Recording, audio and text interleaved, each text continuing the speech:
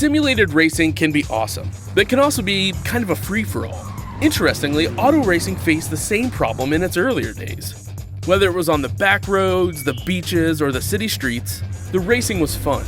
But there was always a certain level of chaos and danger, until some folks came along and put some order to all of this. Stuff like official racetracks, regulations about weight and equipment, and enforcement of standards. That's what gave us high-speed excitement, fast-paced action, and photo finishes. That's when racing became racing. The guys over at iRacing.com have made the same transformation in the world of sim racing. Sure, they've got the most accurate tracks and realistic cars out there, but that's just the start. See, iRacing analyzes the performance and results of each driver in every race, so you can be sure you're always placed in races where the competition will be tight, and that those reckless drivers who ruin it for us all are kept in the pits. Not to mention that with over 45,000 active members already in their vast community, you can find races day and night, so you can always get in on the action. You can even join a league of your favorite series. And since updates are always automatic, you don't have to worry about software and can focus on the track. Zip up your fire suit and check out iRacing.com.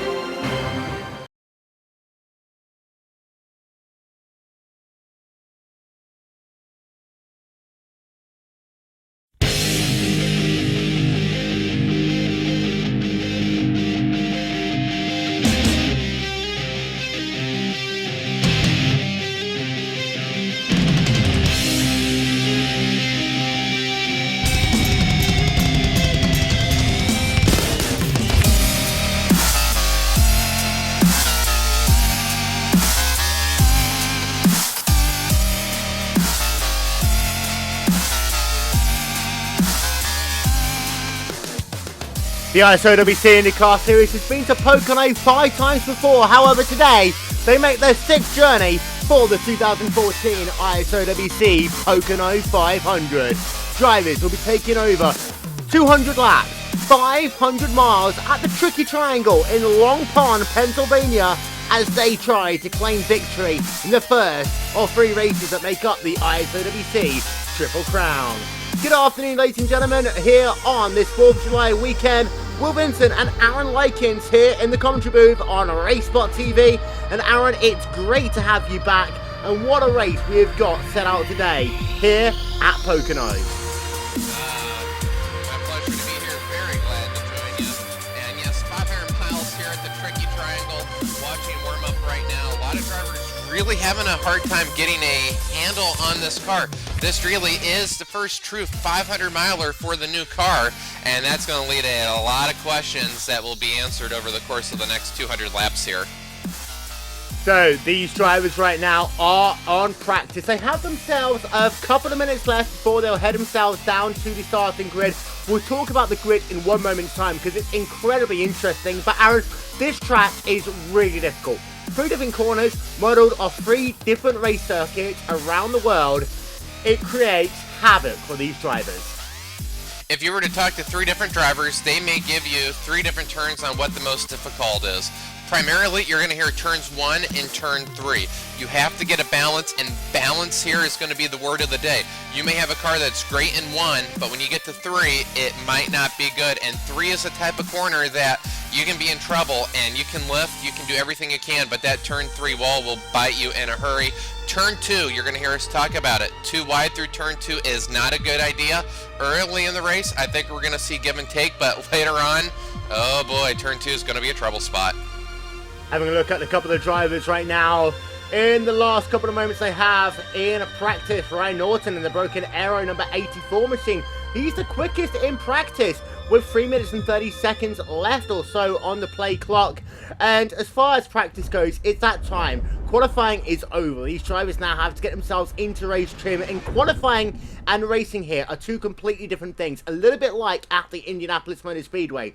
The setup you have for qualifying is going to be so different from what you have in racing situations where for that first 160 laps you are just hoping to survive.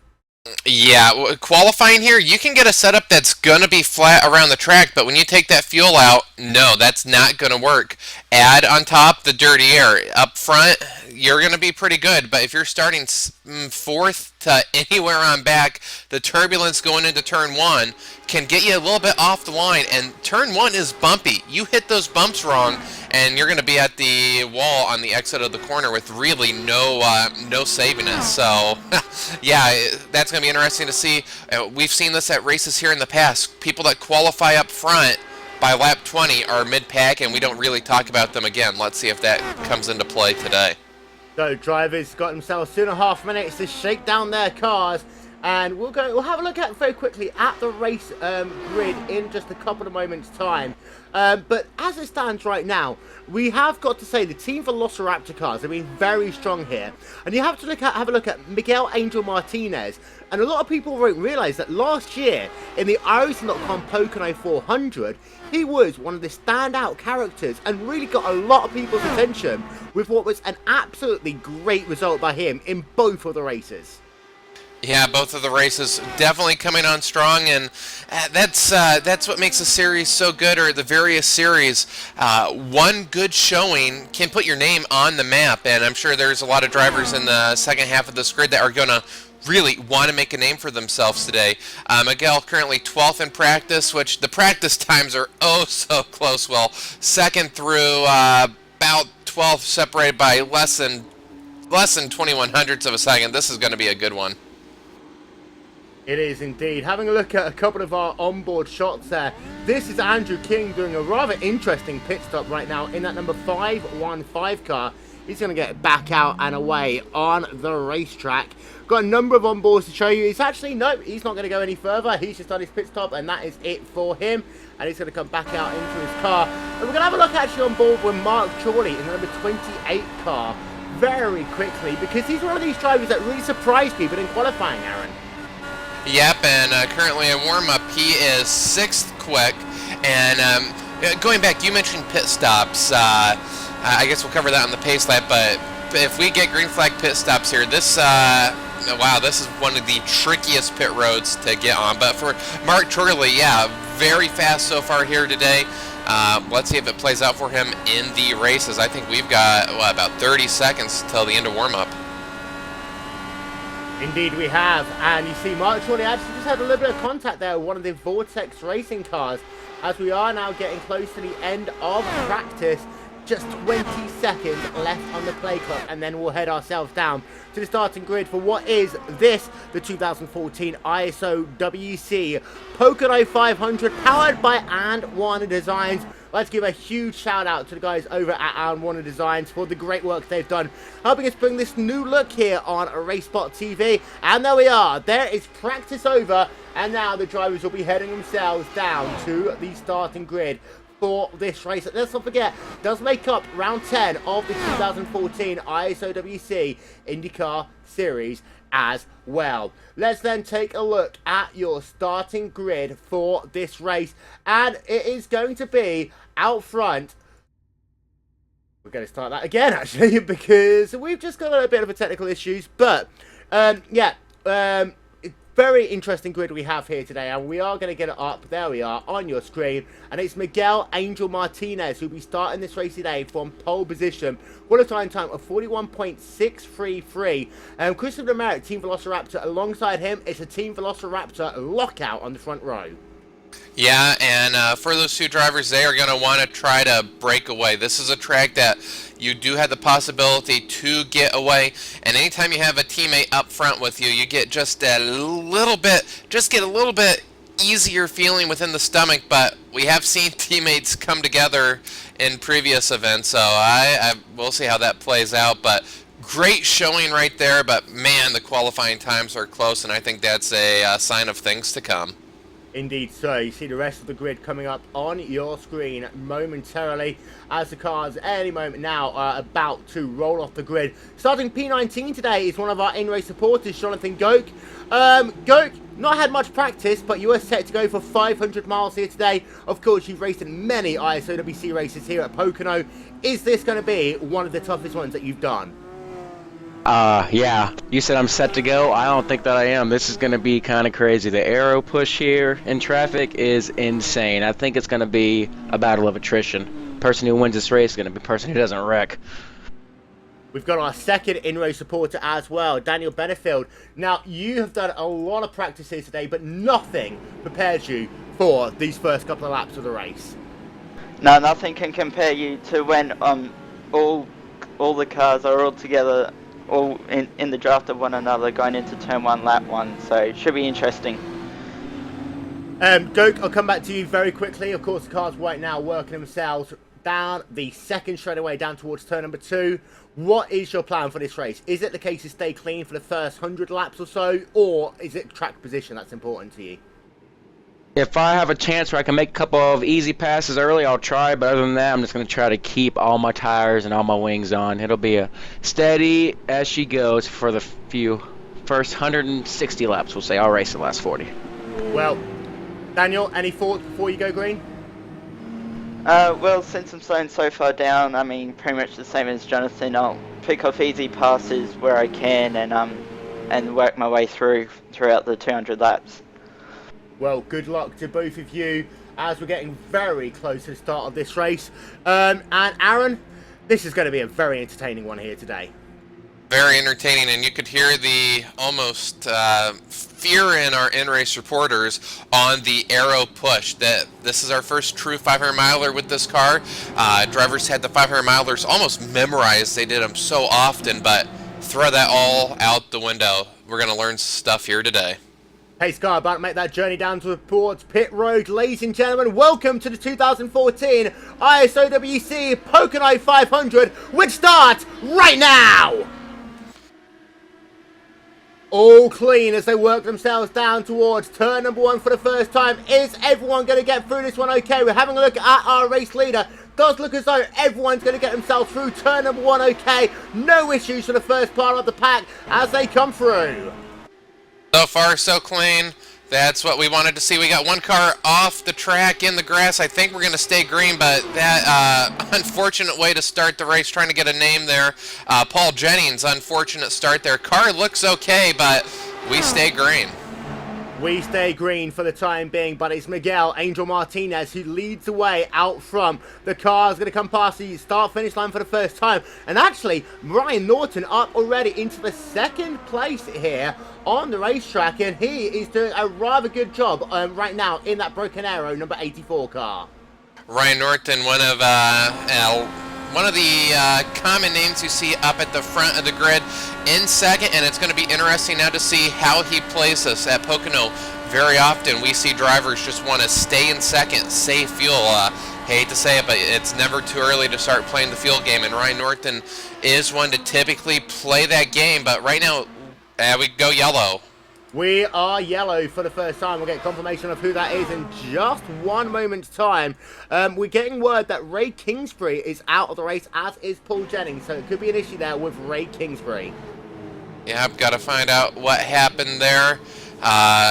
Made it a lap and a half, but then the yellow came out, so that's going to slow us down, and we get to do that all over again.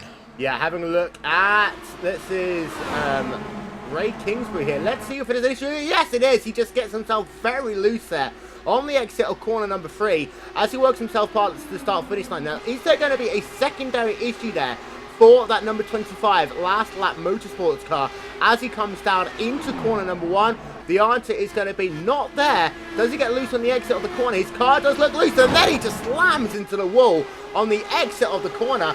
Ray Kingsbury is classified as out of the race, and bad luck there for that last lap motorsports drive. We'll get another replay on board. Yeah, don't know. Maybe the bumps caught him out, but once that car got sideways, could be the new car. I think the old car, you may have been able to save that, but he hit those bumps, just got a little out of shape, and that was that. And there it is, Ray Kingsbury out of the race in the very early going under our first caution of the day here in the ISOWC Pocono 500. And a number of drivers had themselves some good starts. We're just having a look there at Hugh Pakalami in the 013 car. He had a good start, but Ryan Norton, that guy right there in that number 84 car, he able to gain up 2 places at the start of this race. Now running in that second position. He has got basically everything he needs right now to get himself towards the front of this race. But as he said, if you want to save some fuel, now's the perfect opportunity to do so. Yeah, it's never too early to save fuel, and if you can gain a lap now, and a lap later, and a lap later, and should we go green, which we heard in our pre-race reporters, and already with the first yellow, that seems to be a long shot, but should we do it, and you can get that 1 extra lap, or maybe a half second less in the pit stop on your final stop, that can be the difference between first and maybe not even a top 5. Yep, we see the cars there rolling past the start-finish line under caution, working ourselves on lap number 4 of 200 here at Pocono Raceway. And Aaron, we haven't yet talked about this. We didn't have the time in our pre-race, but this is the first 500-mile race that these guys are going to do in the DW12. And it's the first time in the ISOWC IndyCar series that are running the DW12. There is a lot at stake here to be the first driver to win a big competitive race in the ISOWC IndyCar series, and these guys have got a lot to play for here today. Oh, certainly, most certainly indeed. The thing is, with the old car, it was almost, races almost went through the motions for the people up front. They did so many races in them that truly you had these 500 miles memorized. You knew the adjustments. You knew everything you had. You knew how far you could go in fuel. This race, completely different. Who's going to be able to adjust? Maybe the Kingsbury incident. Maybe he didn't stay up on the weight jackers the way that maybe the old car he did that movement. This car, maybe it reacts differently. A lot of unknowns, but to be the first person to win the first true, I guess, a marquee event in the new car, nobody can take that away from you. So a lot at stake here today. A number of people, you see it there on your screen, made some big gains at the start of the race. One of them is actually one of our in-race supporters for the day, Daniel Benefield. Now, Daniel, you're up 7 places since the start of this race. You've got to be happy with that one. Keeping yourself clean, getting yourself through those first couple of laps, and now being scored in P19 in that Multi-21 sim racing car. Yeah, I pretty much just followed Josh Chin off the start. He went forward, so I went forward with him. Just keeping it clean. I mean, I really need to finish this race so I can reach the top 15 in the championship. And we were just talking about this because, yes, it's the first 500-mile race in the DW12 on the iRacing service, and there's so many other things going on as well. But at the same time, you've got a championship you're trying to run for, and you're trying to get yourself locked into the ISOWC All-Star, so the RaceSpotTV All-Star race, which is coming up in just a couple of weeks' time. And you've only got one more event after this to get yourself into that top 15. Yeah, I mean, I can do it at Iowa as well, but I really want to reach the top 15 in this race. to secure my position, because I know I'm a bit better at Iowa than I am here. Well, we'll talk to you a little bit later on. Danny Butterfield, thank you very much for talking to us. No worries. And that's one of those things that there's got different strategies going on here today. And this is a bit like Indy of old, because you'll have some people, Aaron, who will simply be looking to go for a win. You'll have, because they only won one race. Then you have other people who run the entire series who essentially need to make sure they get a good hold of points, and they cannot be too risky. Can't be too risky, and saw several drivers make pit stops there, which if you were mid-pack and you want to play it safe, that might be what you want to do. You might want to be in the rear, and if we do have a lot of attrition, pitting now, getting some extra fuel, and being in a place where you aren't going to get up in that almost hurricane in the middle of the pack.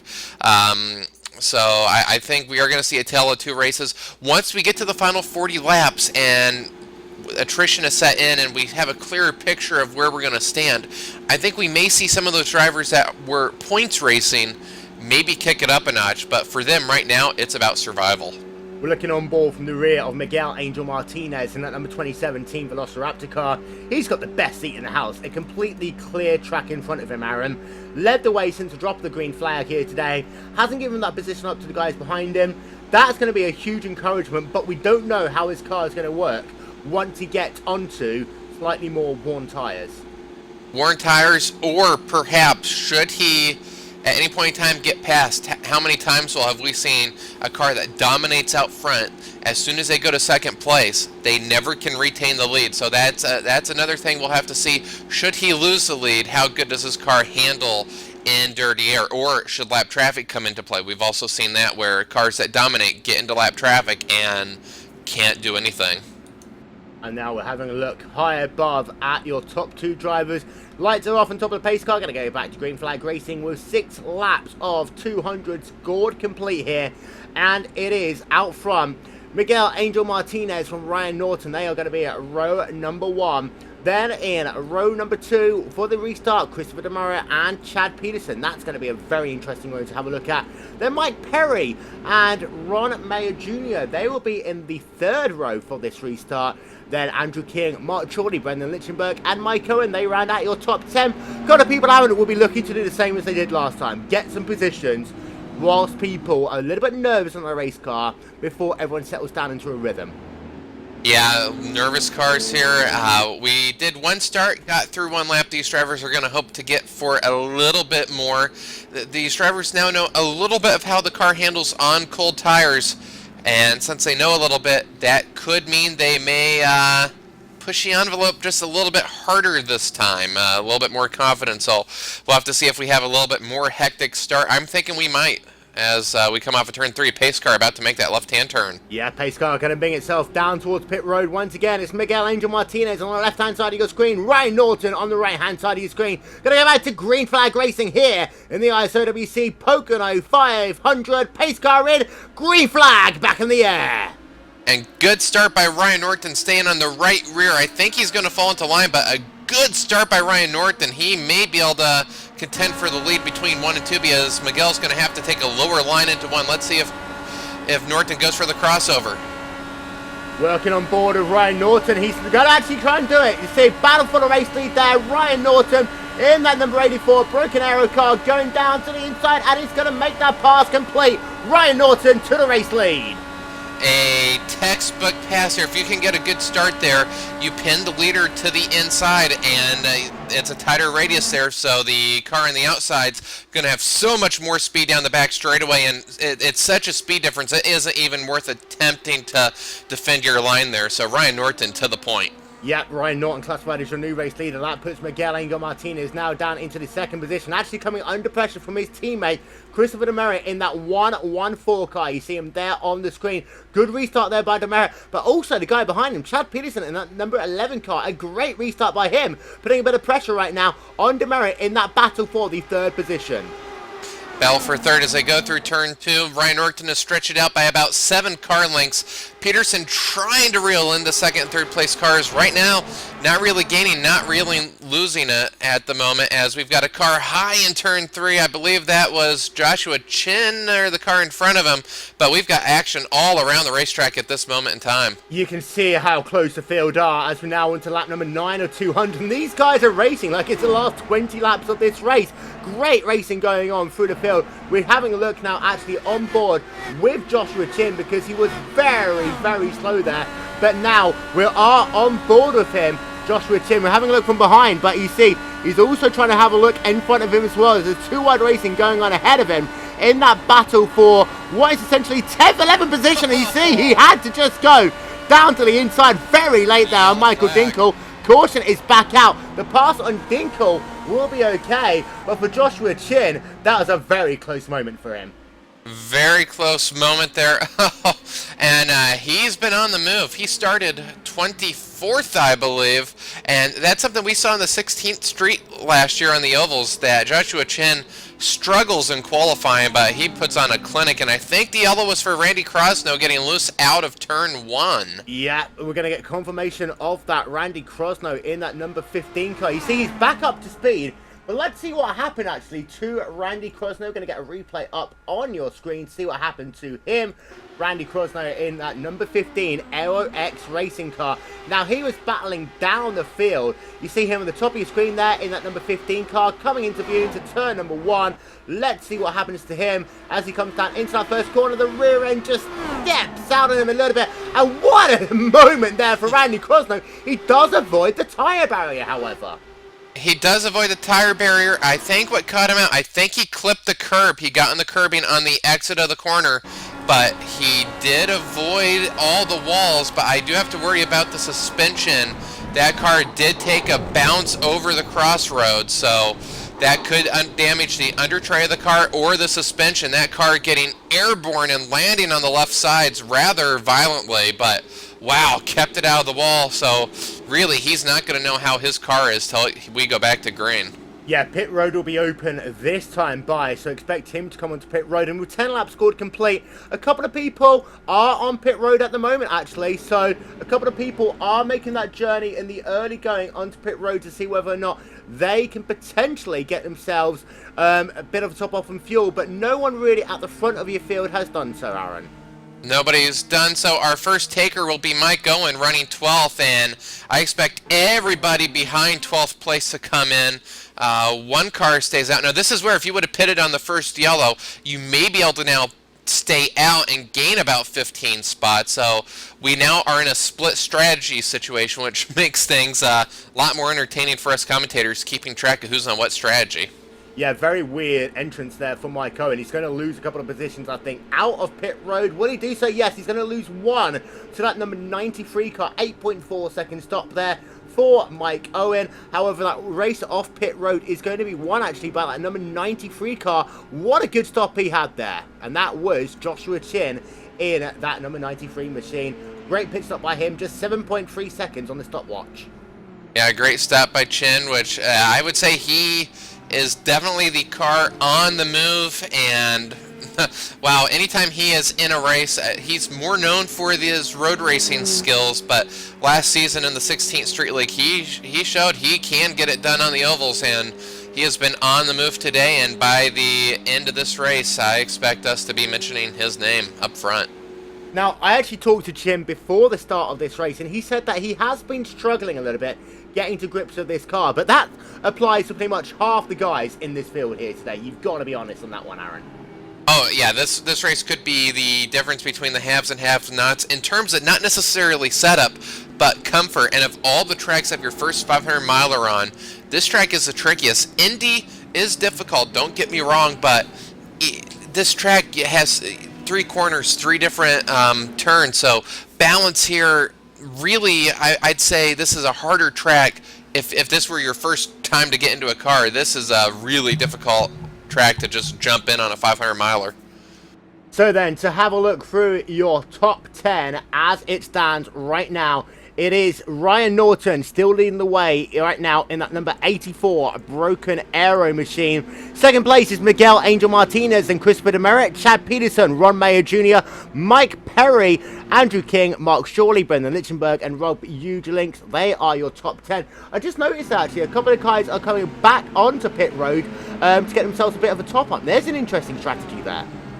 Another thing that could be is sometimes when you have so many cars pit and you didn't pit, you may realize, oh, I don't really want to have that many fast cars behind me. So that also could be what's going on. Let's see who did take Randy Krosno, Mike Best, Lamy, Cal Orso, Rick Music, which Rick Music was in the previous time. So for some of these guys, this was a second stop to top off, and they're going to be hoping we see a lot of green flag runs.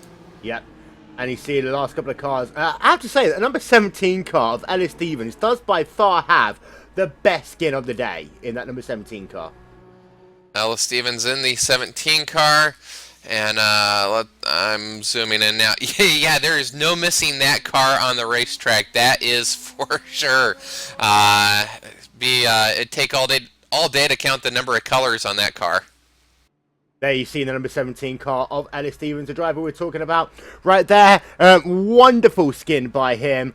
He's still sat on pit road, however, so potentially just trying to get some repairs done to his race car. We'll get confirmation on that one in just one moment's time. But the field is all over the place right now on our timing and scoring screens. But Ryan Norton out front in that number 84 Broken Arrow car, been leading the way ever since he got it back there on that restart. And Ryan Norton is a driver that he loves these 500 milers, and he loves being up front. That's where he is right now, and really his car really on that restart, he did the power move. He got the restart that he needed, and he was pulling away. So right now he may have found something that nobody else has. And sometimes when you have that strong of a car, which we've only had 3 laps of green as the flagman shows when to go this time by, but sometimes when you have that strong of a car early, oh, how many times does something go wrong? I've always hated races where I'm up front early, nobody can touch me. You're just thinking, what's going to happen? Is strategy going to catch me out? Is a lapper going to catch me out? Long race to go. It's anybody's race. And really, I think we've got top 13 on the track they haven't pit. Correct me if I'm wrong, maybe yep. 14? You're right there. As we're having a look on board the iRacing.com first safety car there, that's the view he has from the front and from the rear. And it's always going to be a dangerous job as a pace car driver, and that iRacing first safety car, an integral part here of the ISOWC Pocono 500 here on RaceSpotTV. You see the field are lining up too deep once again as they are working themselves right now down into corner number 2 once again. And this track as well, we'll talk about it more once we go green. We talked about the difficulties in turn 1 and turn 3. Turn 2 is often the forgotten corner. As these tyres, wear out a little bit, they get too much heat into them. Do expect, I think, to see a couple of these drivers really struggle there. Turn 2 is a corner. It should be flat out, and your mind's going to be thinking about turn 1, turn 3, and turn 2, you almost just go through the motions each lap, but when those tires just slip a little bit or you catch just a little bit of dirty air, you can be in the wall, and after the race you're thinking, what went wrong? And you'll have no memory of it because you were thinking about what you were going to do in turn 3. So you are absolutely right. Turn 2 is a forgotten corner in an IndyCar, but it requires absolute perfection. So pace car going to make its journey back down on towards pit road, concluding our second caution of the day here in the ISOWC Pocono 500. Ladies and gentlemen, green flag back in the air here at Pocono. Great start by Ryan Norton. Miguel not able to duplicate the restart Norton had. So Norton's going to have a clean run into turn 3, but the battle is for P3, P4. Yeah, they are too wide right now, so they work themselves down into turn number 1. You see Chad Peterson there on the outside of that 144 car of Christopher Demerit there. They're going to remain too wide as they come out of that corner, and Peterson's going to have the outside line into the next corner. Now, this is going to be an interesting one. Will he yield? No, he's going to get himself done. You see, before the exit of the corner there, and Chad Peterson Laval up into the 3rd position on the racetrack. Great restart there by that V-Apex Racing car. Very good restart there, and good restarts all throughout the field. Brandon Lichtenberg had a good start. I think he gained 2 positions that spot. Ron Meyer, he's up to 6, so he's moving his way up through the field. So we got some movers coming up, and Miguel this time not losing as much ground on Ryan Norton as he did the previous restart. Let's see what he can do there. But Chad Peterson now has his sights set on the... Oh, big trouble at the back. Big trouble at the rear of the field. Caution out once again. And that's going to claim at least 3, maybe 4 cars there. So instantly we go yellow again. Eric Davis, who always seems when stuff happens, he unfortunately is in it.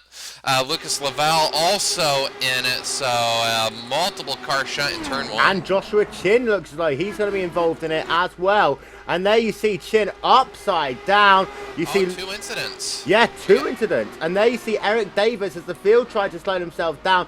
Davis in that Banshee Autosports car, not quite sure what damage was incurred there. Let's get ourselves another couple of replays of this one, Aaron.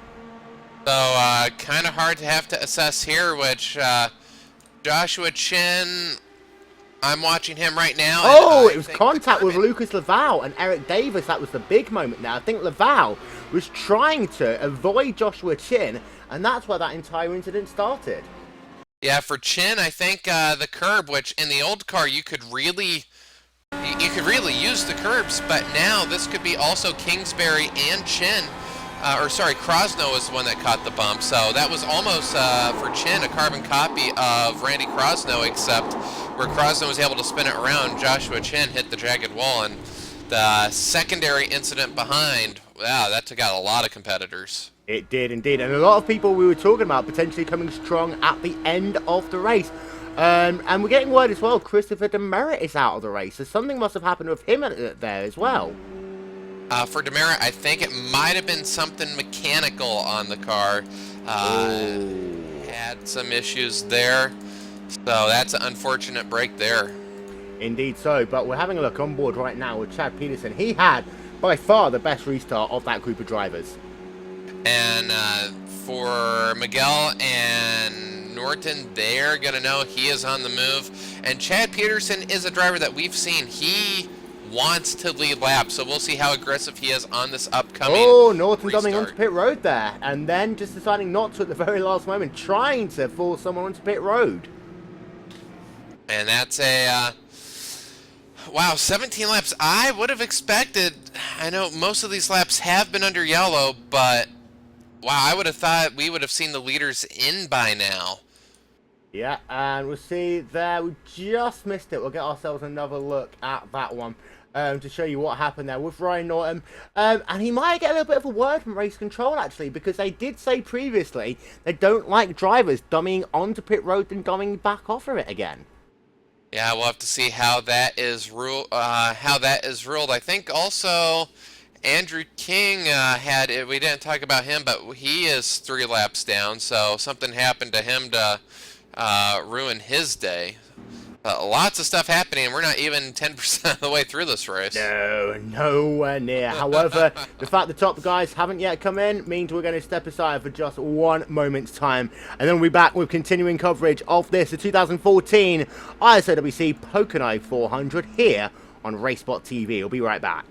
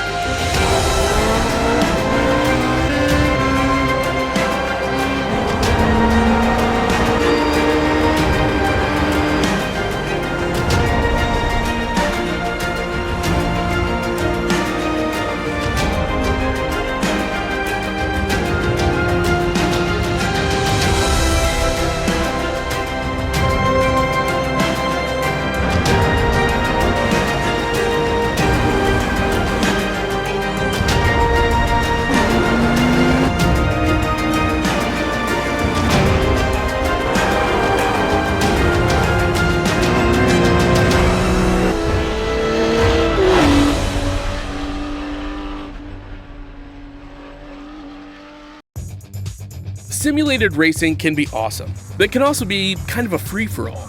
Interestingly, auto racing faced the same problem in its earlier days. Whether it was on the back roads, the beaches, or the city streets, the racing was fun. But there was always a certain level of chaos and danger, until some folks came along and put some order to all of this. Stuff like official racetracks, regulations about weight and equipment, and enforcement of standards. That's what gave us high-speed excitement, fast-paced action, and photo finishes. That's when racing became racing.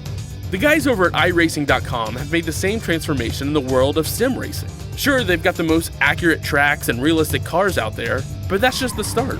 See, iRacing analyzes the performance and results of each driver in every race, so you can be sure you're always placed in races where the competition will be tight, and that those reckless drivers who ruin it for us all are kept in the pits. Not to mention that with over 45,000 active members already in their vast community, you can find races day and night, so you can always get in on the action. You can even join a league of your favorite series.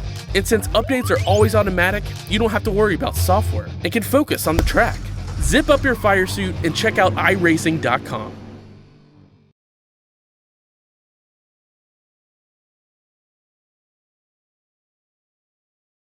So then, ladies and gentlemen, welcome back to continuing coverage of this 2014 ISOWC Pocono 500 here from Pennsylvania, Long Pond, Pocono. And Aaron, 3 cautions in the early going, so we haven't yet got to see what really is the thing for these drivers. There's a couple of people come back down onto pit road to top off.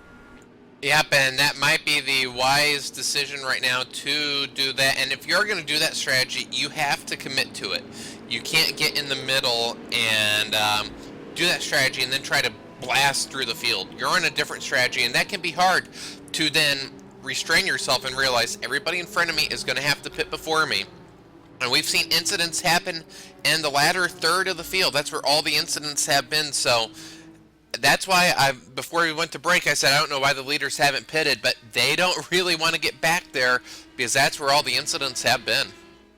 So, Rick Music came onto pit road. Randy Crosno came onto pit road as well.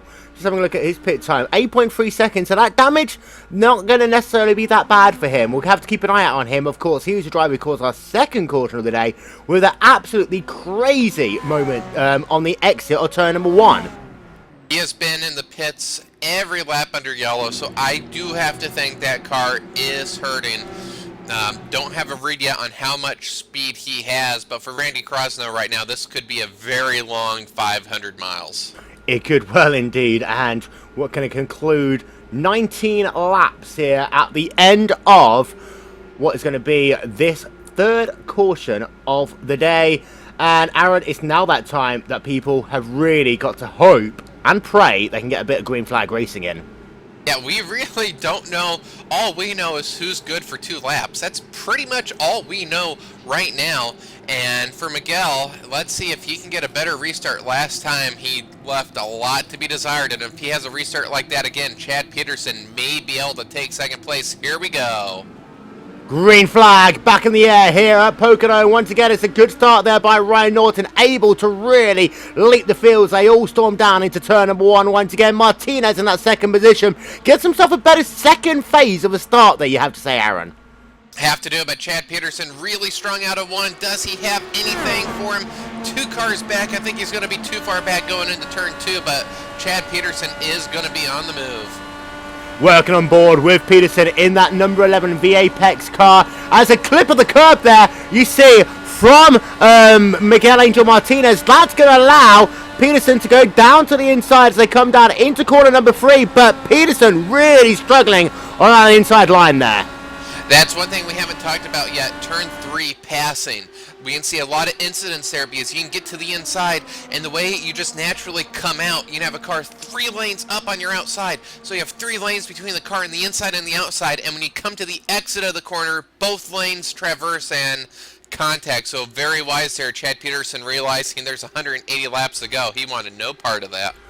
Rob Eugelinks and Mark Chorley right now battling for 7th position on the racetrack. Mark Chorley in that number 28 car, Rob Eugelinks in that number 53 machine. And this field is stacked right now. I'm just actually having a look back to Jonathan Go, because that car just sort of very slow down the inside of turn number 3.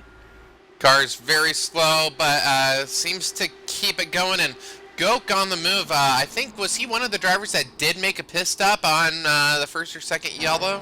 Indeed so, and by the way, this is Mike Best, you see it on your screen there, who was very slow. Something has happened to him. We'll get confirmation of what it is. In fact, he's not got any front wing or any side pod at all. So Mike Best is not having the day he wants to have right now, and he's going to be classified, I'm sure, as out of the race. But to go back to Jonathan Goke, he was one of those drivers who did pit in the early going, and this is one of those things you were talking about, the frustration, being passed by cars who are a little bit faster because they got less fuel on board at this stage of the race. Right, and frustration at this track. This is a track you don't want to be frustrated on because you have to concentrate. For some of these drivers, their setups may be weight jacker settings in different corners, and if you get frustrated and you forget to stay up in front of the car, well, your race can be over just like that. Of course, Jonathan Goke, one of our two in-race reporters today, along with Daniel Benefield. Now, let's see how Benefield's day is going, because he is, well, classified right now as out of the race, and that's going to be hugely disappointing for him. Oh, man, he was talking about getting into the top 15 and getting out of the race. Just not what you wanted. Wanted to see what's going on with, see how good Krosno's car is, and Krosno is moving up through the field, so that damage, he's up to 22nd, so Krosno's car, he is a long distance driver, so expect him up front by the end. He's one of those drivers that just lurks in the back end when it comes to the end. If he gets out of everybody's trouble, I think he has to be a magnet for trouble. If he can avoid it, expect him in the top 10 by the end of this one. Krosno, of course, he won the inaugural ISOWC Michigan 500. That was all the way back in 2011. You see a pass going on in front of him as a ride on board of him. And that was between Nell McBride and Hugh Pakalami in the 013 car. In fact, Nell McBride now going to try and work on the number 82 car of Martin Eichelkirchen. Go on. Martinez might have got the wall out of turn 3. Our P2 driver may have caught the wall. He gets passed by Peterson, but Miguel Martinez now trying to battle back on the outside, so he may have saved some damage there, but very close moment for Martinez out of turn 3. As they go side by side into turn 2 with Peterson. Oh boy, it's so close.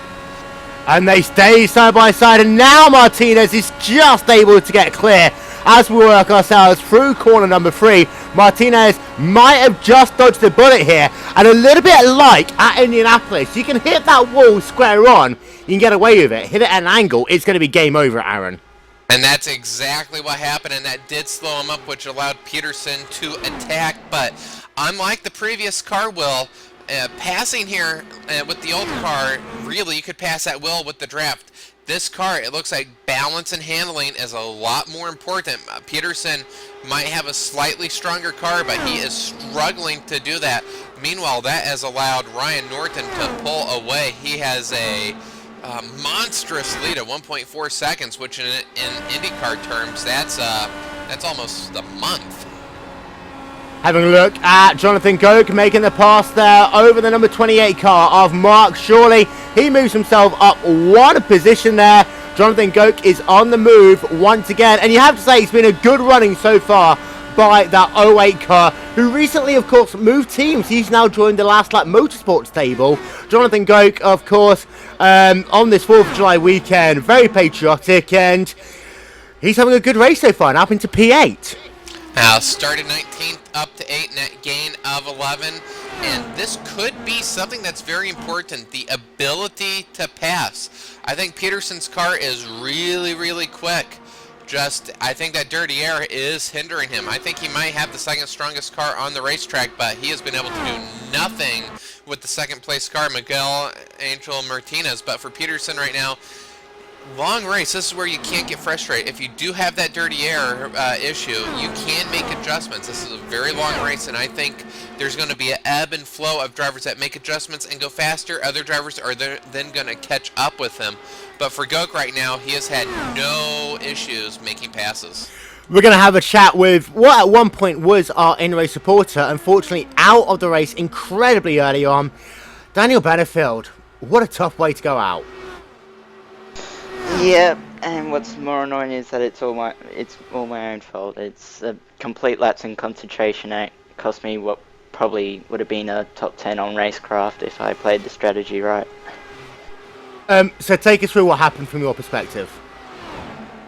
So off the restart, I got a really good restart and got the jump on Dinkle on my inside, and then jumped on the inside of, I'm not quite sure who it was. Then I was running down into turn 2, turned into turn 2, and the car went straighter than I thought it should have.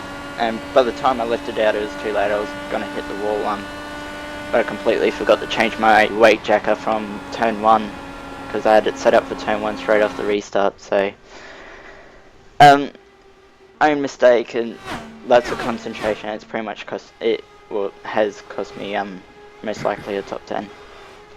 Now, you were talking about that turn 2, and we were talking about it here on the broadcast, that a lot of drivers forget about it, but in many ways, especially as that fuel goes down, the balance of the car shifts over, it's incredibly difficult to actually keep that car balanced for that corner, because you always set your car up to work well in turn 1 and turn 3, and you always forget about that second corner altogether almost. Yeah, it's a lot. It's really hard to get it right with the weight jacket, particularly when you're in dirty air and all that, because you can't have it too loose or else you loop it. But as in my case, if you don't have enough, you'll just end up going straight into the wall. Now, you're disappointed, of course, mainly because of the fact that you're not going to be in the top 15 unless you get an absolutely storming result in Iowa in just, 1 week's time. What do you do now to set yourself up for that short bull ring of an oval that's going to be in just 7 days? Get a really good setup, really practice, and really return and make sure I get an ultra result there, and hope some luck goes my way. Well, fancy sticking around for a bit? Yeah, if you guys want me. Well, why not?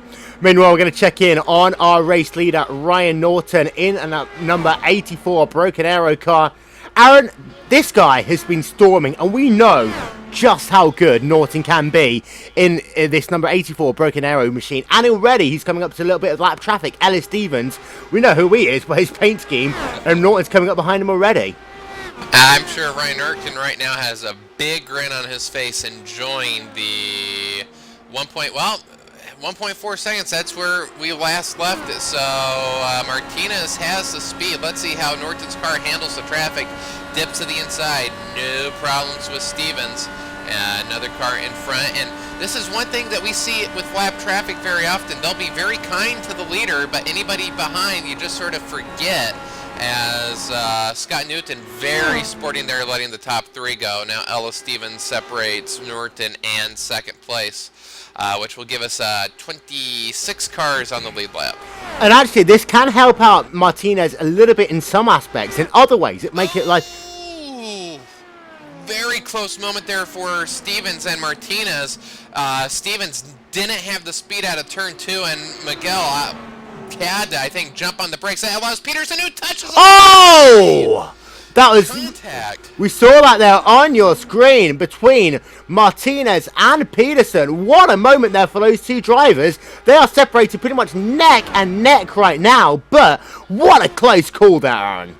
Oh, good thing that Peterson essentially center punched him.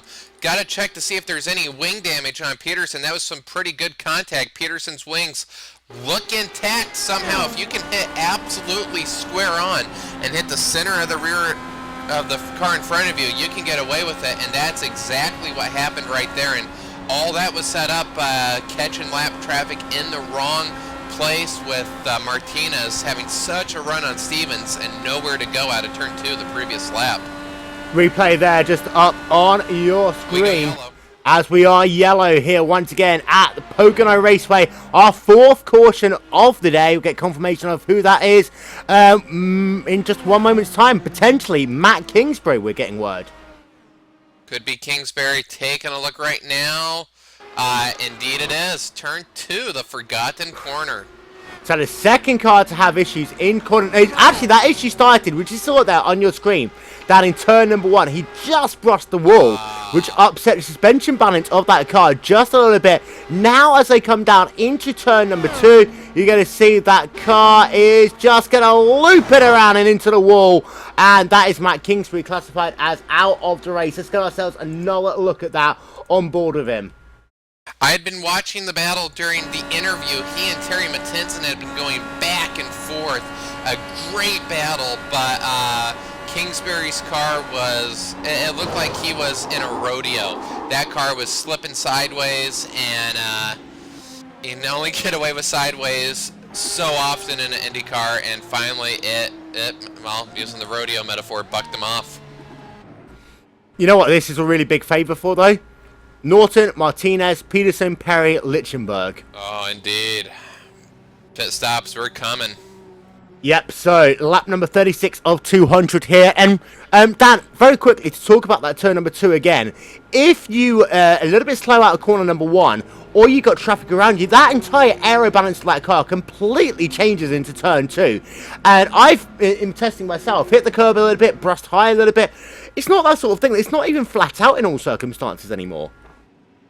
No, not really. No, unless you get the weight jacket absolutely perfect. I've run it a couple of times flat in traffic, but very luckily I couldn't do it obviously on weight jacket plus 2, and hence I went into the wall. We'll talk a little bit more about weight jackets, anti-roll bars in just one moment's time. Very quickly, the ISOWC IndyCar Series is powered by And One Design, the official graphics partner of the ISOWC IndyCar Series, and also RaceSpotTV. Very big shout out to the guys over at And One Design for all the incredibly beautiful overlays you see here on your screen. You see the field is coming in, and here comes all of the field pretty much onto pit road. Everybody on pit road, and for Jonathan Goke, who made a pit stop earlier, he's going to get less fuel this time, so he may be able to pick off a spot or two. Norton has a good margin between him and Martinez, so something really bad will have to happen for him to lose the lead. Let's see how it plays out, as he has to hit his stall perfectly, and he does. Yep, Norton onto pit road there. You see your race leader in that number 84 Broken Arrow car. Will he be the first off pit road? Keep an eye out, by the way, on Angel Martinez in that number 27 car. It looks like Martinez might just about beat him. It's going to be a drag race back to the stripe. I think Norton might just have got it.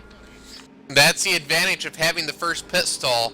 You don't have to go that far to get there, and man, that was close. We'll have to wait for the official word, but man, that you can't get much closer than that. And let's get another replay of that, because that was, I have to say, Aaron, mighty, mighty close. Luckily for Norton, the cones are actually, there's 2 white lines on the road. The cones are actually beyond the exit of the pit wall, so had it been where NASCAR typically has it, Martinez would be the leader, but for IndyCar, the cones are further out. And there is your race off pit road. You see Norton did just get the job done there over Angel Martinez. A couple of people stayed out, by the way. Carl also and Andrew Tat. Let's see if they come onto pit road this time by Aaron. Yeah, sometimes we see that. Some drivers don't feel confident pitting with an entire field. Then again, you can sometimes have drivers that want that experience out front. We'll see if they come in, and you know, if you're Ryan Norton, you're yelling to yourself, "Come on, guys, pit! Come on, guys, pit, pit, pit, pit!" Don't want to see you don't want to see drivers in front of you on a restart like that. Ellis Stevens at number 17 car is classified as 1 lap down. Now, if he stays out, he might get himself the wave around. Will Carl also stay out? Doesn't look as though he's going to come onto pit road. Neither is Andrew Tant. This is going to be incredibly interesting for the restart. Tant does come in, but Kyle Orso does not. And with these pit rules, I believe the pits are going to be close for him this time. Would that be correct? Indeed so. So Andrew Tan is going to basically get himself towards the rear of the field. Carl also is going to bring the field back to green flag racing here. And that could be a big advantage for Martinez starting third, having the inside, although we saw a great restart by Norton previously. But for Norton now, you got to be nervous. You're used to running with the same people up front, and this isn't to take anything away from Kyle Orso, but sometimes when you have a new driver up front like this, and especially when you've been dominating like Ryan Norton, you've been dominating, you had the lead, and now you're restarting second due to strategy, it can get kind of nerve-wracking. Andrew Tan bringing his car back out of pit road. An interesting thing by him there, Daniel, is that he deliberately allowed all of the field to go past him. He hasn't got any damage to repair or anything. He just wanted to make sure he was at the rear of the field. He's playing a very interesting strategy here today. Yeah, that'll partly be because he won't want to restart at the front, and partly because it could be strategy, since he's going to have one less lap of fuel, or one more lap of fuel I should say, in the tank. So maybe he's just figured that he was going to be tight on fuel and waited that extra lap to fill the tank up. So then, it is going to be Kyle also bringing the field back to Green Flag Racing. That number 17 car you see at the front of your screen, and it's going to get himself the wave around. Ellis Stevens is going to be incredibly happy by that caution. Incredibly happy indeed, and all the fans of his car right now, I think, is leading the votes for best in show. Wonderful paint scheme there. Going to get the wave around, which at yellow couldn't come at a better time for him. Just went a lap down, which sometimes you can fall far enough in the field where if a driver stays out and you're behind them, you don't get the wave around. You have to be in front of all lead lap cars, and that's exactly what he did.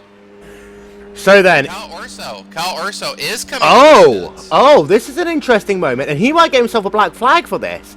As we see, Ellis Stevens is just going to see past him the pace car here. He's going to get himself the wave around right now. But let's turn our attention very quickly to Kyle also. He's coming onto pit road very late in the going here. Typically, if you want to pit coming to 1 to green, you have already had to make a pit stop, as we do see other drivers like Randy Crosno and Rick Music coming in. But for Orso, if I'm not mistaken, I think that's worse than a drive-through. I have to see what the iRacing stewards do, but I believe that is a stop and wait then go. I don't think that is just a drive-through. That's a big issue there for Kyle also. He's not only given up the race lead, but potentially also now put himself one lap down. A big issue here. But of course, what it does do is it gives the race lead back to Ryan Norton in that number 84 car. Miguel Angel Martinez will be lining up alongside him for this restart as the lights are back off on the pace car. Brendan Lichtenberg, Chad Peterson and Ron Mayer Jr. round out your top 5 when it's Rob Younglinks, Jonathan Goke, Mike Perry, Terry Matinton, Mark Chorley. They round out your top 10. Keep an eye out on that 4th row of the grid. Jonathan Goke and Mike Perry, they don't like each other at all. Making no, I guess you phrase it about as bluntly as possible. And it never seems to fail in any race, any division, no matter where you go. If there's 2 drivers that are having issues, they at some point in time will always be starting next to each other. I have no idea how that happens, but that's the way racing works. So then that pace car is going to make its journey back down on towards pit road once again. And we're going to go back to Green Flag Racing here in the ISOWC Pocono 500, powered by Ann Warner Designs. And you see that pace car going to make that left-hand turn down onto pit road once again. Ryan Norton will bring the field back up to pace. Green flag back in the air. And once again, Martinez gets a restart. That leaves a lot to be desired. Peterson has a run. He's going to have to look to the outside and maybe try the crossover. Not close enough. No, but he's going to get a good run down into corner number 1. You see, almost making contact now. The number 27 car, Miguel Angel Martinez. They come through turn number 1. Will he get the restart? Will he get the corner that he wants? Going to go on board with Peterson in that number 11 car. He's been in the wars this race so far already, Aaron. These 2 drivers, Peterson and Martinez, have dodged a couple bullets here. And now, what was a 3-car race is now Brandon Lichtenberg has joined the battle. He is a driver that I'd say over the past year and a half has had major strides in what used to be maybe a barely top 10 contender. Now he is competing for race wins, and he's going to be putting pressure on Peterson. Yeah, Brendan Lichtenberg, we saw him in the 16th Street Racing League, of course, here on RaceSpotTV. Make a great progress there. He's one of these drivers to watch. He's an all-around driver, and we really expect him to do well as we get the second half of the ISOWC IndyCar season, and also looking forward to the 16th Street Racing League season as well. We'll be providing coverage of that, of course, here on RaceSpotTV, as well as bringing you the schedule for that series exclusively on RaceSpotTV during our All-Star Invitational race, which is coming up your way in just 2 weeks' time. That is the 19th of July 2014 here only on RaceSpotTV. I do have to think some drivers did make some adjustments on that pit stop because Norton hasn't pulled away like we saw him do on the previous restarts. Not only that, but Lichtenberg and Ron Meyer Jr., who is, I've raced with him several times in the fixed league, a very fierce competitor. He is now in 5th and on the back of the train, so what looked to be a Ryan Norton runaway now.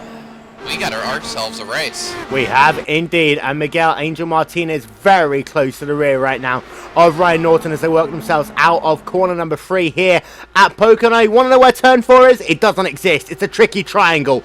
But Miguel Angel Martinez is looking very strong. But at the same time, do not forget, Aaron, that he was very strong at the start of a run last time out. And it's in the second half of the run that actually Norton was faster than Martinez. We've not seen these two guys in a big scrap, and that last time by, Norton was faster by, get this, almost 2.5 tenths of a second. Wow, that's really putting it down. And that's, yeah, thinking back to the previous run, at the start of the run, Norton pulled out to that 1.5 second lead, but then after that, Martinez was able to keep pace with him. So I don't know, as Norton's car looked a little squirrely out of turn 3, so this is the time, and Ron Meyer got really high as Meyer now in the 4th spot, taking it away from Brendan Lichtenberg. But yeah, this is a time that the drivers need to stay. Well, I think Norton might have the best car in transition. And as the run progresses, Martinez's car comes back to him. But right now, I think Norton's car is the best in this transition as the tires heat up. Yeah, as we're having a look right now at this battle for the top 5 positions and having a look at Ron Meyer Jr. in that number 34 Fast Daddy Racing car. Now, some of these cars seem to be a lot better in turn number 1. Some of these cars were a lot better in turn number 3. And of course, these drivers do have their anti-roll bars, both front and rear, and their weight jacket they can use to help them along the course of this race, Aaron. But also, in the DW12, they have got their fuel mixer they can use as well. And that's one of these things that over the course of this race, especially if it comes down to a fuel mileage race at the end, we've got to pay attention to. Absolutely.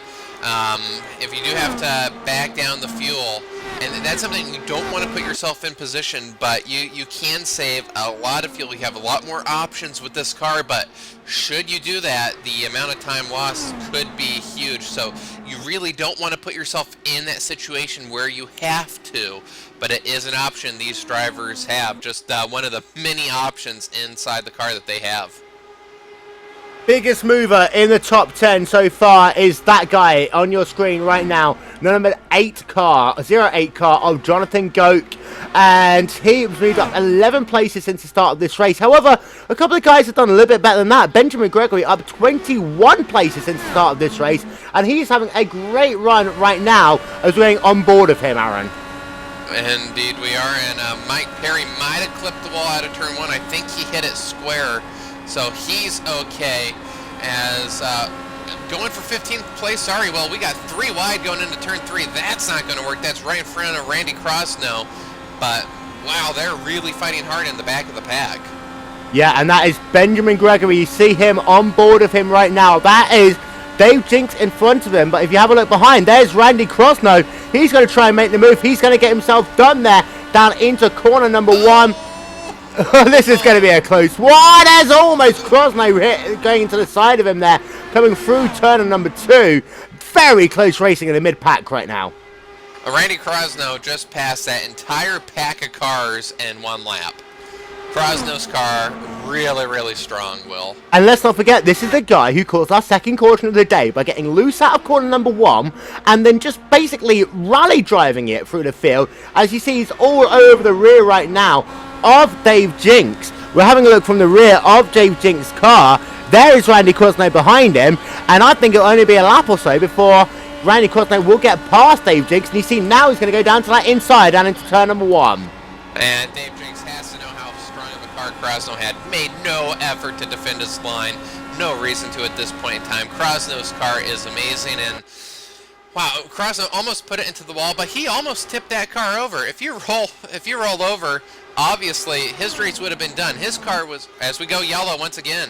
Fifth caution of the day here at the Pocono Raceway, and it looks like it's going to be Scott Newton. You see an issue with him there. He's just trying to bring his car back onto the racetrack. Something's happened with Scott Newton. Oh, this might have been a two-car incident.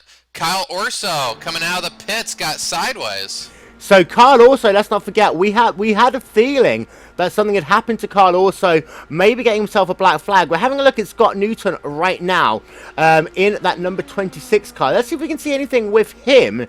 And Carl Orso, we expected him to come out of pit road, just coming into your shot. So something must have happened. You see there, also, we just saw a spinning Orso, and then Newton almost did a bit of an avoiding spin there. Now, he doesn't get any damage to his car, but Carl Orso, a big moment for him there. And very lucky for Scott Newton, he got his car back on the road about maybe he had just one more second before the leader would have overtaken him and potentially put him a lap down. So lucky break for Scott Newton there to stay on the lead lap. Let's have a look one more time from Carl Orso in that number 89 car. You see him coming out of pit road. So something must have happened to his car. Maybe he touched the wall coming out of turn number 3. Then he came back onto the racetrack. There's no pit exit here. You come straight back onto the racing line, immediately spinning like a car the second he gets himself back onto the gas. And then he gets himself down on the banking. And then that is him classified as out of the race. Hugely disappointing there for Carl Orso in that number 89 car. And, sorry, Scott Newton didn't stay on the lead lap. He was one lap down, so he stays one lap down. 24 cars. Now make it 23 cars as Benjamin Gregory goes a lap down. Got to figure out maybe something happened with him elsewhere on the track. Potentially a mechanical issue there, but now Benjamin Gregory shown a lap down. And again, we're in that weird sequence of moments, Aaron, where half the field might come in, half of them might not come in. This is going to be interesting. Split strategies, once again, it looks like Jonathan Goke, first driver up front to make a pit stop. So 9th, 10th, 11th, 12th, 20th, 15th, 17th came in that time, which now leaves a lot of drivers that were running in the back up front. So once again, split strategies. Yep, a couple of people came in that time by. We're keeping an eye out on them. Terry Matinson, Dijon Baldwin here, Pakalami is here on your screen. And of course, Randy Crosno all coming onto pit road to make a pit stop.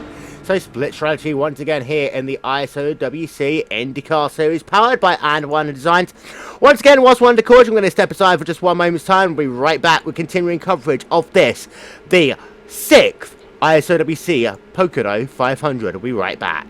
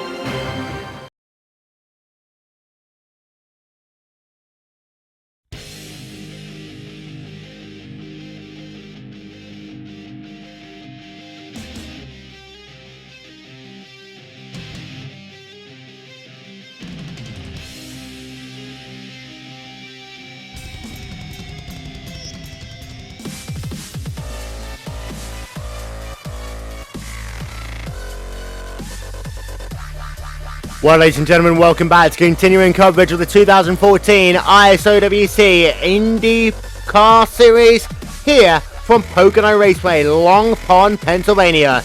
Will Vincent along with Aaron Likens here on RaceSpotTV. Don't forget, you can follow us at RaceSpotTV. Also, Facebook.com/RaceSpotTV. Let us know what's going on in your world here today as you watch the ISOWC Pocono 500. And Aaron, so far, yes, we've had 5 cautions in the first 50 laps or so of this race, but what we do know is that guy in the number 84 car, Ryan Norton, driving for Broken Arrow Racing, is absolutely dominant out front.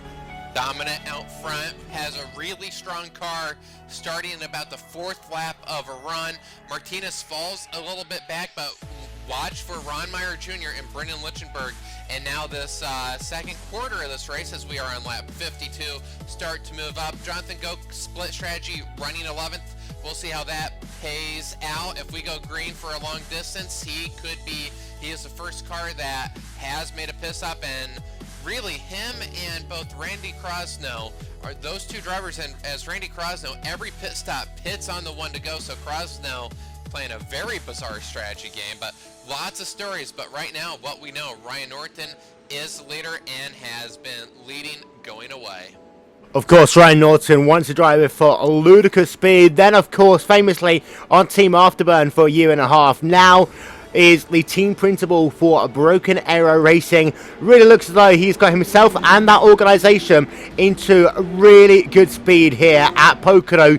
And this really is a sign of things to come, I think, Aaron. This is a watershed moment. People who do well here today, a lot of momentum, as of course the iRacing official series will use the DW12 from next season.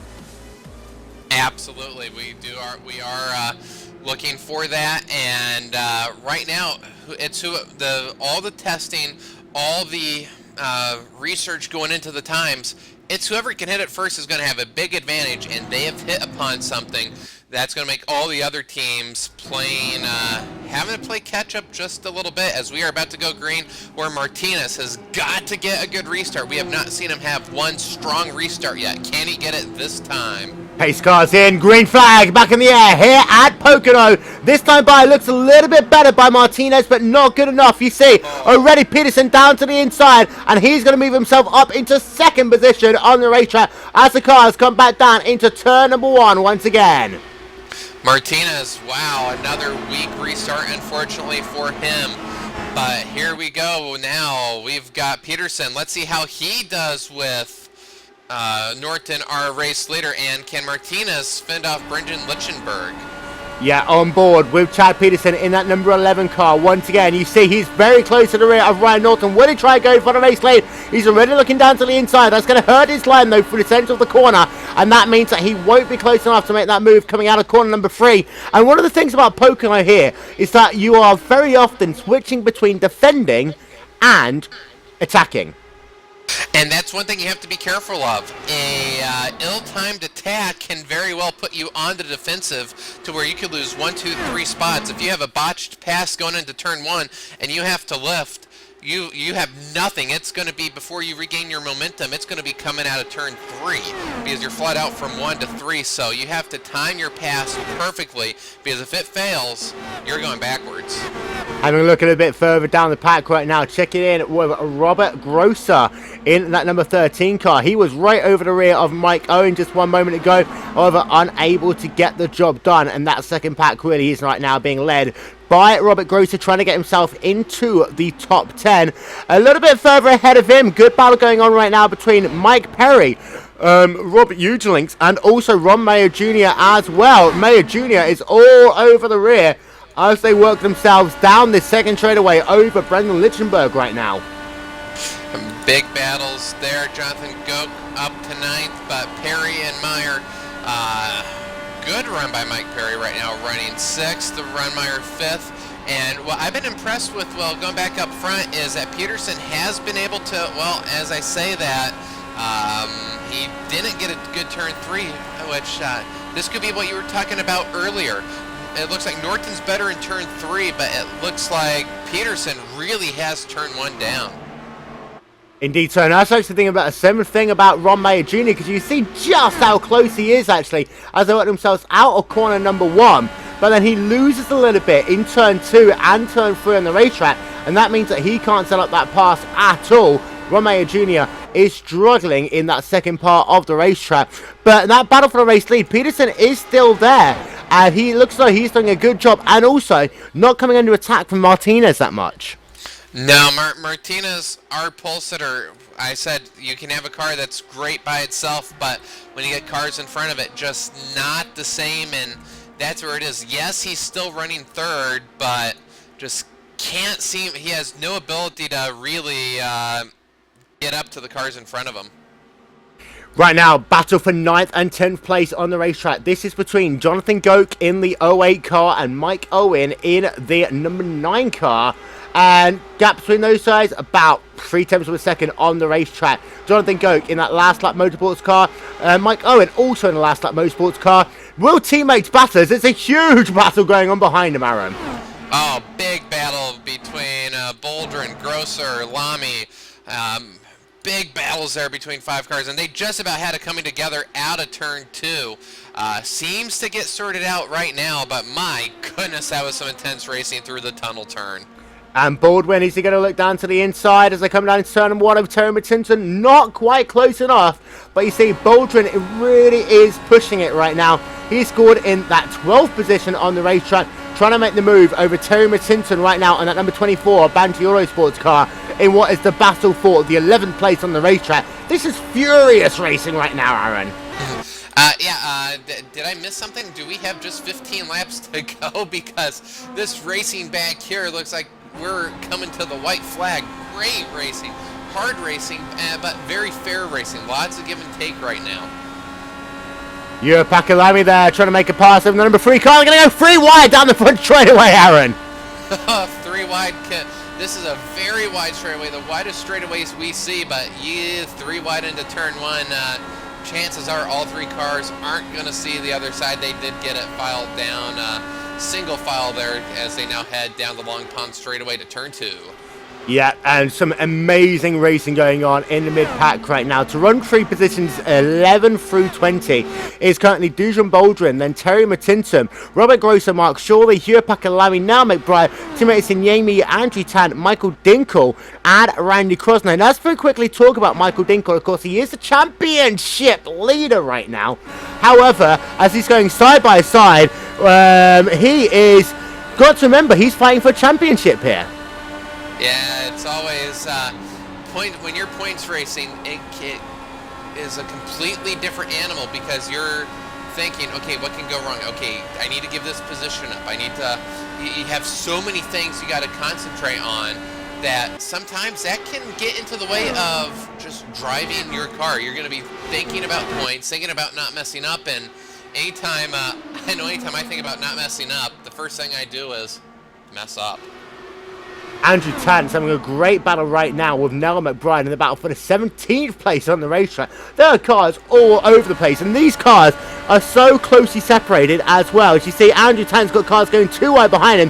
That's Dinkle on the right-hand side, and he's just making the pass there over. I believe that might be Randy Crosno. No, it's not. It's someone else. Did I mention that it was hard to pass with these cars? Because right now we're seeing a lot of passing here in the mid-pack. This is awesome stuff. And almost Tant running over, that was the number 41 car, actually, of Nell McBride. And that's really stacked up those drivers behind him.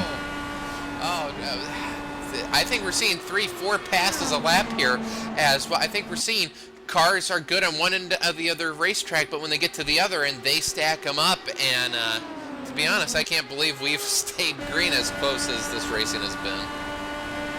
On board now with Michael Dinkle. You see 2 wide racing ahead of him. There is now McBride, and there's a gap that started, and then Dinkle lost it. They're going to stay side by side as they run down the tunnel turn. But this is that thing, sometimes you get blocked into a lane, and all of a sudden, there's nothing you can do at all other than just get off the gas. And I think this is why there's so much passing going on. You see Dinkle gets a much better run out corner number 2 over that 61013 car of Hugh Pakalami, and these guys are so close on the racetrack right now.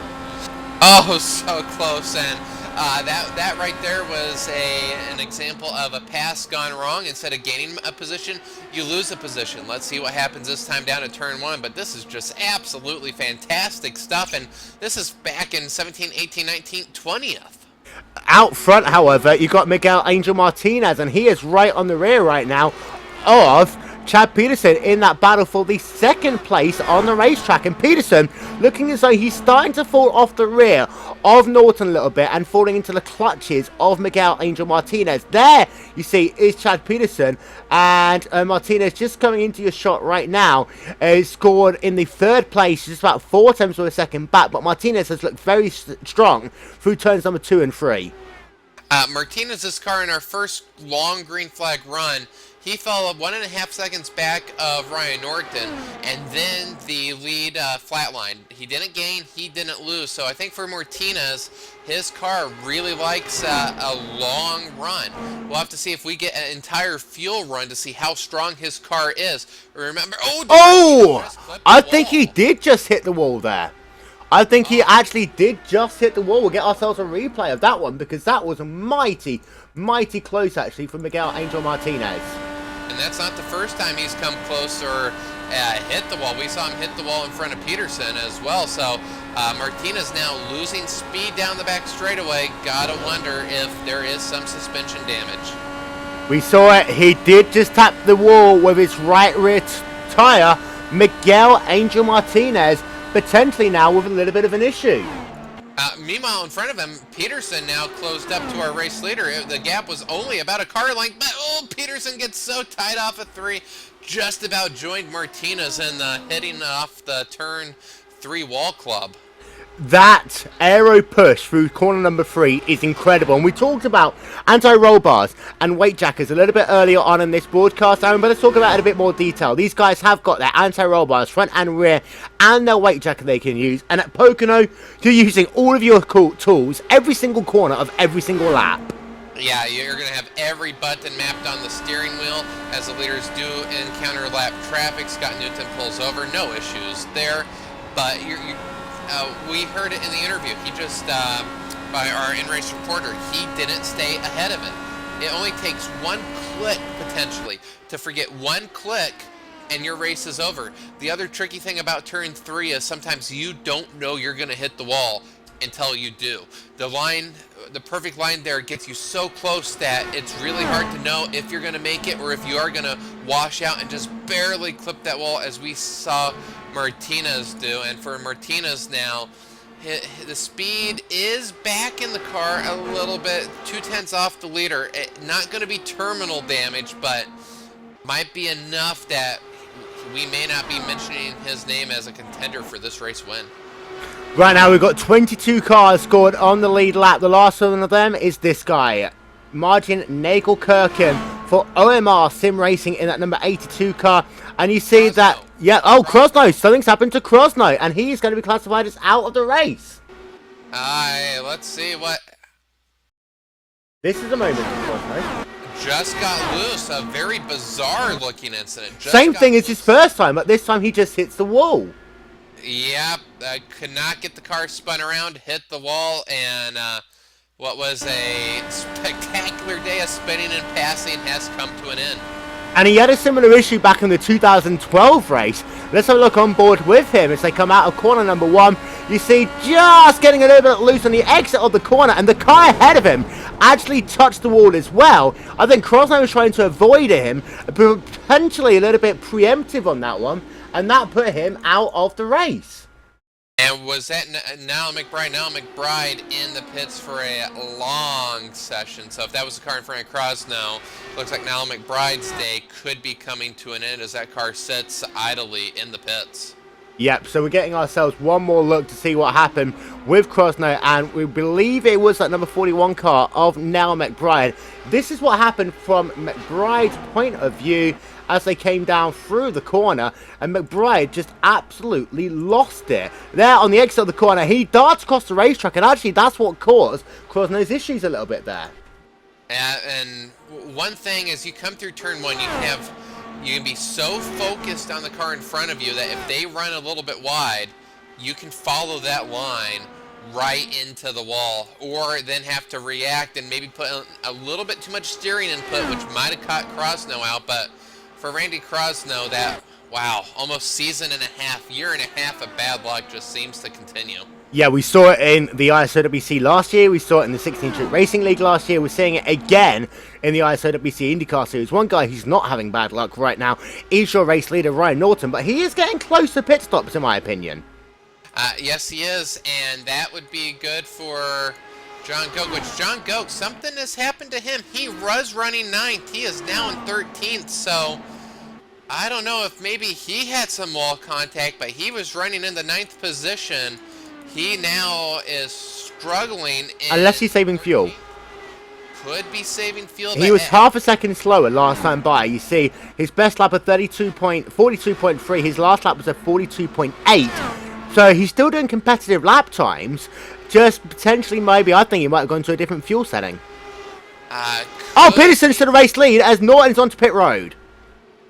And pit road here, we did vaguely mention it, as Martinez also comes into the pit. This is one of the trickiest pits to get into, as we saw Matt Cook last year in 16th Street League almost lose the championship getting a speeding penalty here. Yeah, so Norton and Martinez both going to come onto pit road, and here we go. Ryan Norton into his pit box, and it looks like it's going to be a pretty good stop. And a yellow. This is perfect for those drivers.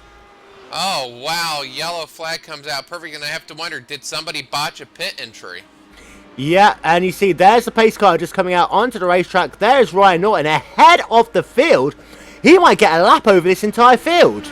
Unbelievable. When things are going your way, oh my. Looks like the incident was in turn 2.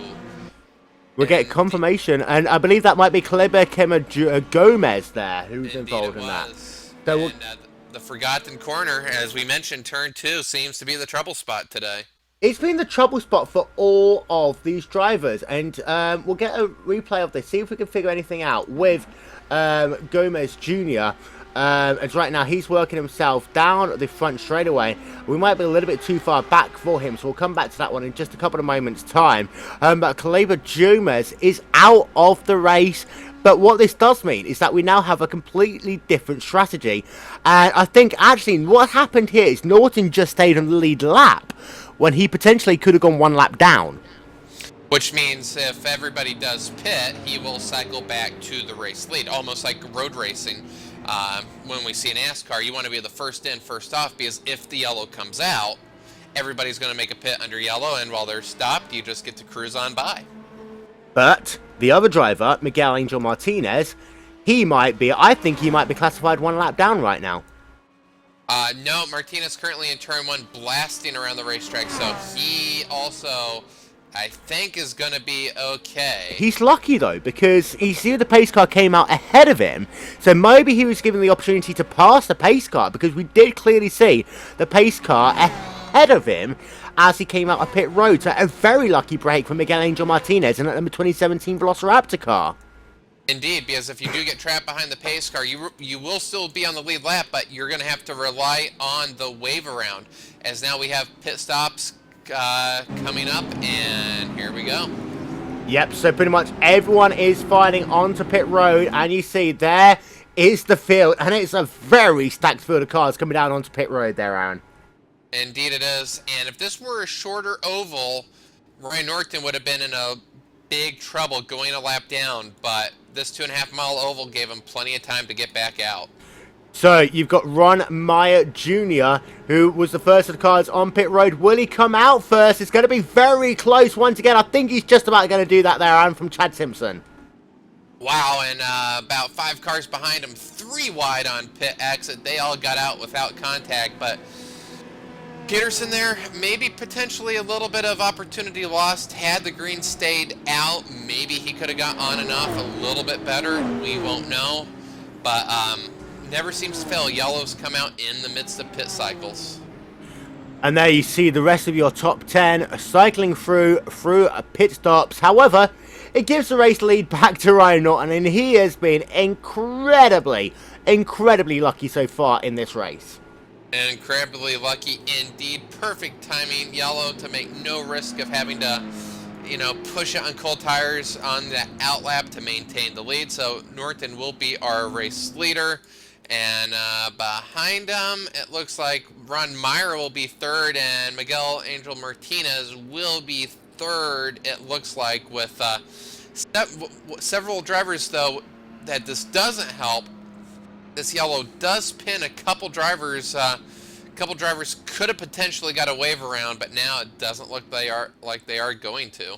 Yeah, you've got Ellis Stevens right now, who scored a 1 lap down. You've got Benjamin Gregory, that guy here on your screen. Also, Rick Music, Scott Newton, and Nell McBride, all classified as laps down for the time being. They are classified, however, ahead of the race leader. As you see, a number of these lap cars are coming onto pit road. Nell McBride is going to try and get his lap back, but the rest of them are coming onto pit road. Now, this is an interesting thing here about Pocono, is that if you come onto pit road the second the race goes green, you can actually come back out without losing a lap here, and I'm surprised none of these drivers try to do that strategy. Yeah, and indeed, you're right there. Which sometimes race control frowns upon that, but yeah, you catch that wave around and would be good. But right now, only one driver in front of our race leader, and that is Nell McBride, who is 2 laps down, and on the tail end of 3 laps down. But that car, I think, has a lot of it's hurting. So, this is it as it is right now. Ryan Norton leads from Ron Mayer Jr., Chad Peterson in 3rd, Mike Owen 4th, Brendan Lichtenberg 5th, Mike Perry, Rob Eugelinks, Terry Mattinson, Dujan Baldwin, and Mark Shorley. They round out your top 10. The guy that you see at the front of this field is Nell McBride in that number 41 car. He is, however, going to get himself the wave around. His day, as far as this race is concerned, is pretty much done, however. He's classified, 3 laps down on the field right now, but he's got a lot of work to do. He can get himself back into the lead lap in an event that is 500 miles. Tries the win, and pretty much game over for him. Yeah, game over for him indeed. Sometimes luck at the start of the race just doesn't go your way, and that's a situation for that, which on this restart, I am going to be interested to see how John Goke's strategy, see if maybe it was a fuel map issue or potentially some damage. He did lose a lot of time there. I am interested to see what comes of that. So having a look from the rear of Noah McBride as they work themselves through corner number 3, he's going to get himself the wave around this time by, as there you see also the iRacing first safety car as well. And that light, those lights we expect to go off this time by, Aaron. Yep, going to be coming to green next time by, most likely. And we'll see. Ron Meyer now going to be starting P2. We'll see what type of restart he gets. So there you see the lights. They go off in the pace car, and now it's going to be a case of Niall McBride putting that foot to the pedal and going around the racetrack as quickly as he can. Yep, and this is the furthest Ron Meyer has been up front this time. Peterson has been getting good restarts in that 3rd spot. Mike Owen going to be restarting 4th. He's up high. And where Peterson, though, had the race lead. Yellow came out. Didn't get to enjoy it. And now Ron Meyer is going to be starting 2nd. Ron Meyer will be 2nd, as we see there, the iRacing.com first safety car. Give a shout out to that. But there is Ryan Norton, classified as your race leader. Ron Meyer Jr. in the 2nd position. Here is your top 10 as it stands right now. It is Norton from Mayer Jr., then Chad Peterson, Mike Owen, Brendan Lichtenberg, Mike Perry, Rob Ungelinks, Terry Mattinson, Dujan Baldwin, and Mark Shorley. They are your top 10, as we'll just cycle very quickly for the rest of your field as well. And who stood out for you so far in this race? Who stood out? Well, sometimes you just got to say the race leader, Ryan Norton, has hit upon something, has had the dominant car so far, and right now that's the way it has been. Ron Meyer, though, let's see how strong of a car he has. Jonathan Goke, also, his car has been able to make passes. Passing has been at a premium at the top half of the field. So I'd say those 3 drivers right now are going to be the ones that have stood out for me at this moment. Plenty more to go though here at Pocono. We're not even halfway through this race and there's still plenty of action to come your way. That pace car once again going to make that journey down to pit road, and he will put the field back in the command of Ryan Norton as we're going to go back to green flag racing with 76 laps out of 200 scored complete. And, Aaron, you ready for it? Here we go. Here we go. Back to green flag racing as the cars all come down towards turn number 1 once again. And Norton, a great start, and Peterson's going to go to the inside. He's going to make a charge for second, and I think he's going to have it, but that outside can get quite a run off of turn 1.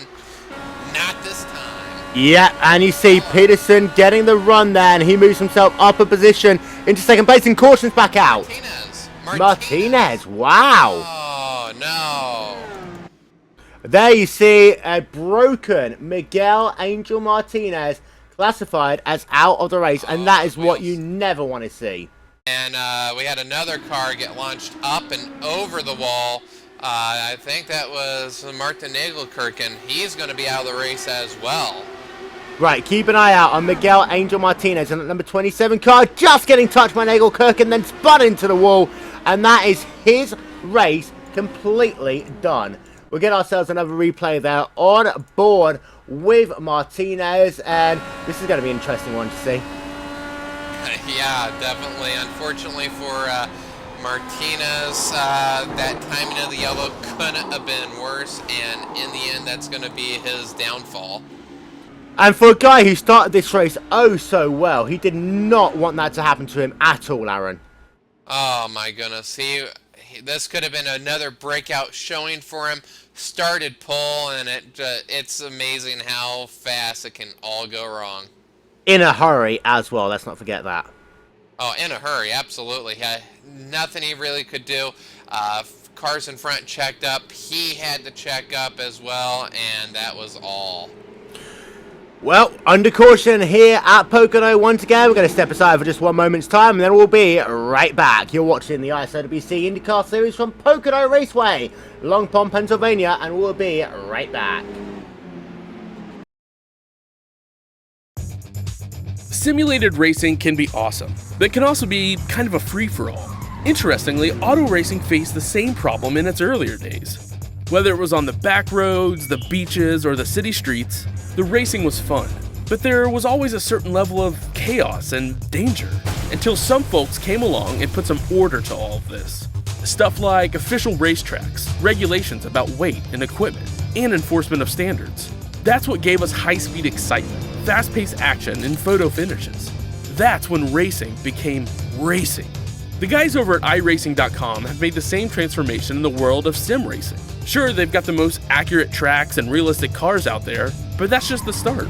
See, iRacing analyzes the performance and results of each driver in every race, so you can be sure you're always placed in races where the competition will be tight, and that those reckless drivers who ruin it for us all are kept in the pits. Not to mention that with over 45,000 active members already in their vast community, you can find races day and night, so you can always get in on the action. You can even join a league of your favorite series. And since updates are always automatic, you don't have to worry about software and can focus on the track. Zip up your fire suit and check out iRacing.com.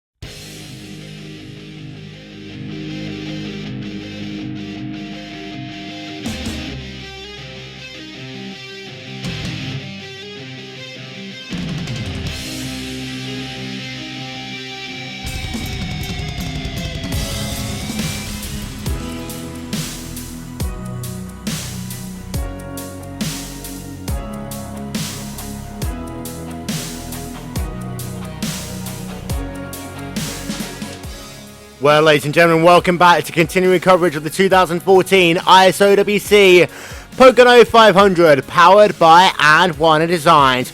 Let's take just a moment to say thank you to a couple of sponsors of this race. First of all, And1 Designs, official graphics partner of the 2014 ISOWC IndyCar Series and also RaceSpotTV. This race also brought to you in part by iRacing.org. For every race of the ISOWC IndyCar Series, $5 going to the winner's charity of choice through our partnership with iRacing.org. Also, this 4th of July weekend, I'd like to say a very big thank you to the National Guard, official partner of this race. And finally, also to IGP Manager as well. Will Vincent and Aaron Likens in the booth of continuing coverage of this race. And Aaron, it's been an interesting one so far. It's been a race filled with plenty of excitement, a little bit too much excitement for some drivers. Only 17 cars on the lead lap of the 39 that registered to start this race, which what that tells us is the second half of this race should be one filled with green flag racing. And what that will mean, well, hopefully we'll see who has what. Gonna have a quick chat, if we can, with one of our in-race reporters. In fact, the only remaining in-race reporter we have for this race. Unfortunately, Danny Bettyfield was out in the early going. But, Jonathan Goke, you've had yourself an amazing race so far, charging through the field. Right now, you're sat in P number 12 in that last lap motorsports car. How's the race gone for you so far? It's gone pretty well. I think on either the second or third stop, I decided not to take tires because used to the old car, tire fall off wasn't an issue. Well, in this car, it is. I don't know if you saw the replay. I got horribly loose off of 3, lost some spots, and the caution came out like right away, just in time. So I think I was looking at my telemetry. I had about 80 or 75% wear on the right rear. It was pretty loose, but it's been fun so far. Now, we've almost had a full green flag run there. How's the car feeling from the beginning of a run to the end of it? It really comes to you. You got to work the weight yard because it gets progressively looser as the fuel burns off. But I mean, it gets to where you can start flat footing 1 and 3, and just you're learning stuff about the car. Like I've never run the high line in 1 before, like a second or third lane, and it's a lot faster. It stops you from getting loose down on the bumps. And very quickly, giving a shout out to Auburn Tigers, replacing the US flag with an Auburn Tigers flag for this race. Getting close to the start of the college football season. Any words for Auburn? War Damn Eagle, I'm going to that first game against Arkansas down in Auburn. It's going to be a great year. I'm saying 11-1. 11-1. We're going to win it all. All right. We'll talk to you a little bit later on. Jonathan Goke, one of our in-race supporters for the race here today, showing his patriotism not only to America but also to the Auburn Tigers as well. Getting set for the restart here, Aaron, and Ryan Norton, surprise, surprise, is classified as your race leader. Surprise, surprise. Peterson starting second. We saw Ryan Norton in an early restart be able to take the lead. Nobody's been able to duplicate that type of strength. Kind of a tricky restart here as the pace car turns. The race is almost practically green. That being so, the outside driver should know that and go. Let's see if Peterson does it. Here we go, back to green flag racing in the ISOWC Pocono 500. Green flag back in the air. An amazing start there by Peterson. Did exactly what he had to do. Now, can he do the same move with the crossover out of 1? Because Norton's not going to get the speed on the inside. So Peterson's going to lift and is going to dip to the inside out of 1. Can he get it done? I don't think so. No, but he's going to be mighty, mighty close in that battle for the race. And he's going to look to the outside. Wow. Outside? No way. I'm surprised he didn't hit the wall there. There's almost no gap for him at all to go. He didn't go to the outside, but now he's under attack from Ron Mayer Jr. in that battle for second and third position. They're going to be side by side through the corner here. Ron Mayer Jr. is not going to be able to get the job done, and he almost hits the wall there, coming out of 3. And that's the definition of what I said. Sometimes if you make a pass or attempt to make a pass and it doesn't work, we're the one that's going to get past. And that's exactly what happened right there. But Peterson very lucky to maintain that second spot. Look at that guy in 4th place right now. Mike Owen is classified in the 4th place in that number 9 car. He's having an absolutely astonishing race so far, Aaron, but he's coming under attack right now from Brendan Lichtenberg. He goes down to this inside and will complete that pass. And also, Mike Perry's going to go down and he's going to get the job done as well. And now it's potentially going to be too wide with Perry going down to the inside and completing the pass over Brendan Lichtenberg. Mike Perry going for a 2-for-1 special. Lichtenberg tries to cross over, can't get it done, and now Lichtenberg may lose a spot to to my going. So some great battles here for the 5th, 6th, 7th spot. And now you see, here comes Owen down to the inside. He's not going to get that job done, and they're going to stay too wide behind him as they come out of corner number 2. Owen, very loose there out of the corner. We've seen that several times. Too much steering in at the exit of the corner equals a one-way ticket to the inside wall. Owen, very lucky to still be in this race. Yeah, and he's still running too wide. He's lost a lot of positions. In fact, he's just lost one to Mark Shorley there in that number 28 car as we're working ourselves on lap number 84 of 200 here in the ISOWC Pocono 500 powered by And1 and designed. What a restart we just had there, Aaron. Indeed, and it's not over yet. Jonathan Goke just made an incredible pass on Mattinson in turn 3, so behind the group you were watching is another group racing absolutely to the wall. Well, hopefully not into the wall, but wow, some great stuff there. Every restart. Wow, well, this is, if this is a sign of things to come with the DW12, the racing we are going to see in the future. Wow, well, wow. We are getting passing, we're getting strategy, we are getting everything so far. And ladies and gentlemen, don't forget, PSR TV provides you coverage of the rescheduled 5th annual iRacing.com Indianapolis 500. That'll be on July the 19th here on iRacing Live and also on PSR TV. Then join us on July 27th for the ISOWC Indianapolis 500. And Aaron, 2 Indy 500s in the space of 8 days. We've got to be crazy. Gotta be crazy, but for some of these drivers, Christmas is coming in June and July. Indy is always a good time, and well, what this means is if you have a bad one race, you look forward to the next one, which oftentimes you have to wait an entire year or, well, 3 months, but this go around back-to-back weekends for some of these drivers, it's going to be an iRacing paradise. Well, the funny thing of that as well is that the iRacing Indy 500 and the ISOWC Indy 500, they're two of what we call the trifectas of IndyCar, I wouldn't say broadcast, of the big Indy 500 races. However, it seems to be that we've got 2 of them now in the space of 8 days, and you cannot take it away from anyone. These guys are going to be absolutely hammered by the end of the July. Absolutely. So if you're competing for the win of the Indy 500, your nerves are going to be to their limit. It doesn't matter what it is. If it has Indy and 500 afterwards, it's a big deal. Everybody remembers who wins those races all year long. And imagine if a driver can pull off the double, how big that would be.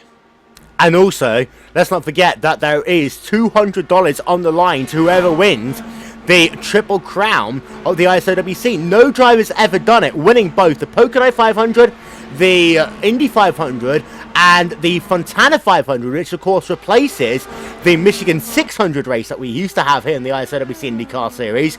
And no driver's ever done it, but Norton out front right now. Of course, Broken Arrow has always been good at Indianapolis, always been good at Michigan. I think that number 84 car and that Broken Arrow stable could potentially be the first driver-team combination to do the trifecta. All the other teams right now need to be taking notes, and they have a lot of work to do before we get to Indianapolis. A lot of work to do because right now this is Ryan Norton is putting on a clinic of pulling away from the field. Right now, it's essentially a car and a half breakaway. Peterson is there, half a second behind. Then it's 1 second back to Ron Meyer, and then behind that, 2.5 seconds. So right now, Ryan Norton and company, they've got something, Will. Checking in with Michael Dinkle, your championship leader in the ISOWC IndyCar Series for 2014. Right now, he's running in the 12th place. That's 3 positions lower than where he started. However, he is hounding over the rear of Dave Jinks in that battle for the 11th place on the racetrack. And you see he looks down to the inside. He's going to try and make that pass. He makes that pass, indeed stick over Dave Jinks. Dave Jinks is a driver that if you have position, he isn't going to do anything to jeopardize it. Dave Jinks, a very heads-up driver there. Great move there. And Michael Dinkle, he was running back in 20th, 21st earlier in the race, so he is up from where he was running about 50 laps ago. And Michael Dinkle, of course, as your championship leader, we talked about this at the top of the broadcast, Aaron, that he's got to make sure he gets himself a good finish, yes. But also, he's got to make sure that he does finish because he's got a championship he's hoping to defend. And he's won every road course race of the season so far. He's not won an oval race because he is a road course specialist by trade. But he just needs to make sure the top 15 finish is good enough for him in these oval races, despite the fact that double points are awarded for Triple Crown races.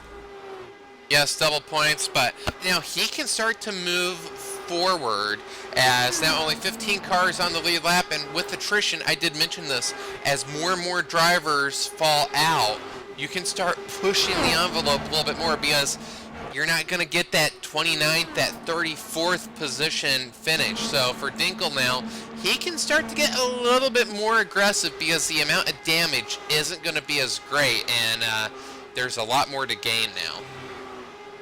In that pack as well, you got Hugh Pakalami, Dave Jinks very close together. Also Andrew Tan in that mix as well, in that number 97 National Guard car. Now, Tan's had a good show. We only ever see him in these big races in the ISOWC. We saw him, of course, at Indianapolis last year, doing a good job right now in that 14th position on the racetrack, Aaron. Yep, running 14th, and we saw him have an alternate pit strategy earlier, running 14th right now, 3 cars in front of him. He is within striking distance, and right now really nothing to gain to really push the envelope. We still have over 250 miles to go, so for Tant right now, just logging laps and setting up the second half of the race. Out front, however, it is still Ryan Norton leading the way. Chad Peterson is 4 tenths of a second back. There you see 1-2 there on your screen. Ron Meyer Jr. a further 1.4 seconds back. Now we know the technical partnership, of course, between Broken Arrow and VAPEX Racing that's gone on for over a year or so right now. It doesn't look as though on that restart that Peterson put on the pressure that we potentially could have seen him done if it was another driver involved in that mix. Yep, and indeed, different drivers there. And sorry, I was looking at the back there and missed the point I should have made. We're talking about VAPEX Racing Broken Arrow. Oh, yes, the team there. Wow, my mind's drawn a blank. I am so sorry. That's okay. We'll move on as we're running on board right now with Chad Peterson in that second place.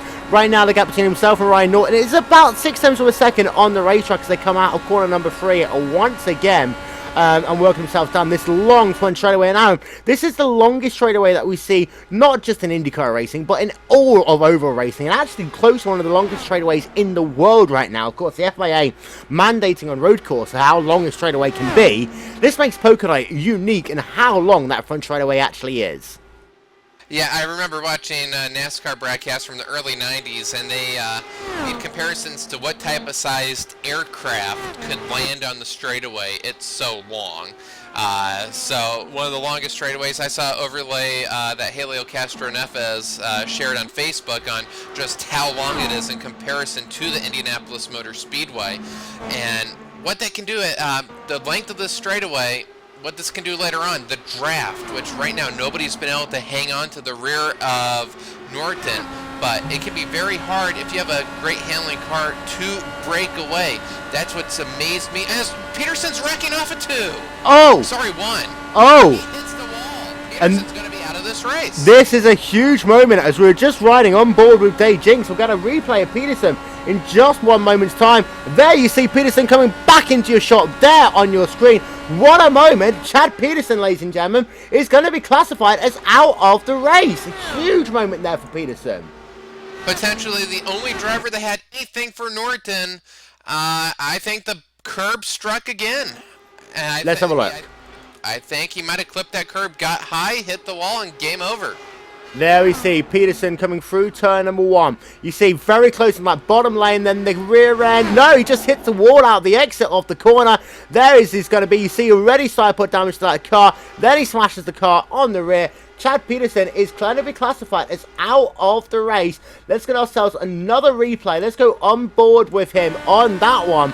Chad Peterson, this is him on board down into turn number 1. And then you see, he just catches that bump in the center of the corner, Aaron. He doesn't catch the curb. But you talked earlier about just how bumpy turn number 1 can be. Yeah, it seems that Well, we had so many races with old car here that the drivers knew what they could do with the bumps. This might be one of the longer green flag runs we've had. Maybe didn't stay up, maybe got too aggressive with a change, or maybe just hit the bump wrong that he hadn't hit all race. But now that's 3 or 4 drivers that have been claimed by the turn 1 bump this race. And what that does is it means that Ryan Norton now has a 2.1 second advantage over this man, Ron Mayer Jr., who in turn has a 2.1 second advantage over Mike Perry. Last time by for Ron Mayer Jr., it was a 42.0. Mike Perry comes across the line at 42.1. Ryan Norton is the slowest of those top 3 drivers, however, a 42.2 for him last time by. Of course, he is working through lap traffic, however. Yeah, I don't know how much that lap traffic cost him. We did see in the previous runs that Norton's car does slow up at the latter third of a run. So that could be what we are seeing. But this is where, I mentioned this at the start, when everything's going right and you have a big lead, this is where things can get into your head. This is where that forgotten turn 2, could come into play. Very hard to keep your attention. I know when you're battling, when you have a car right behind you, you're hyper-focusing. When you've got nobody within 2 seconds, your mind can start to wander, and that's when an unforced error can happen. Maybe that's what happened to Peterson. Going to be halfway this time by as we're working ourselves right now on lap 100 of 200 here in the ISOWC Pocono 500.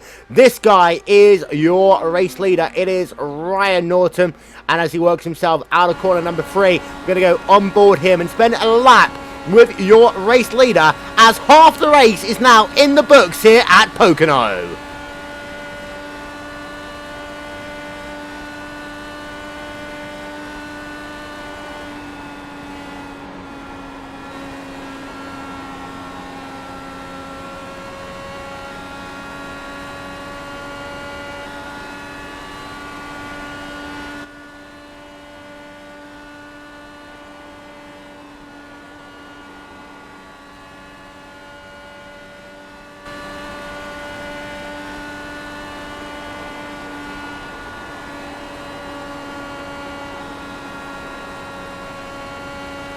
Great couple of onboards as the caution is out. Yellow. We are back to yellow, and this we believe is Terry Mattinson, and he's blown an engine. Let's see what's happened to him.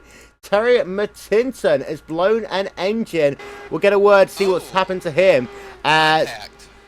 This is going to go quite a while back, so we're going to get about a lap or so to see what's happened to Terry Mattinson in that Banshee Autosports car. But he was running it pretty high up through the field at that point, doing a good job in that number 24 car, Aaron. A very bizarre looking incident. He was being passed by Michael Dinkel going into turn 1, and Mattinson, I don't know if his spotter didn't say anything, but Mattinson just turns into the corner like Dinkel wasn't there. So there you see Dinkel going for the pass up on your screen, and then they're side by side through the corner, and Mattinson, you're right, I'm not sure if he got looser. I think like he just came down there. Terry Mattinson out of the race, a bizarre incident for him there. We get another view now on board with Terry Mattinson. See exactly what happened. They see there is the start of the incident, and this is going to be a good on board to see. So he comes down into the corner. He turned that. I don't think the spotter told him at all, Aaron. You're completely right. That's a very Mattinson, usually one of the cleanest drivers out there. We saw on 16th Street last year, he didn't want to battle for the win because first and second were going for the championship. So this could also be the effects of a 500-mile race, just not realizing that Dinkel was coming up the inside. Wow. Dinkel was far enough down. We're going to have to ask, though, is Dinkel got damage? That's the other question there. This is Michael Dinkel, and these all guys are all going to come down into pit road this time by. So, pit stops underway here once again at Pocono with 102 laps going to be scored complete. This is now a critical pit stop for these drivers, you're going to have to say, Aaron. Absolutely, and if anybody wants to beat Ryan Norton, I don't know if they're going to be able to do it on the racetrack. They are going to have to do it strategy-wise or in the pits. So Norton into his pit box. Let's see what the pit stop time is for him. All those top 3 drivers nicely onto pit road. And you see Norton is going to beat out Ron Mayer Jr. there. So he's easily going to be back out in the race lead there. And doesn't look like we have any changes in positions inside the top 9.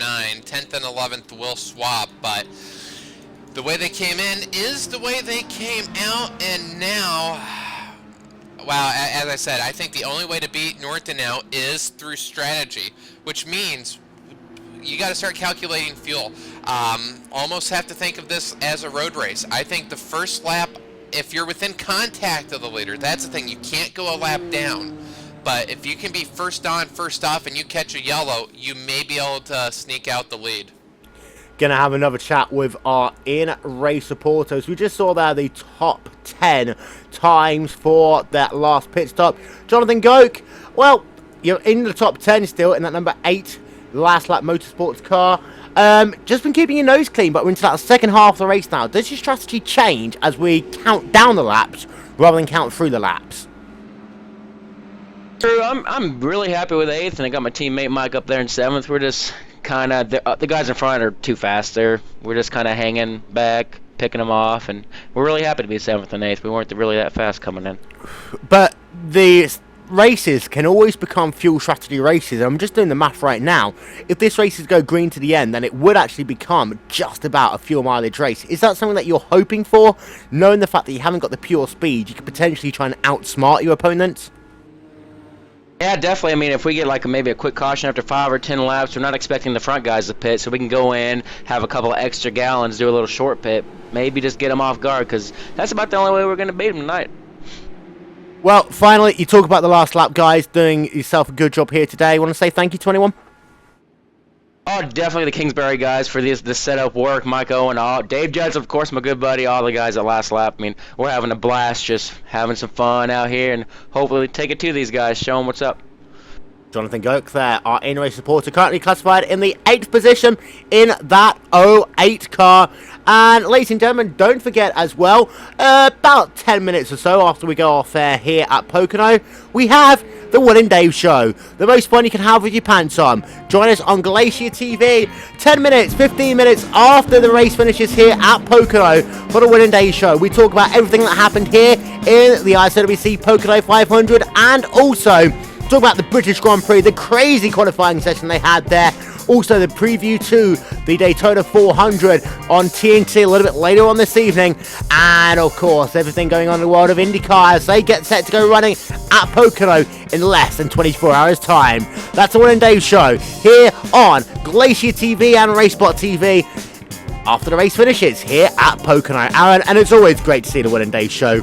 Entertaining, and we say it's the most fun you can have your pants on. It really is. Yeah, I was a guest on there once, and I think you sum it up about as accurately as possible. And I think we did. We're going to step aside for just one moment, and then we'll be right back with continuing coverage here from the ISOWC Pocono 500 here on RaceSpotTV. We'll be right back.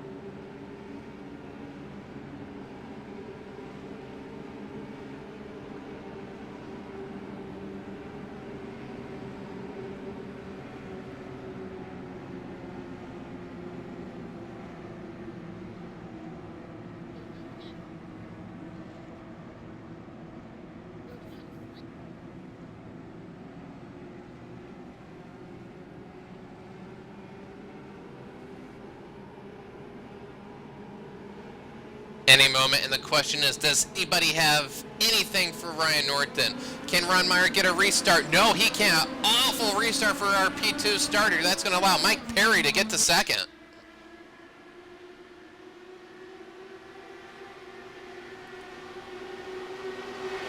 Lichtenberg to the outside for third. Oh.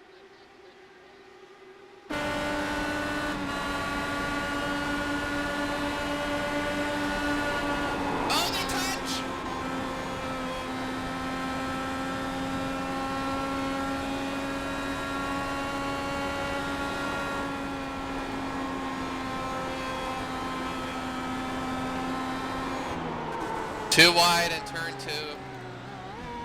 Does not work, so he must have had damage. So it's 2 more cars that potentially had something for our leader.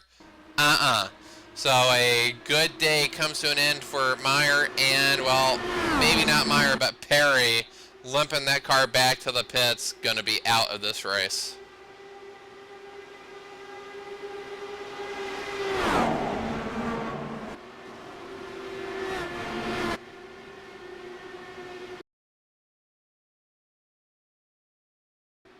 We go back yellow. We got a big wreck. We got 3, 4 cars flipping out of turn 2, so a major wreck has just happened, Will.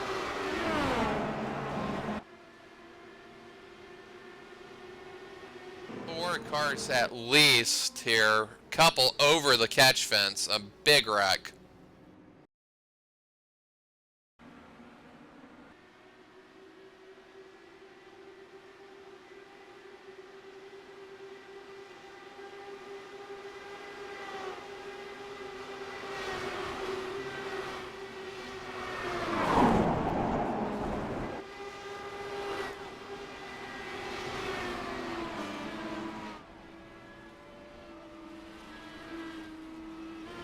So 4 cars instantly out of the race. Maybe 6 cars taking damage there, but I think that's one of the biggest wrecks we've seen in turn 2 there.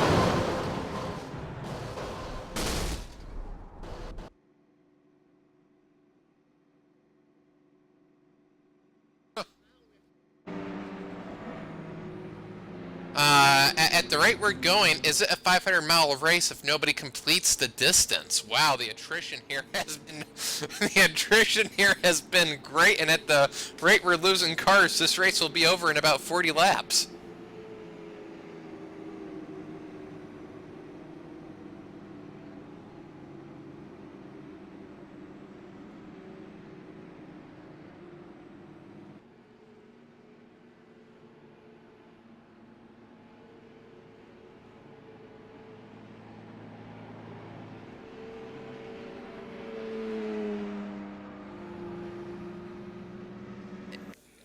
Yeah, wow. You'd expect, well, the give and take just disappeared around lap 80.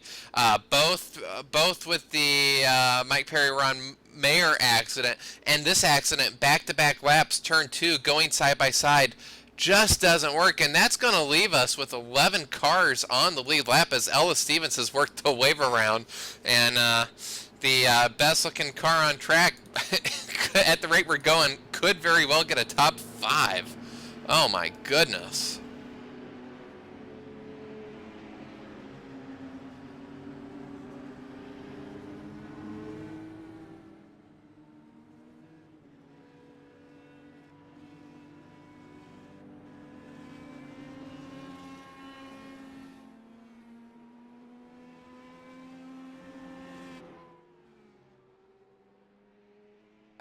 If there was a Best in Show award right now, that would be the leading candidate.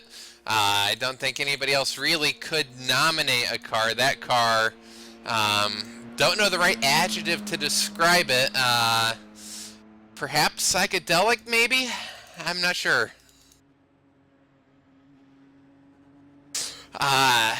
Going back to Michael Dinkel, he's now in 5th, so, and with not so many cars running, he can go for it, Will. There isn't that much to lose now.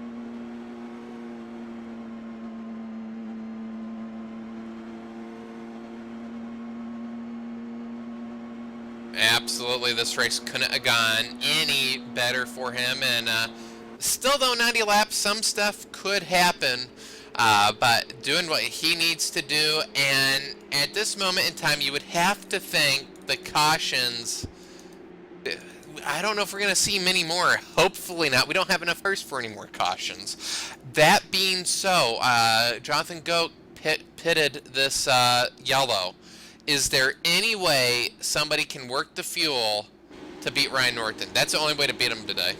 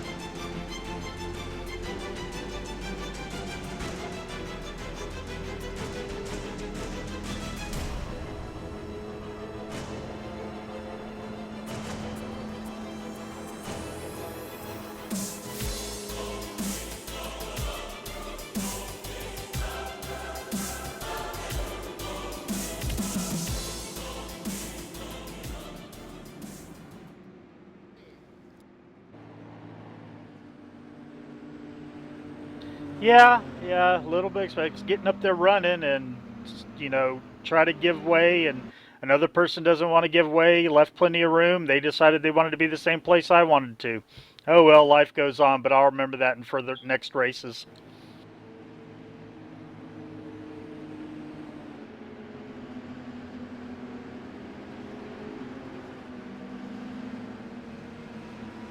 Disappointing the amount of work the team, and myself and everything went into this, and being that this is going to be my this next season is going to be my debut in the IndyCar series. I was hoping for something to be, this was going to be my showing, but it just, I guess it didn't meant to be.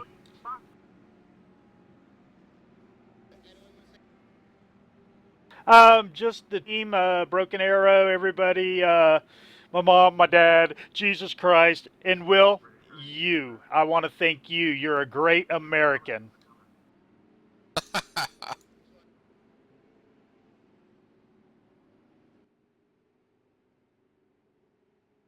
Lights are off for the 13 cars that remain in this race. The question is, does any of the other 12 cars have anything for Ryan Norton? I think the only way to beat him right now, it isn't going to be speed.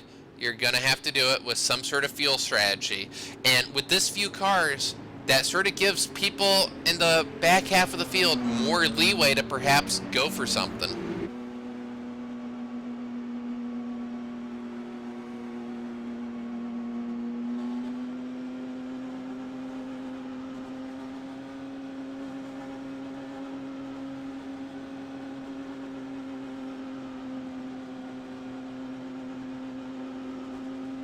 Absolutely dominant, and with a new car, you sort of expect one team to hit on it. Everybody's going to be playing catch-up. They will catch up. The dominance isn't going to last forever. There will be the other teams that will catch up. No dominance lasts forever. Look at Penske at Indy in 94, dominating. Next year, missed the show. Pace car's about to turn in, and does this thing have anything for Ryan Norton? Here we go.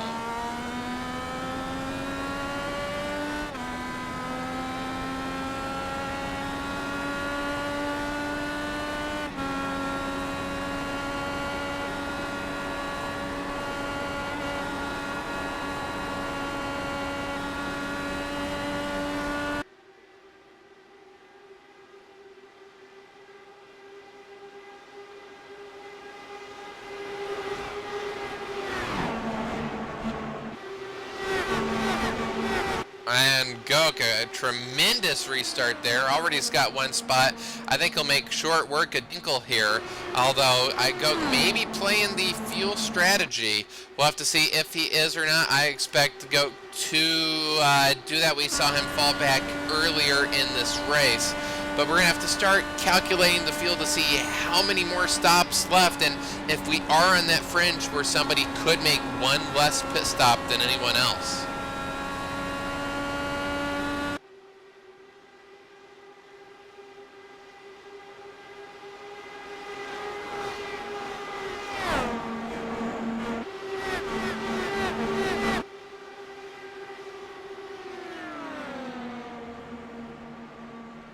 Very loose, but going back to the fuel mapping, this is another thing that for some of the people mid-pack that, you know they don't have the car to win, this could be a time to experiment in race conditions.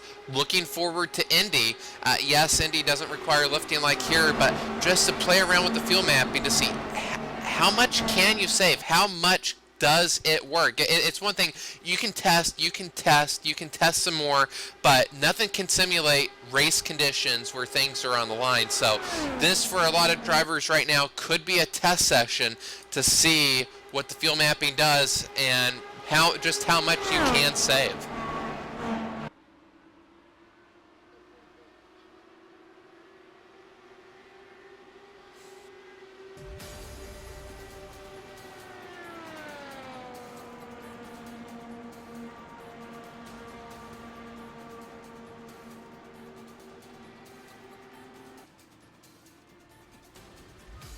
Except for the first short green flag run, it's been Ryan Norton out front and that one lap that he pitted and the yellow came out. Other than that, it's been Ryan Norton at the top of the scoring pylon. It's pretty much all you got to say. Utter domination here today, but on this current stint, Rob behind him isn't falling back as much as some might have thought, but right now, Norton showing the way.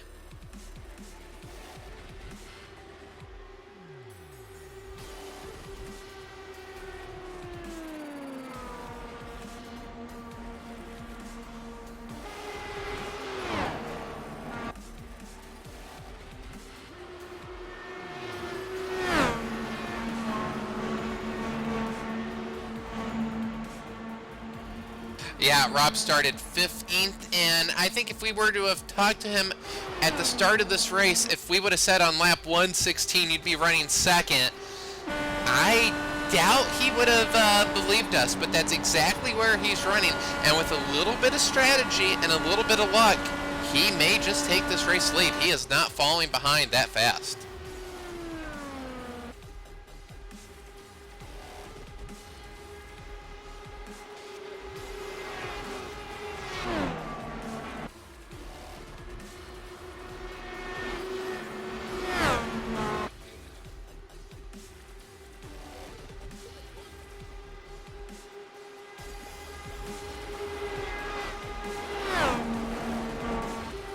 Luchenberg, I think, was maybe one of the breakout drivers of last season's 16th Street League. Really came on strong. Top fives consistently, showing that, again, he is a driver that is always there at the end. He really doesn't put himself in positions where he's going to get knocked out of the race, and that's showing here running on the last rung of the podium. Mark Torley having a great run. Started 6th, running 4th, good run. Luchenberg started 10th, so he's up quite a bit. But Torley running 4th as he gets loose and he's in the grass. Well, he's going to lose a spot to Dinkle.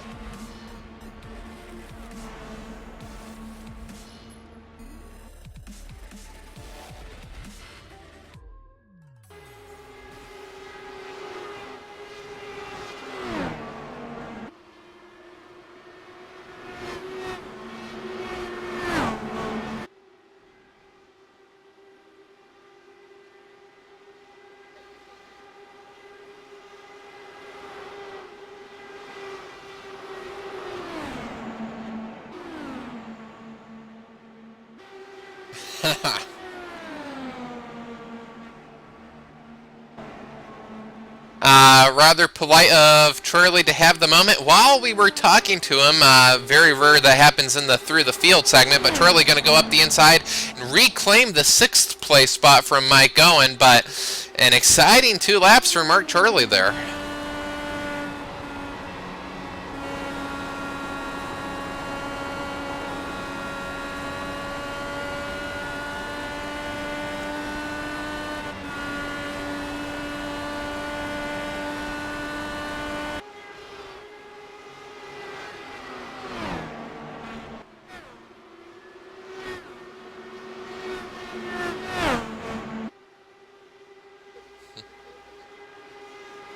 Indeed, it seems almost a role reversal where it seems turn 1 being on the outside now is the bad place to be. So different car and almost the same issue, but the corners have swapped as Charlie now going to go for another spot in turn 3 to the inside. Almost contact.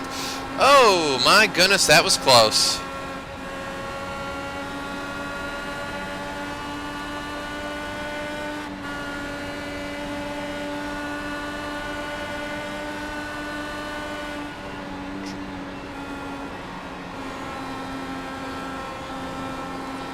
Gets loose.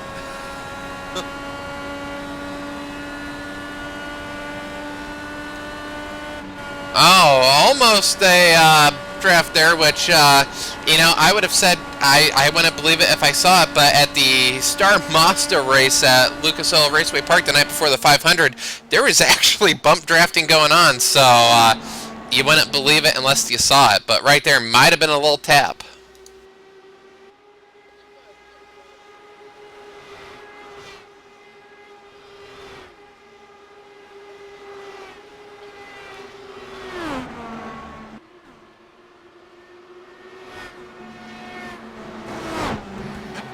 Into the wall.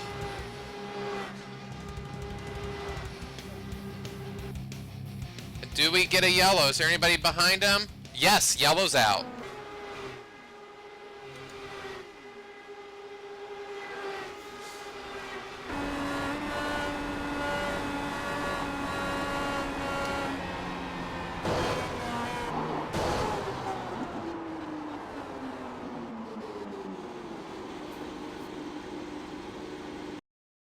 You can hit the wall out of turn 3. The way the banking and the wall, the angle of it, when you hit the wall out of turn 1, it is going to lift the car in the air, and that's what happened, which turned the car hard into the wall. But that's the thing that makes Pocono so tricky. By the time you realize you're in trouble, it's too late. There's nothing you can do except hit the wall and watch your race end in a heartbeat.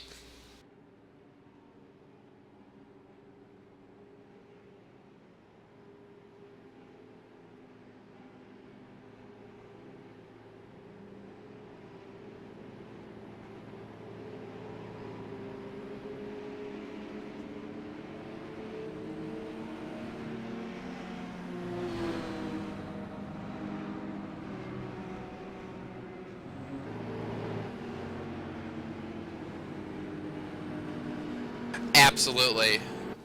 They're going to have to make one more stop.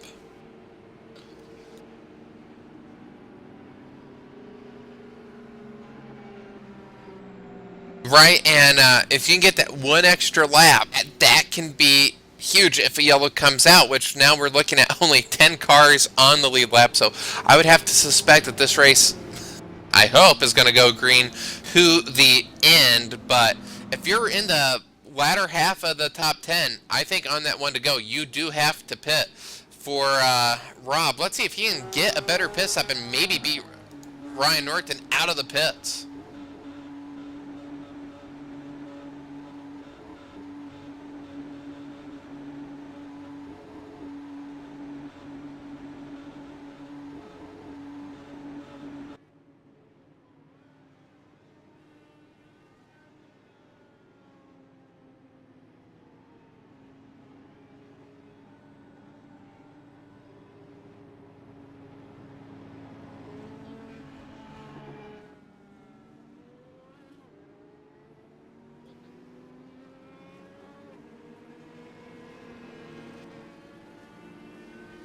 Very close there, but no change in position.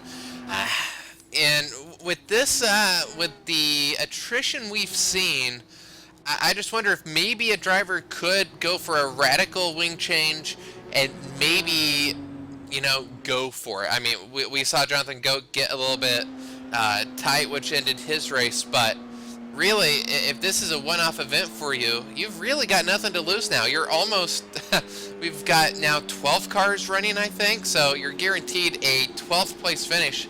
I think if I were in this race, I would, I'd make an adjustment. I would go for broke. I would go for the win, because right now, if you want to win this race, you're going to have to do something radical to have any chance to get to Norton.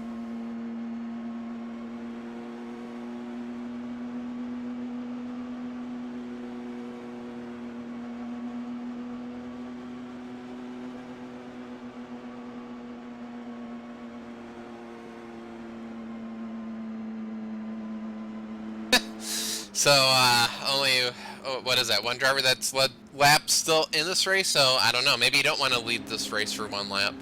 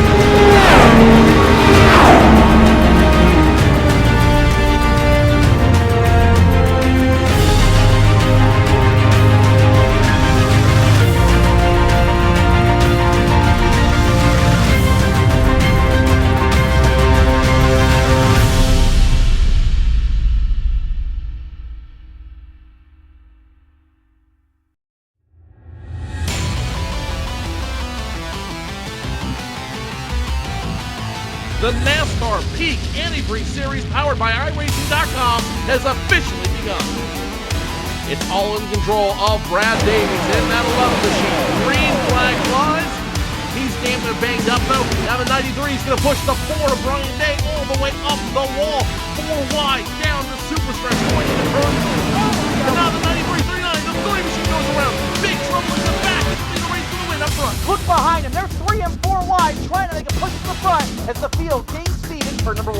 Kenny Humphrey, if he can rip it back to the start-finish line, will win here at Daytona. 7 laps to go. Oh, As the 11, here we go. The 11, the 01 gets around, the 5 gets around. Big choke for first place.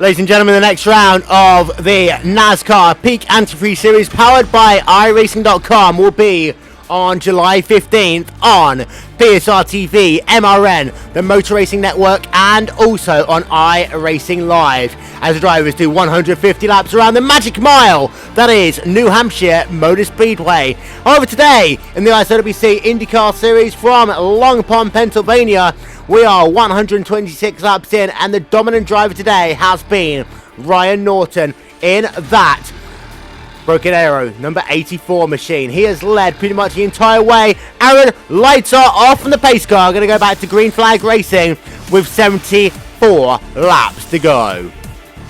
Hopefully this is the last time we see the green flag displayed.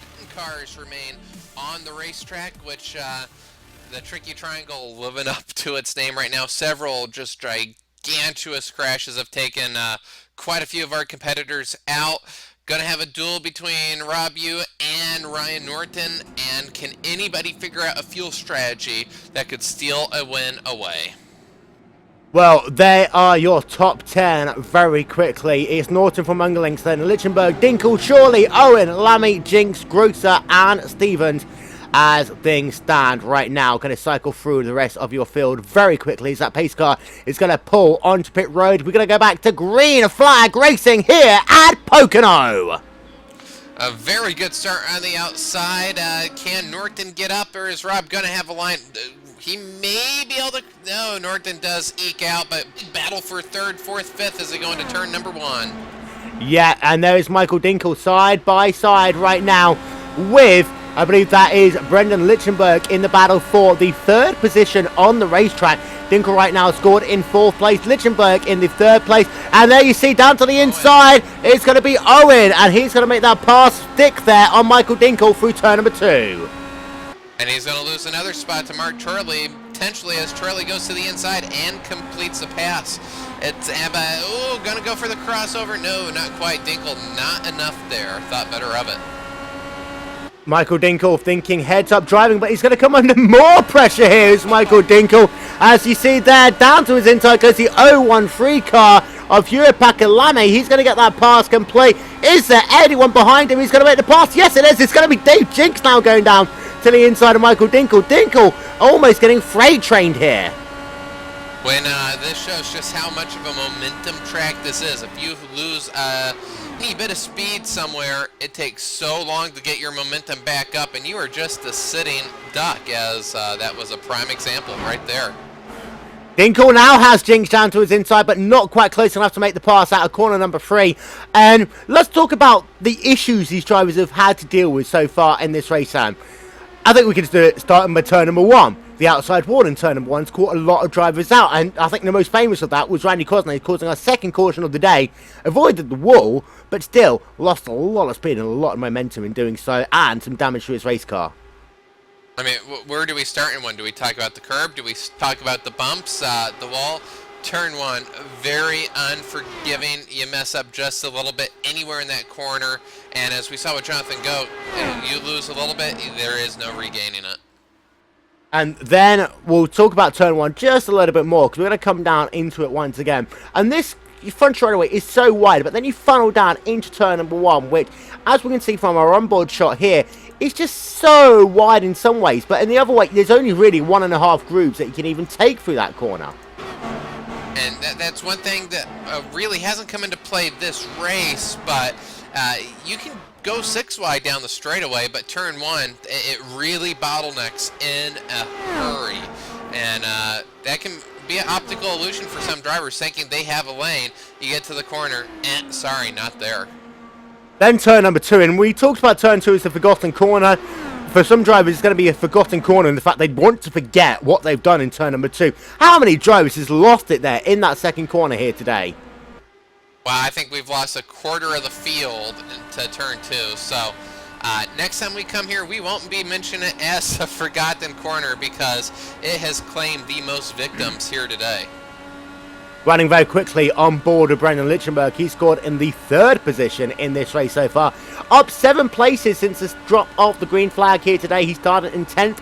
Right now he's running in that 3rd position on the racetrack. And you see Rob Yu going a little bit wide there on the exit of corner number 2. That's going to put him in a bit of momentum as they come down into turn 3.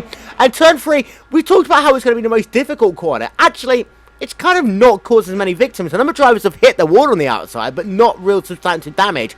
And I again refer back to Indianapolis, in that, you know, if you're going to hit the wall, hit it square on, and naturally you almost do that in turn 3.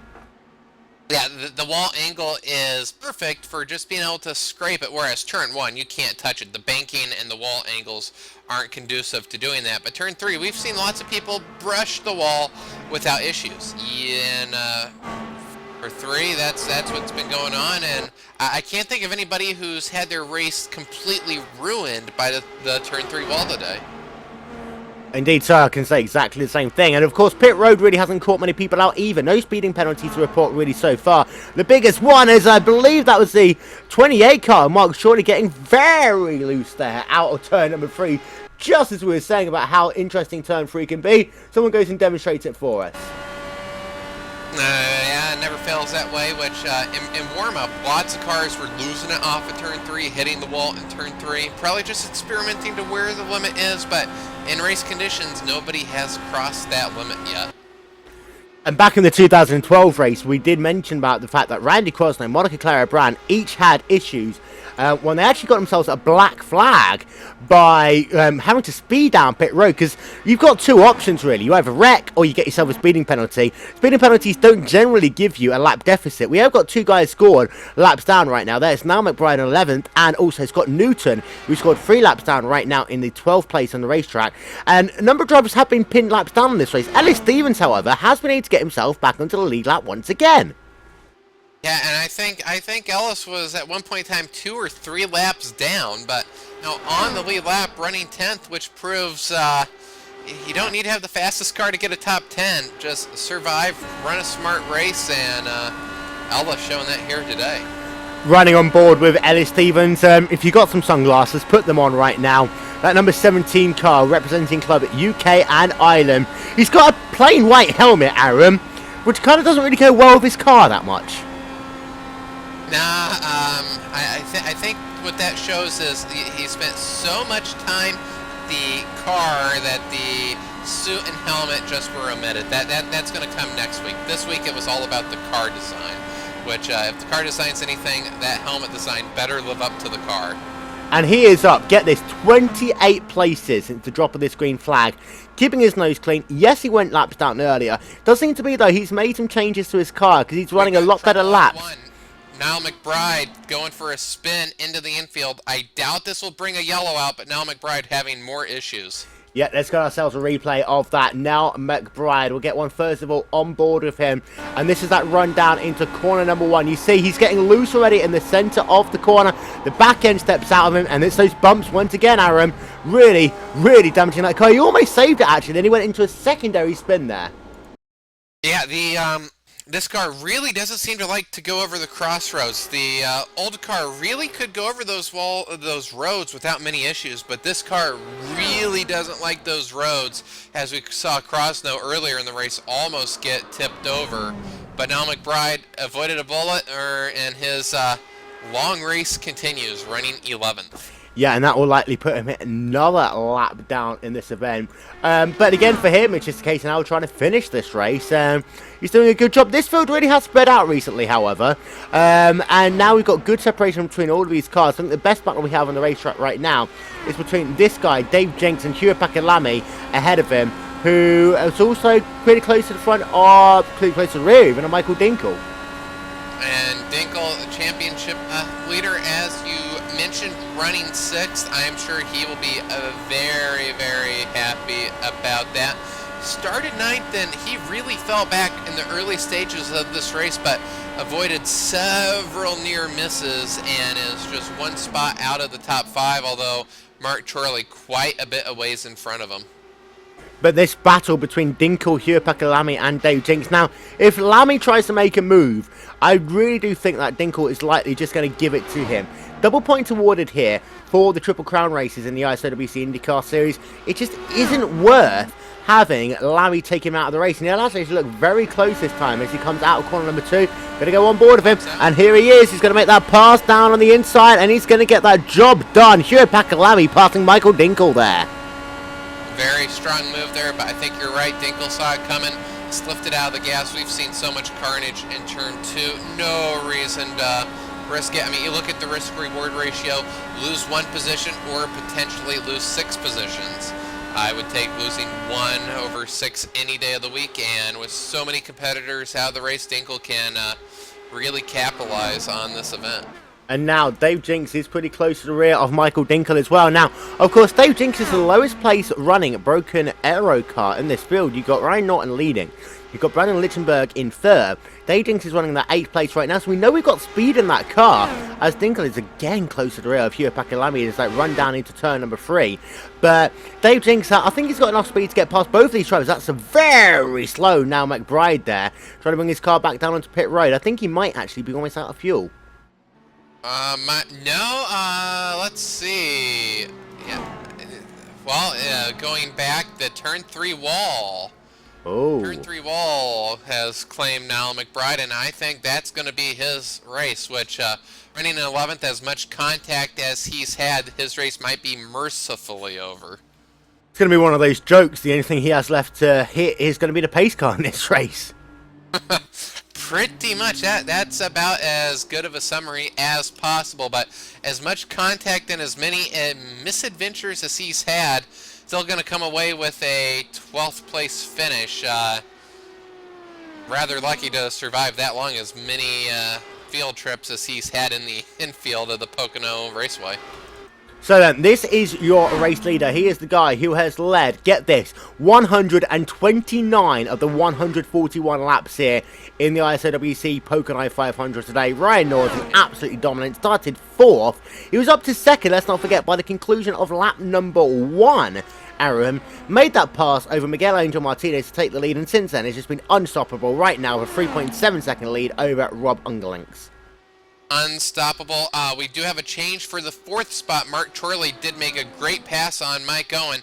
Mike Owen did try to come back, was unable to. So Chorley now moving forward, but Norton, unstoppable. You use that word. That's about the best word to use. The lead up to a massive 3.7 seconds. So Ryan Norton showing the way with style here today. Getting a replay of that pass for 4th position. Mark Chorley on the inside, getting that job done there over Mike Owen into corner number 1. And there you see, this is that cut under you're trying to talk about. Owen wasn't able to do anything about it. He tried to look into the outside, had a better top line speed on that run down into corner number 2. Chorley had to take a more shallow arc into turn 2. No issue there for Chorley in that number 28 car. He was able to get himself up into 4th place on the racetrack. Great showing once again, we have to say, by Mark Chorley in that number 28 car. And Mike Owen he did get close to potentially try to make another pass and flip-flop the positions yet again, but it seems Mike Owen has a severe push in turn 3 and just can't capitalize it. So that's another thing we've seen today. The aero push for this car with the older chassis, the drivers had learned to adapt. Right now, that's been a very tricky point. I don't think these teams have figured out a setup yet to really work the air with the car in front of them. And yet again in turn 3, Mike Owen's going to lose some ground. And that's what has the number 37 car, Scott Newton, just getting out of the way there for these guys. And they should will be clear of him by the time they get down to turn 1. The answer is going to be yes, they are. Nice and easy for them. That's one of these things as well. Let's not forget, this is really the second competitive race that these drivers have had in the DW12. They had the iRacing.com Indianapolis 500, and now they have this, the ISOWC Pocono 500. Now, this has been a couple of leagues running the DW12 since then, but this is really just the second big gathering of top-name stars in this car. And there's a lot of things, I think, that people after this race are going to go away and think, okay, let's figure out now what we can do to get better. And I think a lot of what people's learned here will translate into what's going to happen for the rescheduled iRacing.com Indy 500 and also for the ISOWC Indy 500, which is going to happen soon as well. And of course, that will be here live on RaceSpotTV. I think if we were to run this Pocono race again 2 weeks from now, it would be a completely different picture. That's how much these teams are going to learn from these 100 or 200 laps or 100 or 50 laps if you were one of the drivers that didn't make it that far. But I think that the lessons learned from this race, if we ran the same event 2 weeks from now, it would be a completely different picture. That's how much information is going to be gathered and learned. And that development cycle, of course, is going to dramatically increase as the iRacing.com official series will head over to the DW12 in Season 3 as well. So we think we've seen a development cycle. It's not even started yet. Very quickly going to have a look on board with Michael Dinkle. He's now fallen down into the 7th place in this race. He's allowed Pakalamipa. Pardon? Sorry, Mike Owen might have just conked the wall out of turn 1, or he came very close. One of those types that we saw Krosno have, so a great save by Mike Owen. That could have been race over. Yeah, let's have a look at Mike Owen. We're a little bit further back from where we really need to be, so we'll have to ride with him for just a couple of moments' time. But this is Mike Owen. Of course, he's up 6 positions since the start of this race. He qualified in the 11th place. Now he's moved himself up into the 5th position on the racetrack, and he seems getting a little bit loose there, ready for the centre of corner number 3, using those IndyCar tools, the anti-roll bar, both front and rear, and the weight jacket as well, to sort out that aerodynamic balance that these drivers have to deal with throughout the course of this race, both in the 3 corners and also for the cycle of a fuel window, as these guys have to deal with both having to think about, and there you see him getting looser out of the corner of corner number 1. And you've got to change that, not only as the tyres change, Aaron, but also as the fuel goes down, you get through a tyre run, everything. It's always a constant battle here. Oh, a constant battle, and when you have a car that you're battling with in front of you, I think that's what happened there. Mike Owen was getting closer, and you can almost, he was already planning his move to retake the 4th spot, and turn 1 almost bit him. Very lucky he is still in this race. We've seen, what, 3, I mean, that was the way sort of Joshua Chin, almost, I mean, one of the great drivers that we have got caught out that same way earlier in the race. So for Mike Owen, very lucky to get away with that one. And let's not forget, Joshua Chin is one of those drivers who very almost won the 16th Street Racing League a little bit earlier on this year. Of course, you saw that here on RaceSpotTV. Checking in on Rob Unglings right now, because the captain himself and Brendan Lichtenberg's only about 4 tenths of a second on the racetrack, and this is one of the best battles we have right now on the track with 52 laps to go. And it does seem to be like Lichtenberg gets caught in that dirty air and can't make any inroads at all on Rob Hugh. Right now, perhaps it's time for Brendan to make a pass. Will be a better pit stop. That should be coming up in, what, 15 laps? Lost track of when we will be pitting, but as close as they are running, that is a place he could get it, because that dirty air, turn 3, really, of all the corners, the dirty air seems to be turn 3. You lose so much speed. And Rob Hughes still running in that 2nd position on the racetrack right now in that Team No Bueno car. It is Ryan Norton leading the way from Rob Unglings, then Brendan Lichtenberg in 3rd, Mark Shorley in 4th, and then Mike Owen rounds out your top 5. There you see 2nd and 3rd, and at the very rear of the screen, you can just about see P4 and 5. This field has got really spread out, and this means potentially we could be green to the end now. And for Ryan Norton, he's got one thing he's got to think about. Please, don't let me speed on pit road. With a 5.5 second lead, he can lose 2-3 seconds getting onto pit road. There is no reason to even potentially risk speeding on pit road. Kind of hard to do. You have that mentality. Got to get in, got to get out. But right now for Norton, there is no reason to be anywhere near the speed limit at the cones. So 50 laps left to go here in the ISOWC Pocono 500, powered by Anwana Designs. And just to let you know, the driver who scored at the rear of our lead lap is Ellis Stevens, but he's going to make a pass potentially on Robert Grosser. I'm wondering if Grosser is actually trying to do an alternative strategy here. The way I don't know. Grosser's car seems to be a little bit wobbly. I wonder if maybe past 5 laps he might have had wall contact. Not sure. Maybe it is an alternate strategy, but being that far behind, you're really not going to gain enough. I think something's gone away on Grosser's car. Yeah, and as Ellis Stevens comes past the start-finish line, there you see the gap between himself and Robert Grosser. Just about 4 tenths of a second on the racetrack that last time by Robert Grosser. Then a 33.6 compared to a 42.9 there for Ellis Stevens. And Stevens, of course, our favourite car colour of the day in that number 17 car. Robert Grosser, however, he is really struggling in that number 13 car. Go on board of him and see if there's anything we can figure out, Aaron. Yep, started 21st and was running much faster times. I really have to think something, maybe he brushed the wall since Ella Stevens was really reeled him down from a long distance back, so I gotta think something happened to his car. Let's have a look at that lap. It's a 43.3 there for Robert Grosser. So again, a little bit slow for him. So this isn't what he wants to be having happen to him right now. Let's have a listen through turn 1. He really is laying out the gas there. You can see that car is all over the place through turn number 1, Aaron.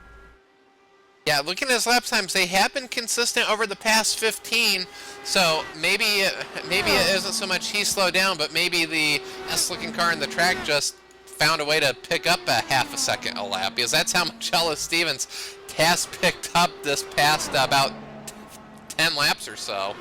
Let's have a look for your biggest gainers for the race. In the top 10, you've got Rob Yu up 13 positions. You've got Hugh Pakalami up 23 spots. And Ellis Stevens up 29 positions since the drop of the green flag here today. Then as you go through the field, you see a couple of losers. Ron Mayer Jr. and Mike Perry. They each over 10 positions down from where they started in this race. Benjamin Gregory had a good start to this race, up 16th, but now he's classified as out of the race. And then you come down to the rear of the field. Miguel Angel Martinez, of course, brought the field to green flag, 22 positions down. Andrew King also 22 positions down, and Christopher Demera, our biggest loser, 34 places. He has lost since the drop of the green flag here today, Aaron. Yep, and for Ella Stevens, he's 1 position away from a net gain of 30. That's hard to do. I don't know if I've seen a driver get a net gain of anything with 3-0 or higher. So just 1 away from a massive gain. 30 is hard to do. So then 46 laps to go here in the ISOWC Pocono 500, and Ryan Norton! Something's happened to Norton on pit road there. Huge moment. He spun it onto pit road. That might just give him a black flag penalty. Goodness. Let's get ourselves a Actually, we'll wait until he makes his pit stop. We'll see how long this pit stop is. Yes. But Ryan Norton might get himself a speeding penalty. Can you imagine this, Aaron? 70 miles an hour out, 70 miles an hour at the cone. And what a bizarre spin. What a bizarre He didn't get a spin. penalty. He didn't get a penalty. So I guess he spun to stop the motion of the timing loops to completely Wow. destroy the time. Let's get a replay of that. That is a crazy moment there for Ryan Norton. A strategic spin, I guess you could call it. That's the only thing I can think of. He needed to stop his car to prevent from going across the timing line, but how much time did that cost him, and will that put Rob... Oh no, he spun it on the way in almost, and then as he got down, I think he deliberately spun it to get himself below 55 miles. That's a bit like Brad Keselowski at Bristol a couple of years ago, Aaron. That's amazing. Yeah, a strategic spin. Don't say it very often. Rob Yu coming out of the pits. Let's see where he comes out, and oh, spins a tire. What a close moment. Our first and second drivers just about got eliminated. Well, Rob spun the tires right in front of Ryan Norton, and that was almost race over for both of them. Let's get ourselves a replay of that. It's all happening all of a sudden here, Aaron.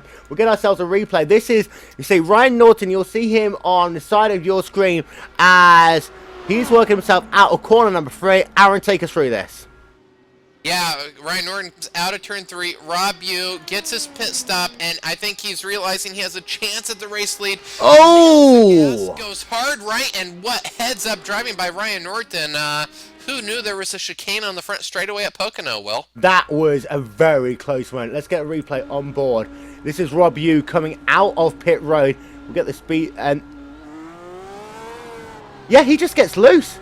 Just gets loose there in front of Ryan Norton. That's amazing stuff.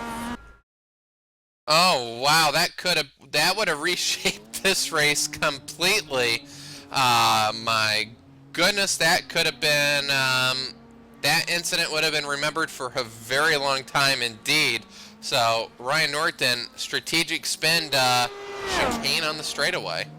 Well, Brendan Lichtenberg right now is coming out of pit road. Will he be able to get ahead of Ryan Norton when all of a sudden he almost loses it as well coming out of pit road?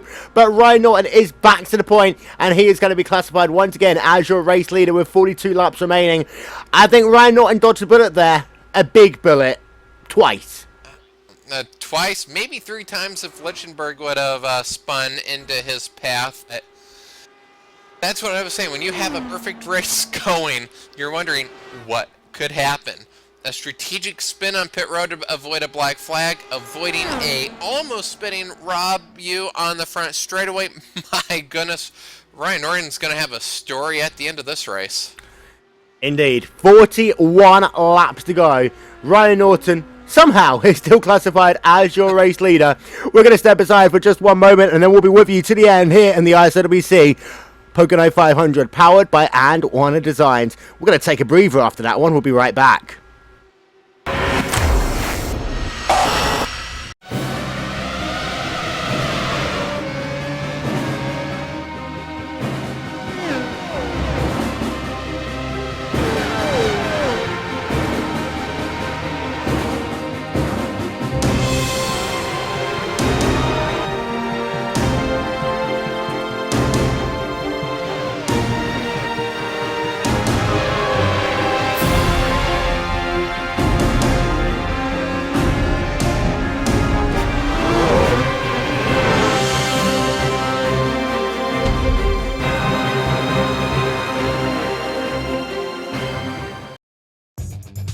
Simulated racing can be awesome, but it can also be kind of a free-for-all. Interestingly, auto racing faced the same problem in its earlier days. Whether it was on the back roads, the beaches, or the city streets, the racing was fun. But there was always a certain level of chaos and danger, until some folks came along and put some order to all of this. Stuff like official racetracks, regulations about weight and equipment, and enforcement of standards. That's what gave us high-speed excitement, fast-paced action, and photo finishes. That's when racing became racing. The guys over at iRacing.com have made the same transformation in the world of sim racing. Sure, they've got the most accurate tracks and realistic cars out there, but that's just the start. See, iRacing analyzes the performance and results of each driver in every race, so you can be sure you're always placed in races where the competition will be tight, and that those reckless drivers who ruin it for us all are kept in the pits. Not to mention that with over 45,000 active members already in their vast community, you can find races day and night, so you can always get in on the action. You can even join a league of your favorite series. And since updates are always automatic, you don't have to worry about software and can focus on the track. Zip up your fire suit and check out iRacing.com.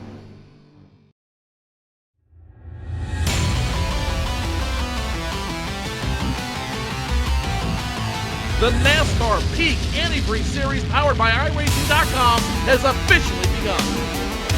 It's all in control of Brad Davies in that 11 machine. Green flag flies. He's damn near banged up though. Now the 93 is going to push the 4 of Brian Day all the way up the wall. 4 wide down the super stretch point in the turn. And now the 93-39, the 3 machine goes around. Big trouble in the back. It's the race for the win up front. Look behind him. They're 3 and 4 wide, trying to make a push to the front as the field gains speed in turn number 1. Kenny Humphrey, if he can rip it back to the start-finish line, will win here at Daytona. 7 laps to go. Oh, As you love it. here we go. You love it. The 1 gets around. The 5 gets around. Big choke for the first one.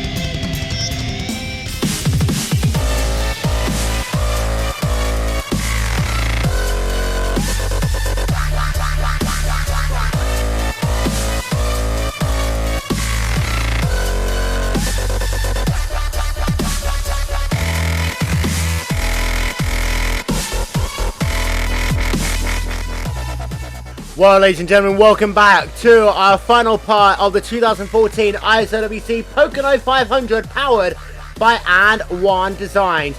Right now, it is Ryan Norton who leads the way in that number 84 Broken Arrow car. But Aaron, he was very, very lucky for that cycle of green flag pit stops. First of all, he had to deal with the fact he almost got a speeding penalty. He did a bit of a Brad Keselowski. He got himself into a position where he could spin to miss the timing line. One of the craziest things I think I've ever seen in an IndyCar broadcast here on RaceSpotTV. And then, that close call with Rob Ungerlinks in what was essentially the battle for the race lead, as Ungerlinks came out of pit road, getting himself sideways, almost careering into Norton. That would have... For as dominating as Norton has had it, this race, we're going to talk about those two events probably for several races, several seasons to come.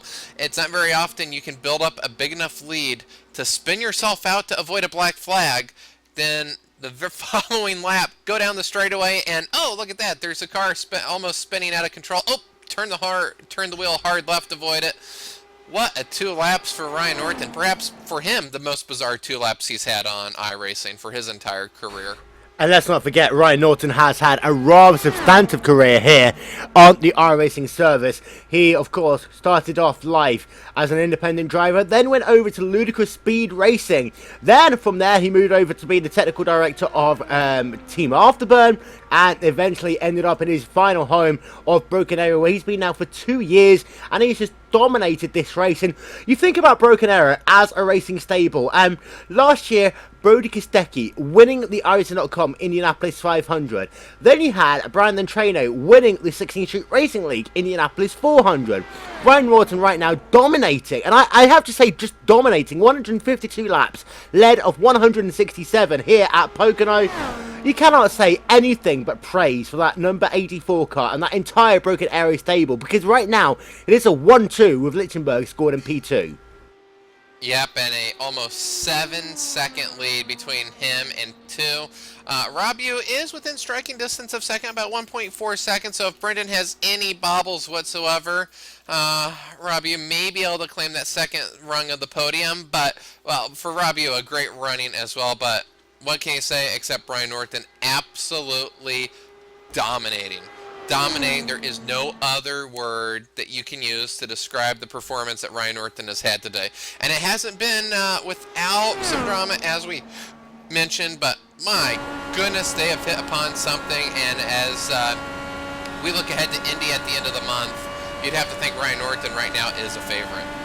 Indeed, you have to say just that. As don't forget, ladies and gentlemen, there is not one, but 2 Indianapolis 500s coming up your way in the next couple of weeks. The month of July has become really the month of May here on RaceSpotTV and iRacing Live. As first of all, we start off with the rescheduled iRacing.com Indianapolis 500. That'll be Saturday, July the 19th on an iRacing Super Saturday, starting first of all with the iRacing.com World Championship Grand Prix Series from Twin Remote Turkey here on RaceSpotTV and on iRacing Live. After that, we have the rescheduled iRacing.com Indianapolis 500 on PSR TV and also on iRacing Live. 1 week after that, Aaron, the ISOWC Indianapolis 500 on RaceSpotTV. 2 Indy 500s in 2 weeks. It's just mental for these drivers.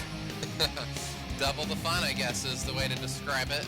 Can't wait for the ISOWC, easy for me to say, 500. Can't wait for that Indy 500, should be a part of that. Gonna be awesome to watch, and it's gonna be interesting, I am sure. The first race and the second race, again, the development cycle, what drivers are gonna learn, the 2 races are going to be probably opposites of each other with things that are learned. So that's going to be an interesting thing to follow as well. And, of course, if any driver can pull the double, that will be, I guess, something that will make you an iRacing legend if you can win both Indy 500s back-to-back weeks. Having a look on board right now of Hugh Pakalami. He recently was able to get himself past Michael Dinkle. Dinkle's now fallen down into the 7th spot on the racetrack. Now, I think as far as Dinkle's concerned, his car just does not work that well on the first third of a run. He was passed by Hugh Pakalami, and let's not forget on that last restart, Dinkle was just freight trained all over the place, Aaron. Also have to wonder if the contact with Mattinson earlier in the race might have upset the handling, maybe put a dent in the side pod, something of that nature, because that car, ever since that contact, hasn't had the strength. It's not too far off, but I wonder if that contact did perhaps damage something in the steering. Lamy right now is scored in the 6th position on the racetrack. Michael Dinkle is scored in the 7th place right now. One driver I think to keep an eye out on, though, is this guy right here, Mike Owen. Just coming into our shot right now in that number 9 last lap motorsports car. Now, he is 3.9 seconds behind Mark Shawley. However, we know how good the LMM cars have been in this race so far. Of course, Mike Owen's now pretty much the last remaining car out of that stable. I think he might be able to catch Mark Shawley. Of course, catching is one thing, passing is another. Last lap one was 0.4 of a second faster, so if that trend continues, yeah, no doubt about that. Let's see what happens this time. 42.3 to a 42.4, so that time he loses some ground. So I guess they're losing time, essentially trading time. Also, Charlie's going to have the lap car Robert Grosser in front of him, so that could slow him down depending on where he catches him with the dirty air. The gap right now is 2.2 seconds-ish on the racetrack between Mark Shawley in that number 28 Club UK and I car and the number 9 last lap motorsports car there of Mike Owen as they continue to battle for what is 4th place on the racetrack. And this race has now had a green flag feel to it ever since it got spread out and that cycle of green flag pit stops. This field has got spread out, as you see now Shawley going down to the inside, and he will complete that pass over that lap car of Robert Grosser, and he moves himself to put himself a lap ahead of Robert Grosser for the time being. For the time being, that was really, actually a little close for running in the race. I might have been maybe another groove down just to absolutely make sure, but then again, those bumps we've seen in turn 1, nobody really wants to go down to the low side. That's ended badly for several drivers. Now, it's that stage of the race that some people would love to see a caution, other people would hate to see a caution. I think the person that would hate to see a caution is that guy right there, Ryan Norton, the number 84 Broken Arrow car, leading 100. He's led 400 miles of this race, Aaron. I mean, how can you fathom that, leading 400 miles of a race? A caution for him would be disastrous right now. Absolutely disastrous, because second, third place, the restart with only 8 cars on the lead lap, there's nothing to lose. You would go for it. You wouldn't be a racer if you wouldn't go for it. So for Norton, he wants the flagman to keep that yellow flag in the holster. Don't even look at it. Don't even think about it. And just hurry up and wave that checkered. And right now, he is scored in that first position with an 11-second gap. Not a lot you can do when you're 11 seconds behind if you're Brandon Lichtenberg at all, really. I can't think of many IndyCar races. We are talking double digits in terms of seconds of a lead. Typically, we are talking hundreds. We're talking 11 seconds. Ryan Norton has this car right now figured out, and Ryan Norton's in the pits. So this will be the final pit stop now for Ryan Norton with 24 laps to go, and he made it down to pit road speed that time by Aaron. Yeah, learned from last time, no reason to even risk it. That's one thing I'm sure he's beating himself up over. Why would he even have put himself in that position to have to spin his car out? That could have been a 15-second penalty. That could have been a domination. I guess that would have been very much like Montoya at the Brickyard 400, dominating the race, losing it in the pits for no reason. That was almost what Ryan Norton did here today. Coming back onto the racetrack, a 9.3-second pit stop for Norton. You see, he just gets himself a little bit loose there. And one of the things we haven't really talked about is how there is no pit exit here. You come straight back onto the racetrack, and you see his teammate, Dave Jinks, is right behind him with warmer tyres right now. Might try and pass Norton, might not do so. They're teammates, of course. Be interesting to see what Dave Jinks does. I'm going to think he's going to just stay in line, and as Norton speeds up, try to hang in that draft as long as he can, maybe gain some time. Really nothing to gain. They're on different strategies. Jinks still going to have to pit, so really nothing to gain, teammate or not, really nothing to gain by trying to make a pass there. So then we have got ourselves now 22 laps to go here at Pocono, and there we are looking at Dave Jinks and Ryan Norton in what is essentially a battle for the 7th position on the racetrack. However, our new race leader, get this, someone else is leading apart from Ryan Norton. It's Brandon Lichtenberg in that number 12 car right now, but he's on pit road in the next 2 to 3 laps. You're going to have to say that one, Aaron. Yes, and we know Ryan Norton has this race pretty much locked up. The battle for second, though, is in question. Just about maybe 1.5 seconds between the two of them. One of them can really gain or lose a time on pit entry, so expect their pit entry to be rather aggressive. As Brandon Lichtenberg stays out another lap, as does Rob Yu, I think they're going to run their cars all the way dry. Yep, so Brandon Lichtenberg, and actually that's an interesting point. Maybe Ryan Norton, after realizing the fact that he knew that he had that speeding violation, potentially had that speeding violation, and that spin, might have short-filled his car that last stop to make sure that he wouldn't lose that race lead. Quite possibly, and then again, maybe he pitted the lap he knew he could make it the rest of the way, because that's one of the ways somebody else could have sneaked out the race lead, by pitting first, and if the yellow came out, they would have been able to pass him in the pits under yellow. So with the lead he had, yeah, pitting early was the right thing to do. Road racing style, you want to be the first in, stay on the lead lap. If a caution comes out, he's going to inherit the lead. So there you see the gap on the side of your screen there. Brandon Lichtenberg with a 1.7 advantage over Rob Ungelinks there in that Team No Bueno car.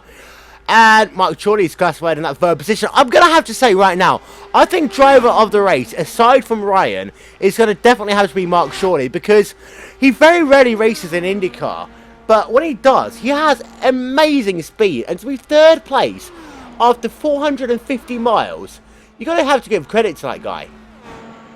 Absolutely, and he didn't just inherit these positions. He started 6th, and he has had many hard-fought battles. He's been in the heart of many fierce battles, and has come out. He is still in the race, so yeah, most certainly, he would be a candidate. Aside from our leader, of course. Who is, putting on a, I guess in some circles you would say he is stinking up the show. I was thinking that he's putting on a clinic right now, and to be fair, Ryan Norton has put on an absolute clinic in this race so far. However, he's not leading the race because Brandon Lichtenberg is leading. As Mark Chorley, we're having a look on board of him right now in that number 28 Club UK and iCar. But Brandon Lichtenberg and Robert Yu stay out once again. So Yuya Pakalami is onto pit road this time in that Infinity Esports car. Just coming out of pit road right now. His pit time was, wait for it, 7.2 seconds. So he just took fuel, no tyres there for him. Comes out of pit road, and look at that, side-by-side racing there with him.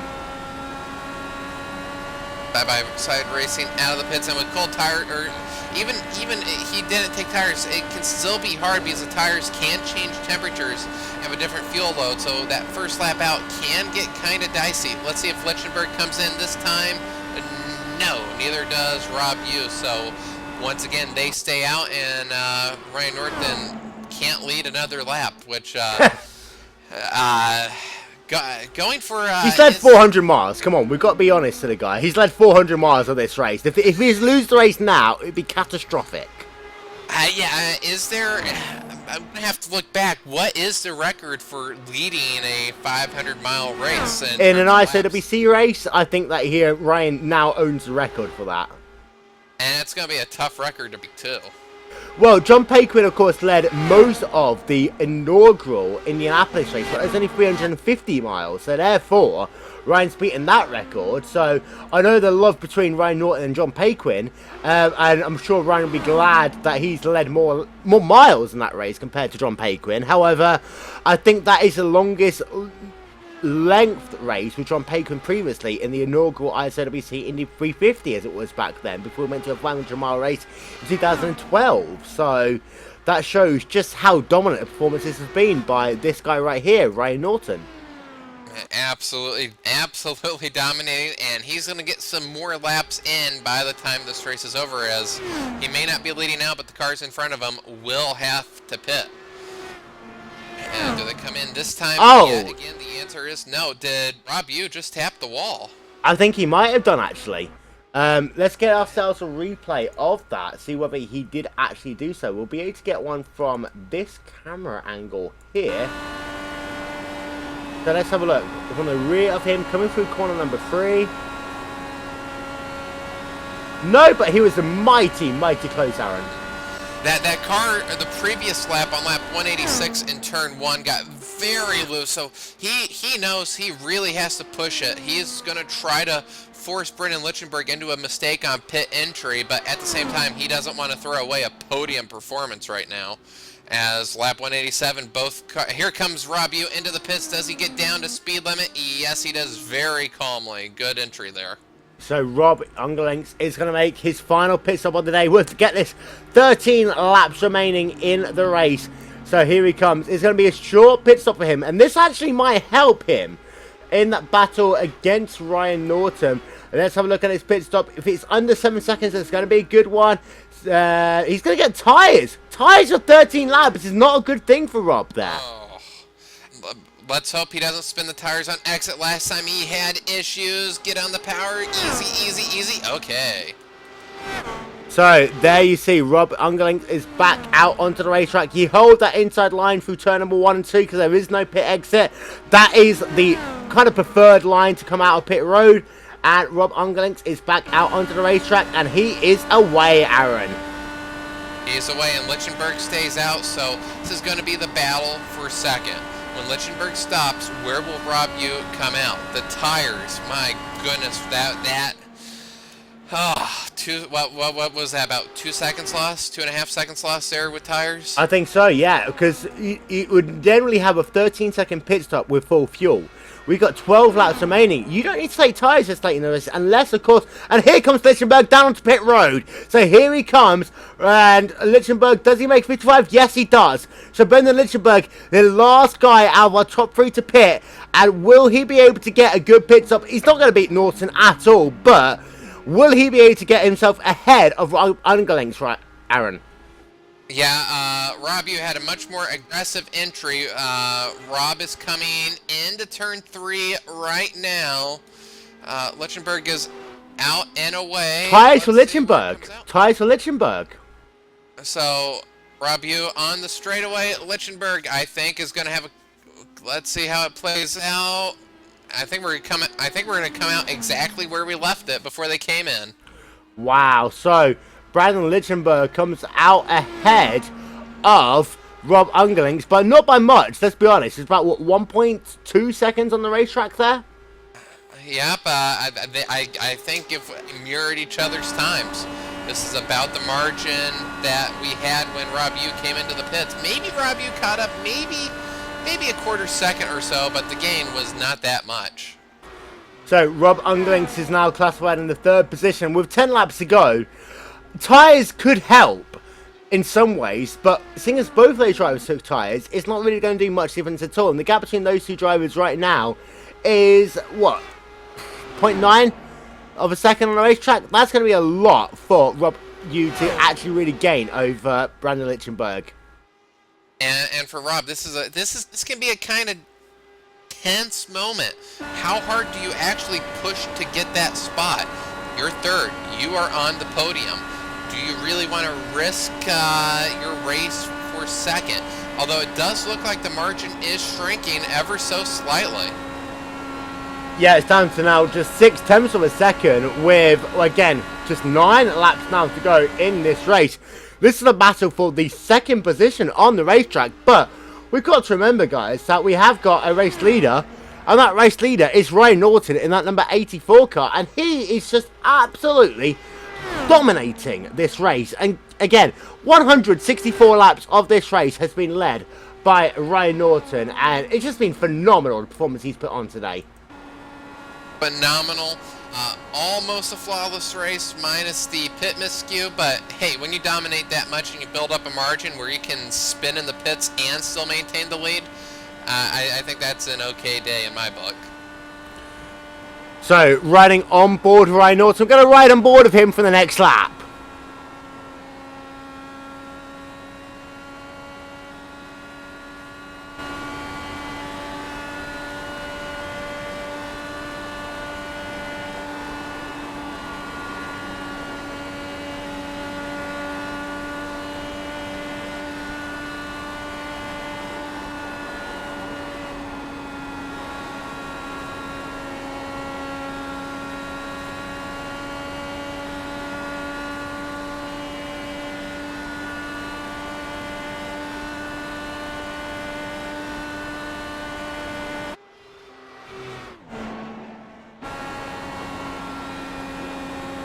What a performance we've seen here today, Aaron, by that number 84 car. I don't think in the history of the ISOWC, I don't think we've seen a performance as good as what we've seen today by that number 84 car of Ryan Norton.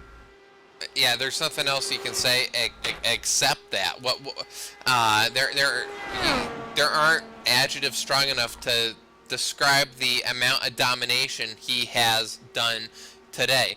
Every lap he's hit his marks just right, except for that one miscue. He has been flawless, absolutely flawless. Where other cars seem to be out of control at times in the corners, that car is glued. He has the adjustments down. He has the setup down. And with 5 laps to go, he's going to put down, as long as nothing freakish happens, he's going to put down one of the most dominating performances that I've ever seen on iRacing.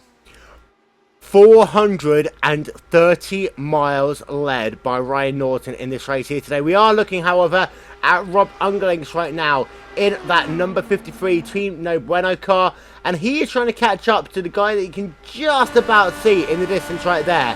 That is Brendan Lichtenberg. The last time by, Lichtenberg was 0.2 of a second faster than Unglings, and Unglings actually caught the curb there out of turn number 3 as well.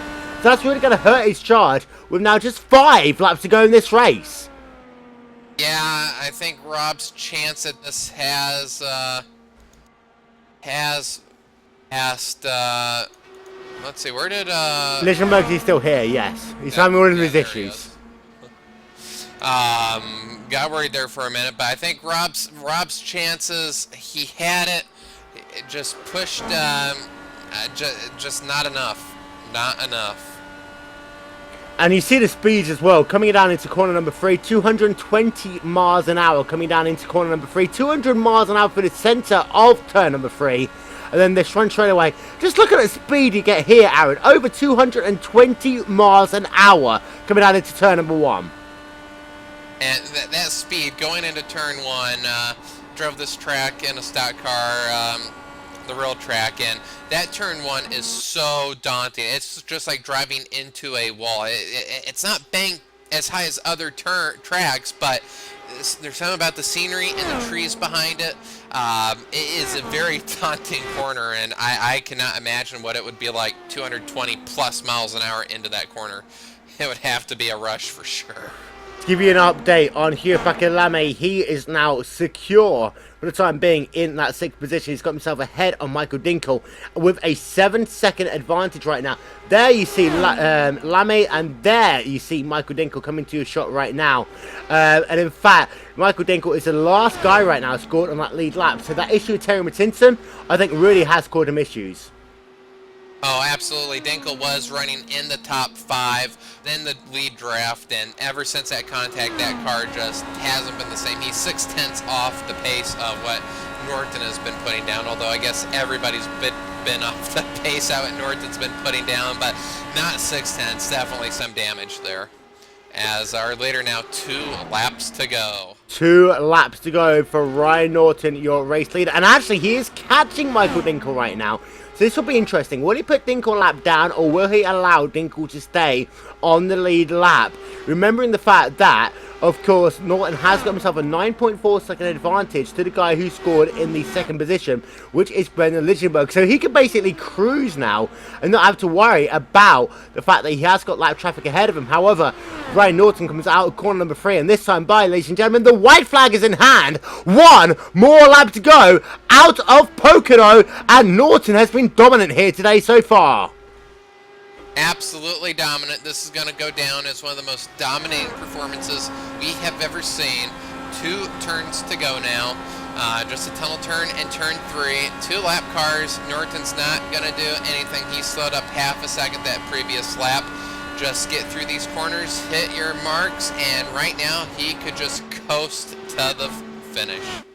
So Ryan Norton now, just 1 more corner left to go. If you want to know where turn 4 is, it doesn't exist, because this is Pocono Raceway, the tricky triangle. However, the guy who's mastered the tricky triangle is this guy. Ryan Norton come past the start finish line, he wins the ISOWC Pocono 500, absolutely dominating here today by leading 173 laps of the race. Here comes Brendan Lichtenberg, and he's going to come home in this 2nd position. Robbie Ugelings in 3rd, and then in 4th, 4th. Mark Chorley coming past the start-finish line now. Mike Owen rounds out your top 5. But what a performance you have to say today by Ryan Norton in that 84 car. He showed so much ability with the car, with the setup. He's hit upon something, and there's going to be a lot of crew chiefs, a lot of team managers scratching their head right now, wondering, how can I get that type of speed? Ryan Norton has shown he's got the speed, and moving forward to Indy, you got to say he's the favorite. Don't ever bank against Broken Arrow. Don't ever bank against Ryan Norton, one of the most well-known names in the IndyCar community. And today, he dominates the Pocono 500. Will he do the donuts? We're going to find out in just 1 minute. So there you see the trifecta, the 2 Broken Arrow cars, and then the technical partnership with also Team No Bueno doing a bit of an Audi free-wide situation there, as here comes Broken Arrows, Ryan Norton to do the donuts at the start-finish line, and what a job we have seen by Ryan Norton here today. What a job, and something he can, wow, that's a type of race that you're going to remember for a long time. And it's a race that sometimes when you dominate like that, that's a once-in-a-career type thing. You may never have that type of domination ever again. So definitely savor the moment. What a victory today by Ryan Norton here at the Pocono Raceway, as he's doing what every crew chief will say at the end of a long 500-mile race. Go do what you want. There you are. There's your race done. You've completed 500 miles and you've claimed victory in the ISOWC Pocono 500. What a job here today by Ryan Norton in that Broken Arrow machine. I don't think there's much more we can say about Ryan here. He's just been absolutely dominant. Absolutely dominant, and I think usually don't like giving the drive of the race to the winner, but in this term, in this event with the new car, can you vote against him? Arguably not. I mean, Mark Chorley, you know, he's got to be a very close second place, if anything, there here at Pocono. However, we'll run through our final race results. We'll have a quick commercial break, and then we'll come back for post-race interviews. And as far as the race was going here today, when all was said and done, it was Ryan Norton who took victory in that Broken Arrow car by 8.7 seconds over his closest rival. That was just how much his victory was here today in the ISOWC IndyCar Series from Pocono Raceway. Brendan Lichtenberg coming home second, making a Broken Arrow 1-2. Rob Ungerlings in third for Team No Bueno. Then Mark Chorley in fourth, Mike Owen in fifth, Hugh Pekalami in the 6th position. Michael Dinkel, Eddie Stevens, Robert Grosser and Dave Jinks rounds out your top 10. Having a look at the second page of results here, and you see Scott Newton coming home in the 11th place, Nell McBride, John Coke, Timo Isinyemi, Andrew Tant, Ron Mayer Jr., Mike Perry, Rick Music, Benjamin Gregory and Tony Tinton. They round out your top 10. Rest of the results coming up on your screen momentarily, and we're going to step aside for just 1 moment and we'll be back with post-race interviews from the ISOWC Pocono 500. We'll be right back.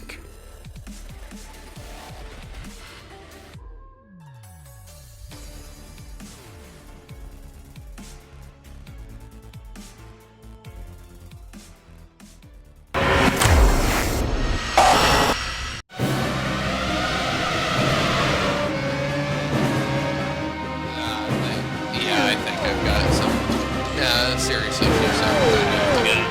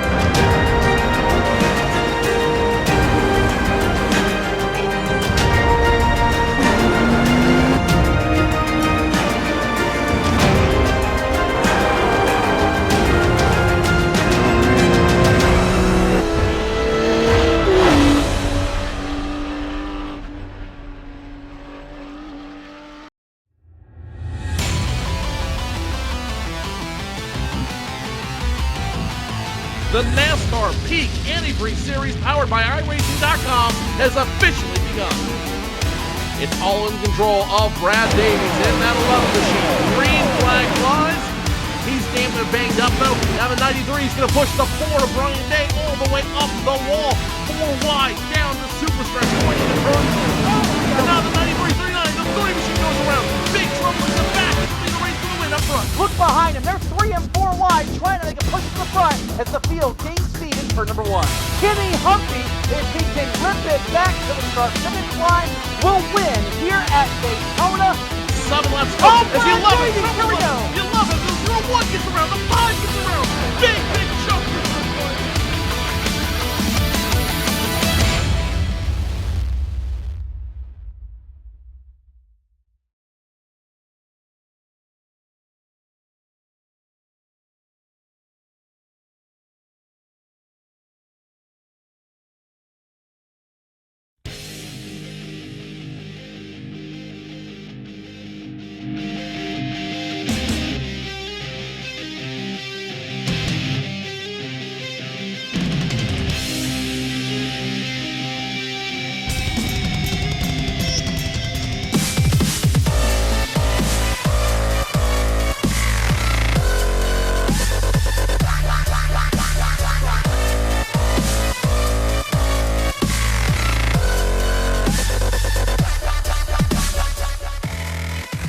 So ladies and gentlemen, welcome back to post-race coverage of the 2014 ISOWC Pocono 500 from Long Pond, Pennsylvania, the tricky triangle Pocono Raceway, where today Ryan Norton was able to claim victory by a massive margin over his fellow competitors.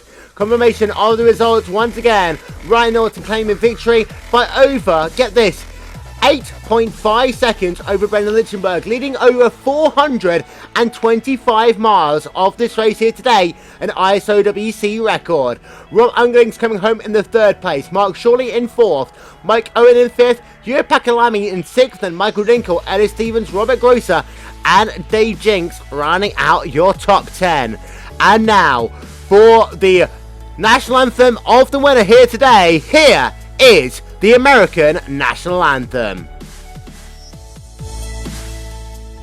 Oh, say, can you see by the dawn's early light what so proudly we hailed at the twilight's last gleaming, whose broad stripes and bright stars through the perilous fight o'er the ramparts we watched were so gallantly streaming, and the rockets' red glare, the bombs bursting in air, gave proof through the night that our flag was still there. Oh, say, does that star-spangled banner yet wave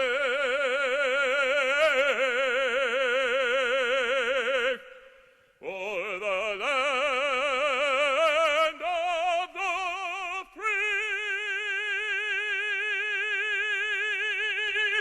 and the home of the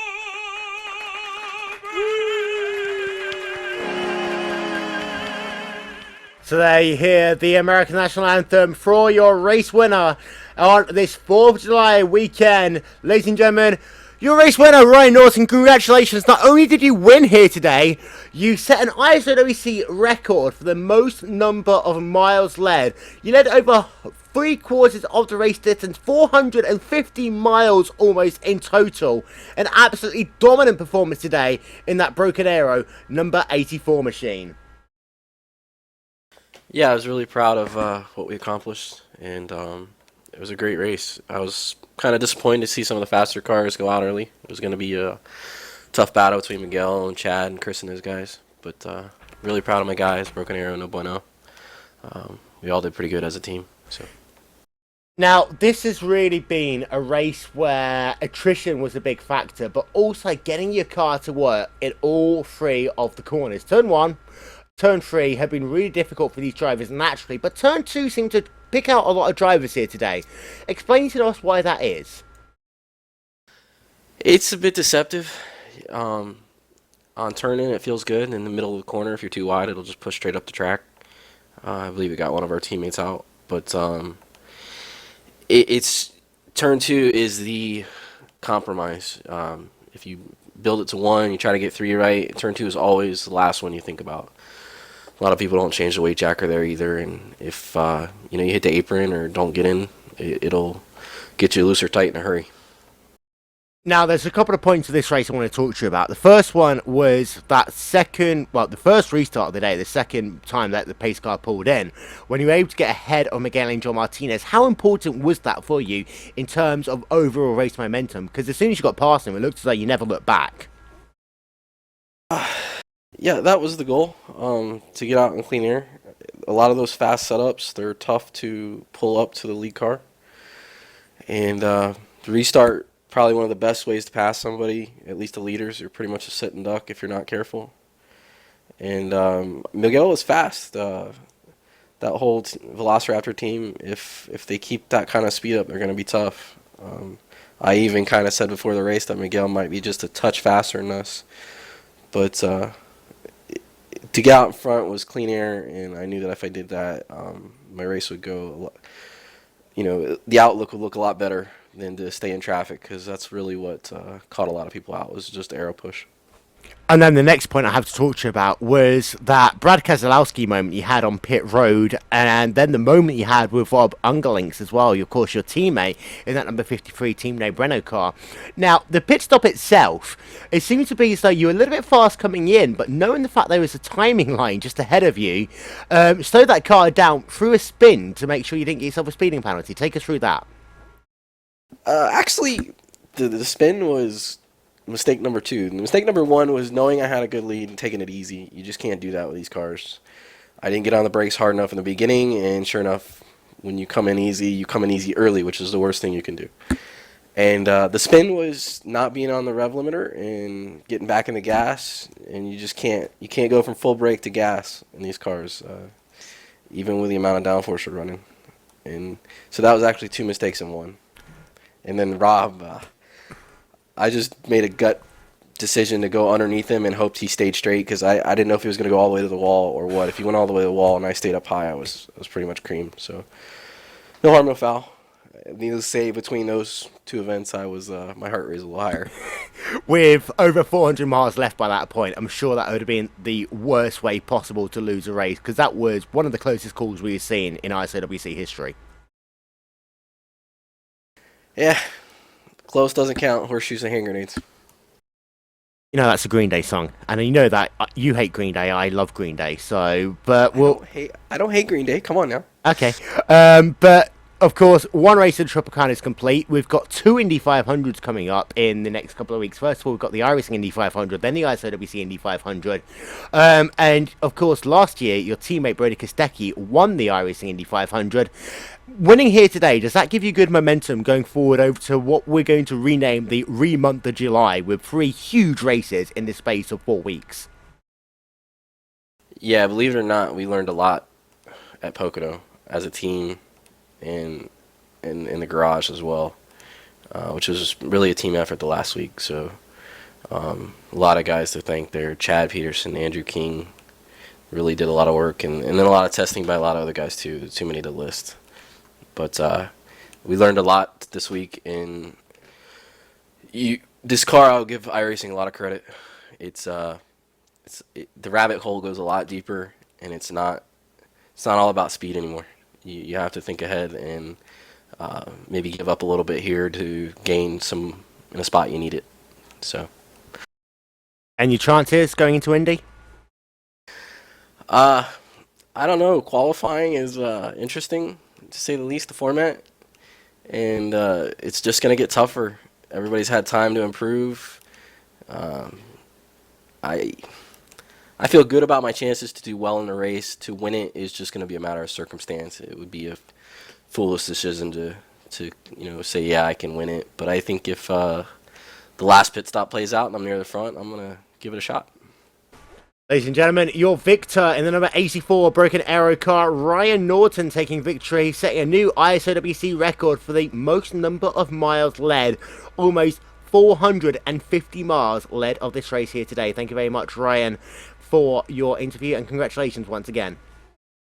Thanks, Will. Thanks for putting it on. I know it's a lot of work, and sometimes we give you a little bit of crap for it, but it's a lot of fun. Cheers. And second place, getting a 1-2 for Broken Arrow, is Brendan Lichtenberg. And Brendan, you had nothing for Ryan at the end, but after hearing about his spin, did you think you might have had a chance?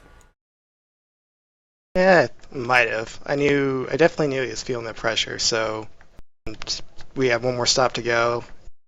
You never know what could happen. Now, your race has been incredibly interesting here today. You have gained a total of 8 positions since the drop of the green flag. You'll see it there up on your screen. You've had some good speed in this race as well. And we're just having a look through the fastest lap times here today. You actually set yourself the 3rd fastest lap of the race here today in that number 12 car. However, it's not been plain sailing for you. No, I mean, going to turn 2 on one of the restarts had Ron Meyer and Mike Perry get together right in front of me. I had to check up big time. And then if I was behind Ron going into 3, I also could have been taken out because he got loose there and spun. But I knew going in this is going to be a race of attrition. Everyone has to deal with the aero push. Just have to be careful. And these DW12s, they are completely different to the old IRL 05 cars that we're used to. And a lot of drivers had issues in turn 1, turn 2 and turn 3 here today. Just how much more difficult was it to set up a car here compared to the old car that we're used to? Well, like Ryan touched on, it's not all about speed. I ran a race in the old car here earlier this week, and it's just flat to the floor every lap, no matter what. With the aero push that's added in, the racing's no longer really brainless. You have to really use your brain, stay safe, and not run into anybody. Now, second place here today, getting a Broken Arrow 1-2 in this race. Got to be good when you think about your chances heading over to Indy in just a couple of weeks' time. First, of course, in the iRacing.com Indianapolis 500, and then potentially also in the ISOWC Indianapolis 500 as well, just 1 week later. Yeah, absolutely. Everyone got the raw end of the deal when iRacing kind of dropped the ball on the Indy 500, and there's so much crap being thrown around, but it's good that we can actually run it this month, and it's definitely going to be very interesting. As we saw today, there wasn't really a clear runaway, in the beginning, but so definitely got good momentum, but definitely mindful it's going to be a very tough race as well. And knowing the fact, of course, that you got one of your teammates, Brady Kostecki, to victory lane in the last year's iRacing.com Indianapolis 500, does that give you good feeling heading forward into the renamed month of May? Yeah, I suppose so. But the past is the past, and with the new car, really evens the playing field for everyone. Well, congratulations on second place. Before we let you go, anyone you say thank you to? I'd just like to thank Ryan, Dave, Rob, Andrew King, everyone here at Broken Arrow, Team No Bueno. Put a lot of work into it this week, really worked as a team, and couldn't be any happier with our results today. Well, congratulations on what is a second place finish here today in the ISOWC Pocono 500. Brendan Lichtenberg coming home in second place here today. Moving on to your third place driver, Rob Ungerlinks. Now, you actually kind of round out a Broken Arrow 1-2-3, of course, your partnership with Tino Breno and also with Broken Arrow. A great finish by you here today. You've got to be pleased by your result. Oh, I'm incredibly pleased, especially considering I had to admit to everybody on TeamSpeak at the last caution that this is the first time I actually completed more than 30 laps without hitting the wall. And you take us through this race, and it's really been a race of kind of ups and downs for you. And of course, We started this race here today in the 15th position. You moved up 12 spots overall, and you were right there in that mid-pack when there was the early cautions going early. What was your thoughts when it was caution after caution after caution? My strategy early on was just to play it by ear and just I wasn't even going to try to pass anybody at first. I was going to let the first 50 or so laps kind of work themselves out, but just a little bit of attrition, and I started moving up, and then by that point I'm running a little cleaner with a lot faster guys, so I felt better about that. And this race itself for you, it's been a tough old race, but at the same time one with great reward, getting third place in this event. Is it one that you look forward back with fond memories, or do you think there's a little bit more to give? Especially considering, of course, that pit exit coming out of pit road when you actually, before that, pretty close to the rear of Brendan Lichtenberg. Well, that whole exiting that pit lane, I've probably gone out of pit lane 200 times this past week, doing the exact same thing, and then just that one time it decided it wanted to break loose, and I just prayed at that point. I didn't realize Ryan had short pitted, so I thought I had a little bit more of a gap to him, and there he was. But I think in general, I learned a lot in this car because, like I said, I was just absolutely struggling at the beginning part of this week, and I was, just getting to the point where I could turn laps fairly consistently yesterday, and now it felt a lot better.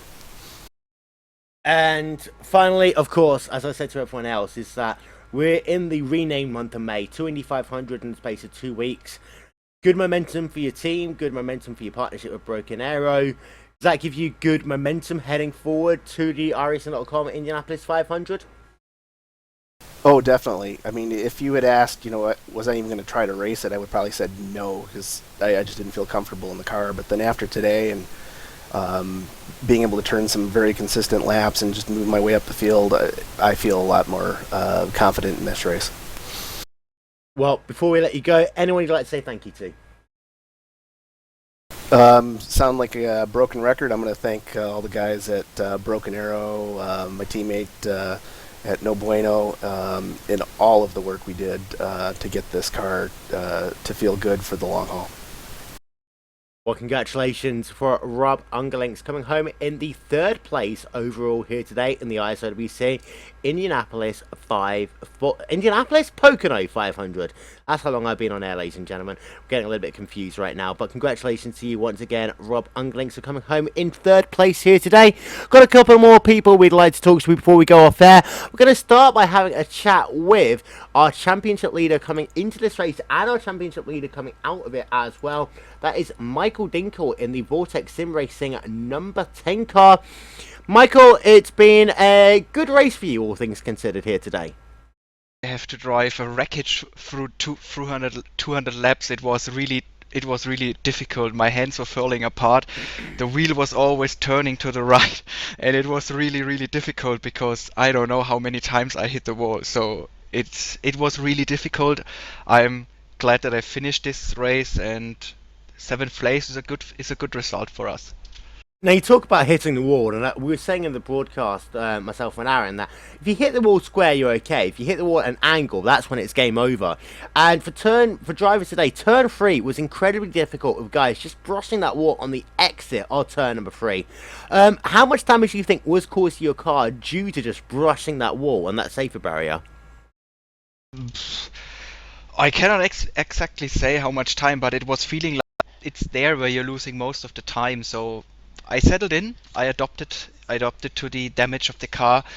I knew the attrition is coming into effect. Many drivers will making mistakes. Perhaps we see a massive pileup, which we saw, and yeah, we all at Vortex Sim Racing, Robert too. We profited because of this, and we just headed on to the finish to finish the race, because we knew at the end a top 10 finish like at Texas could be possible because of many cars retiring. And you came into this race as the championship leader. Of course, double point awarded for this race here today. So 7th place finish is incredibly good for you.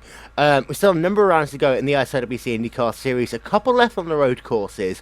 Are you more certain now about your ability to claim the championship, knowing you got a good result here, and the fact that pretty much the entire road schedule is done and dusted? To be honest, I never had a look on this list, which is called a championship standing. I do not really care, to be honest. I will race here for fun. And, when you're winning, you gain in maximum points. I won, I don't know, 5, 6 races. Because of that, I have many points. So, to be honest, I don't care. Let us race and having fun. And before we let you go, anyone would like to say thank you to? Yeah, thank you to Robert and the whole team for working with this setup. We think we did a very good job because we are the oval noobs here. And I think we did a really good job on the car, working it out, sorting it out as good as we possibly can. And I have to thank them very much for that. And thank you too for the great broadcast, and Andy for the good and very good looking overlay. It's awesome. Yeah, thank you very much also to Andy Warner as well from us here at RaceSpotTV for an amazing graphical package that they've provided to us. So big shout out once again to And Warner Designs for that one. And thank you very much to our championship leader coming in and coming out of this event, Michael Dinkel in that number 10 Vortex Sim racing car. Got more people to talk to. We're going to start next of all with Dave Jinks. He came home today in the 10th place. Overall, couldn't have been that bad a race for you in that number 76 Broken Arrow car, but you had to work for it. Yeah, well, I did. I pretty much felt like I had a top 10 car the whole race and was staying right there with those guys. Made a mistake on the very last pit stop and hit the gas just before I got that green cone, so a penalty put me back. But I still managed to eke that 10th place. I moved up quite a bit from the middle of the field. It was a good race. Good race, tough race for you. We're just having a look on your screen right now at where it was all won and lost for you. And you started this race here today in the 18th position. And again, you were in that mid-pack with those early cautions. How difficult was it to avoid all the carnage? Actually, I was lucky. Most of that was either far enough ahead of me that it was gone by the time I got there, or it was behind me. There were a couple of close brushes on a restart. Somebody came on the outside of me there. I think that's where I got a little bit of side pod damage, and it hurt my straight line speed for the rest of the race, but I was able to hang on. It was tough, though. I was pretty sweaty at the end. Now, you were in that Broken Arrow stable, who's got a total of 3.5 cars, I'm going to say, out of the top 10 here today. And, great performance here in the ISOWC. But in the month of July, that really's got to give you some really good speed. Thinking about Indianapolis twice in a row, and also thinking about the other races coming up in the ISOWC IndyCar Series as well. And of course, you're one of the drivers I think has only missed less than half a dozen races in the entire history of the season. Well, yeah, I do try to be there each week. I have a lot of fun. I figure if I'm going to commit to a league, I'm going to try to be there each week and at least be on track for other people to race with.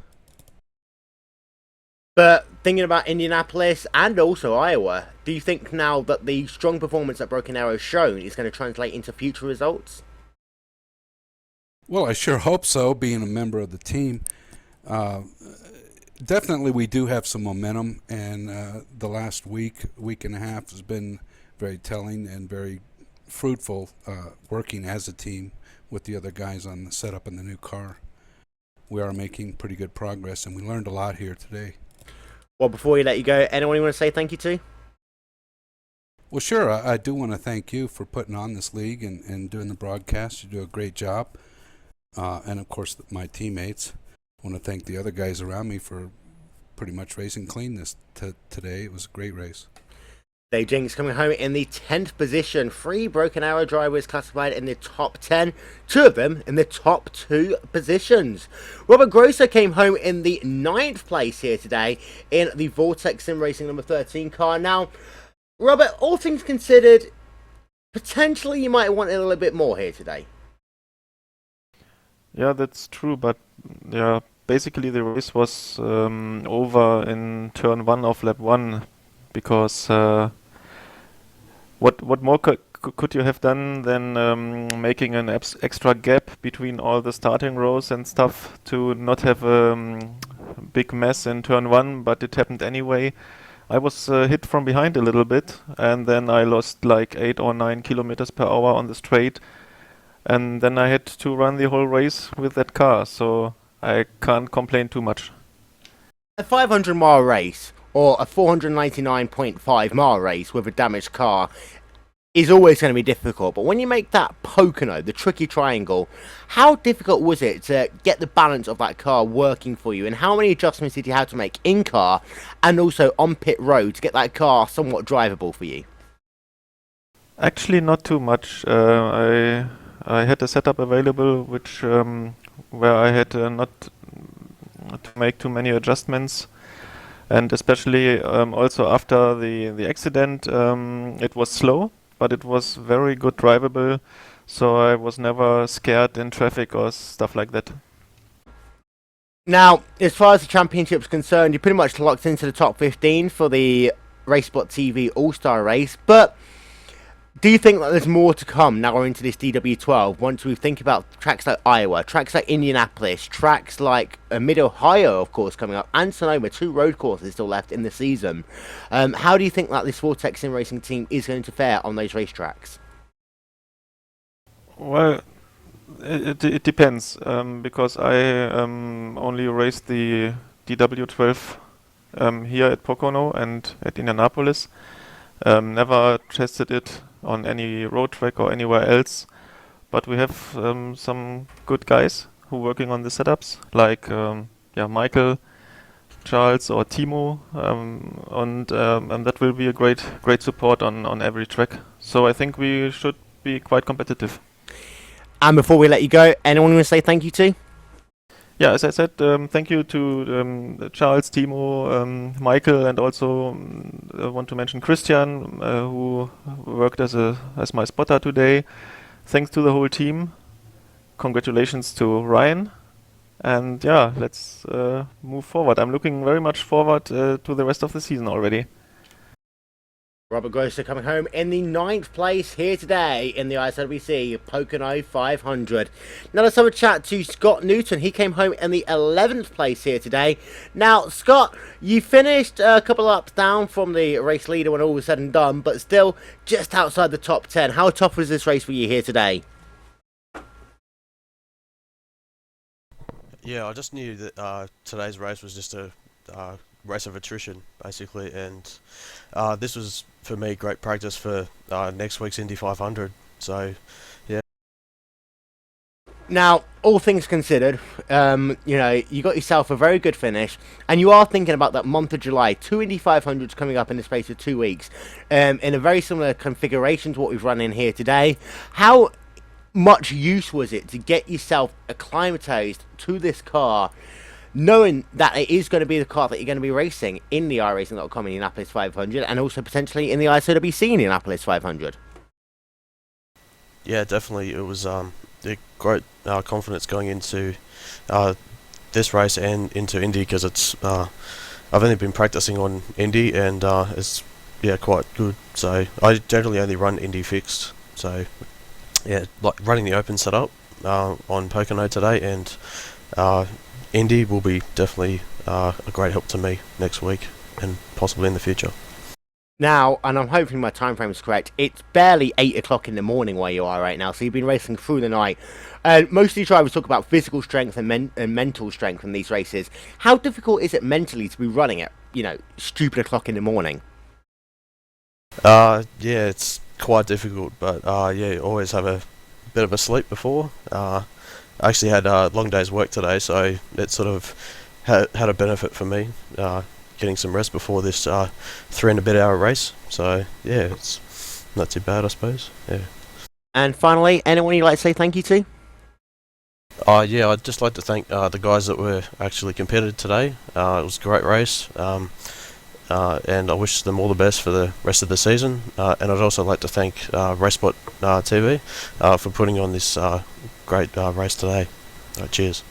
Cheers to you as well. Scott Newton coming home in the 11th place here today. And finally, going to have a chat to a driver who didn't necessarily do so well, and that is a guy who came home in the 35th position overall, Christopher Demerit, in that number 144 Team Velociraptor car. Chris, what happened? Just a mechanical failure going to turn 3, no steering, went head on into the wall, and that was it. Now, you guys had tremendous speed coming into this event, but it seemed to be, when all was said and done, you guys lost out completely. And how disappointing is it for you to have so much strength? Let's not forget, you had the front row of the grid for Team Velociraptor, but nothing really showed for it when all was said and done after 500 miles. Yeah, it wasn't exactly the finish that either of us were expecting, but overall, the knowledge that we gained through the setups and the experience that we got through the car, even preparing for this, like, that was there was a lot to get through that, and I do really like the way this car handles. It handles not well in the draft, unfortunately, here at least. But you know, you can do things that would make sense with it, unlike the old car. Now, we've been talking all post-race about the month of July. 2 Indy 500s in the space of 2 weeks, and we know how good you guys have been at Indy historically, and of course in the DW12 as well, with your qualifying performances in the original iRacing Indy 500 that never took place. What can you really take now from this race and from everything you've learned in the DW12 to put into what is going to be an intensive month of development looking at Indy? Well, most of our development is already done for Indy. We can just fine-tune things here and there from now. This race just provided just getting used to the car, really. There's nothing specific, it's just getting a handle on the car. The first Indy 500, you know, it was pretty much the week it came out, so everyone was scrambling to get experience and setups. But I feel like we have that experience now, and so we're a lot more comfortable with it, and we like it a lot. And before we let you go, anyone you'd like to say thank you to? I have to thank everyone who worked on the setups with our team. They felt great in the clean air, and they were fast too.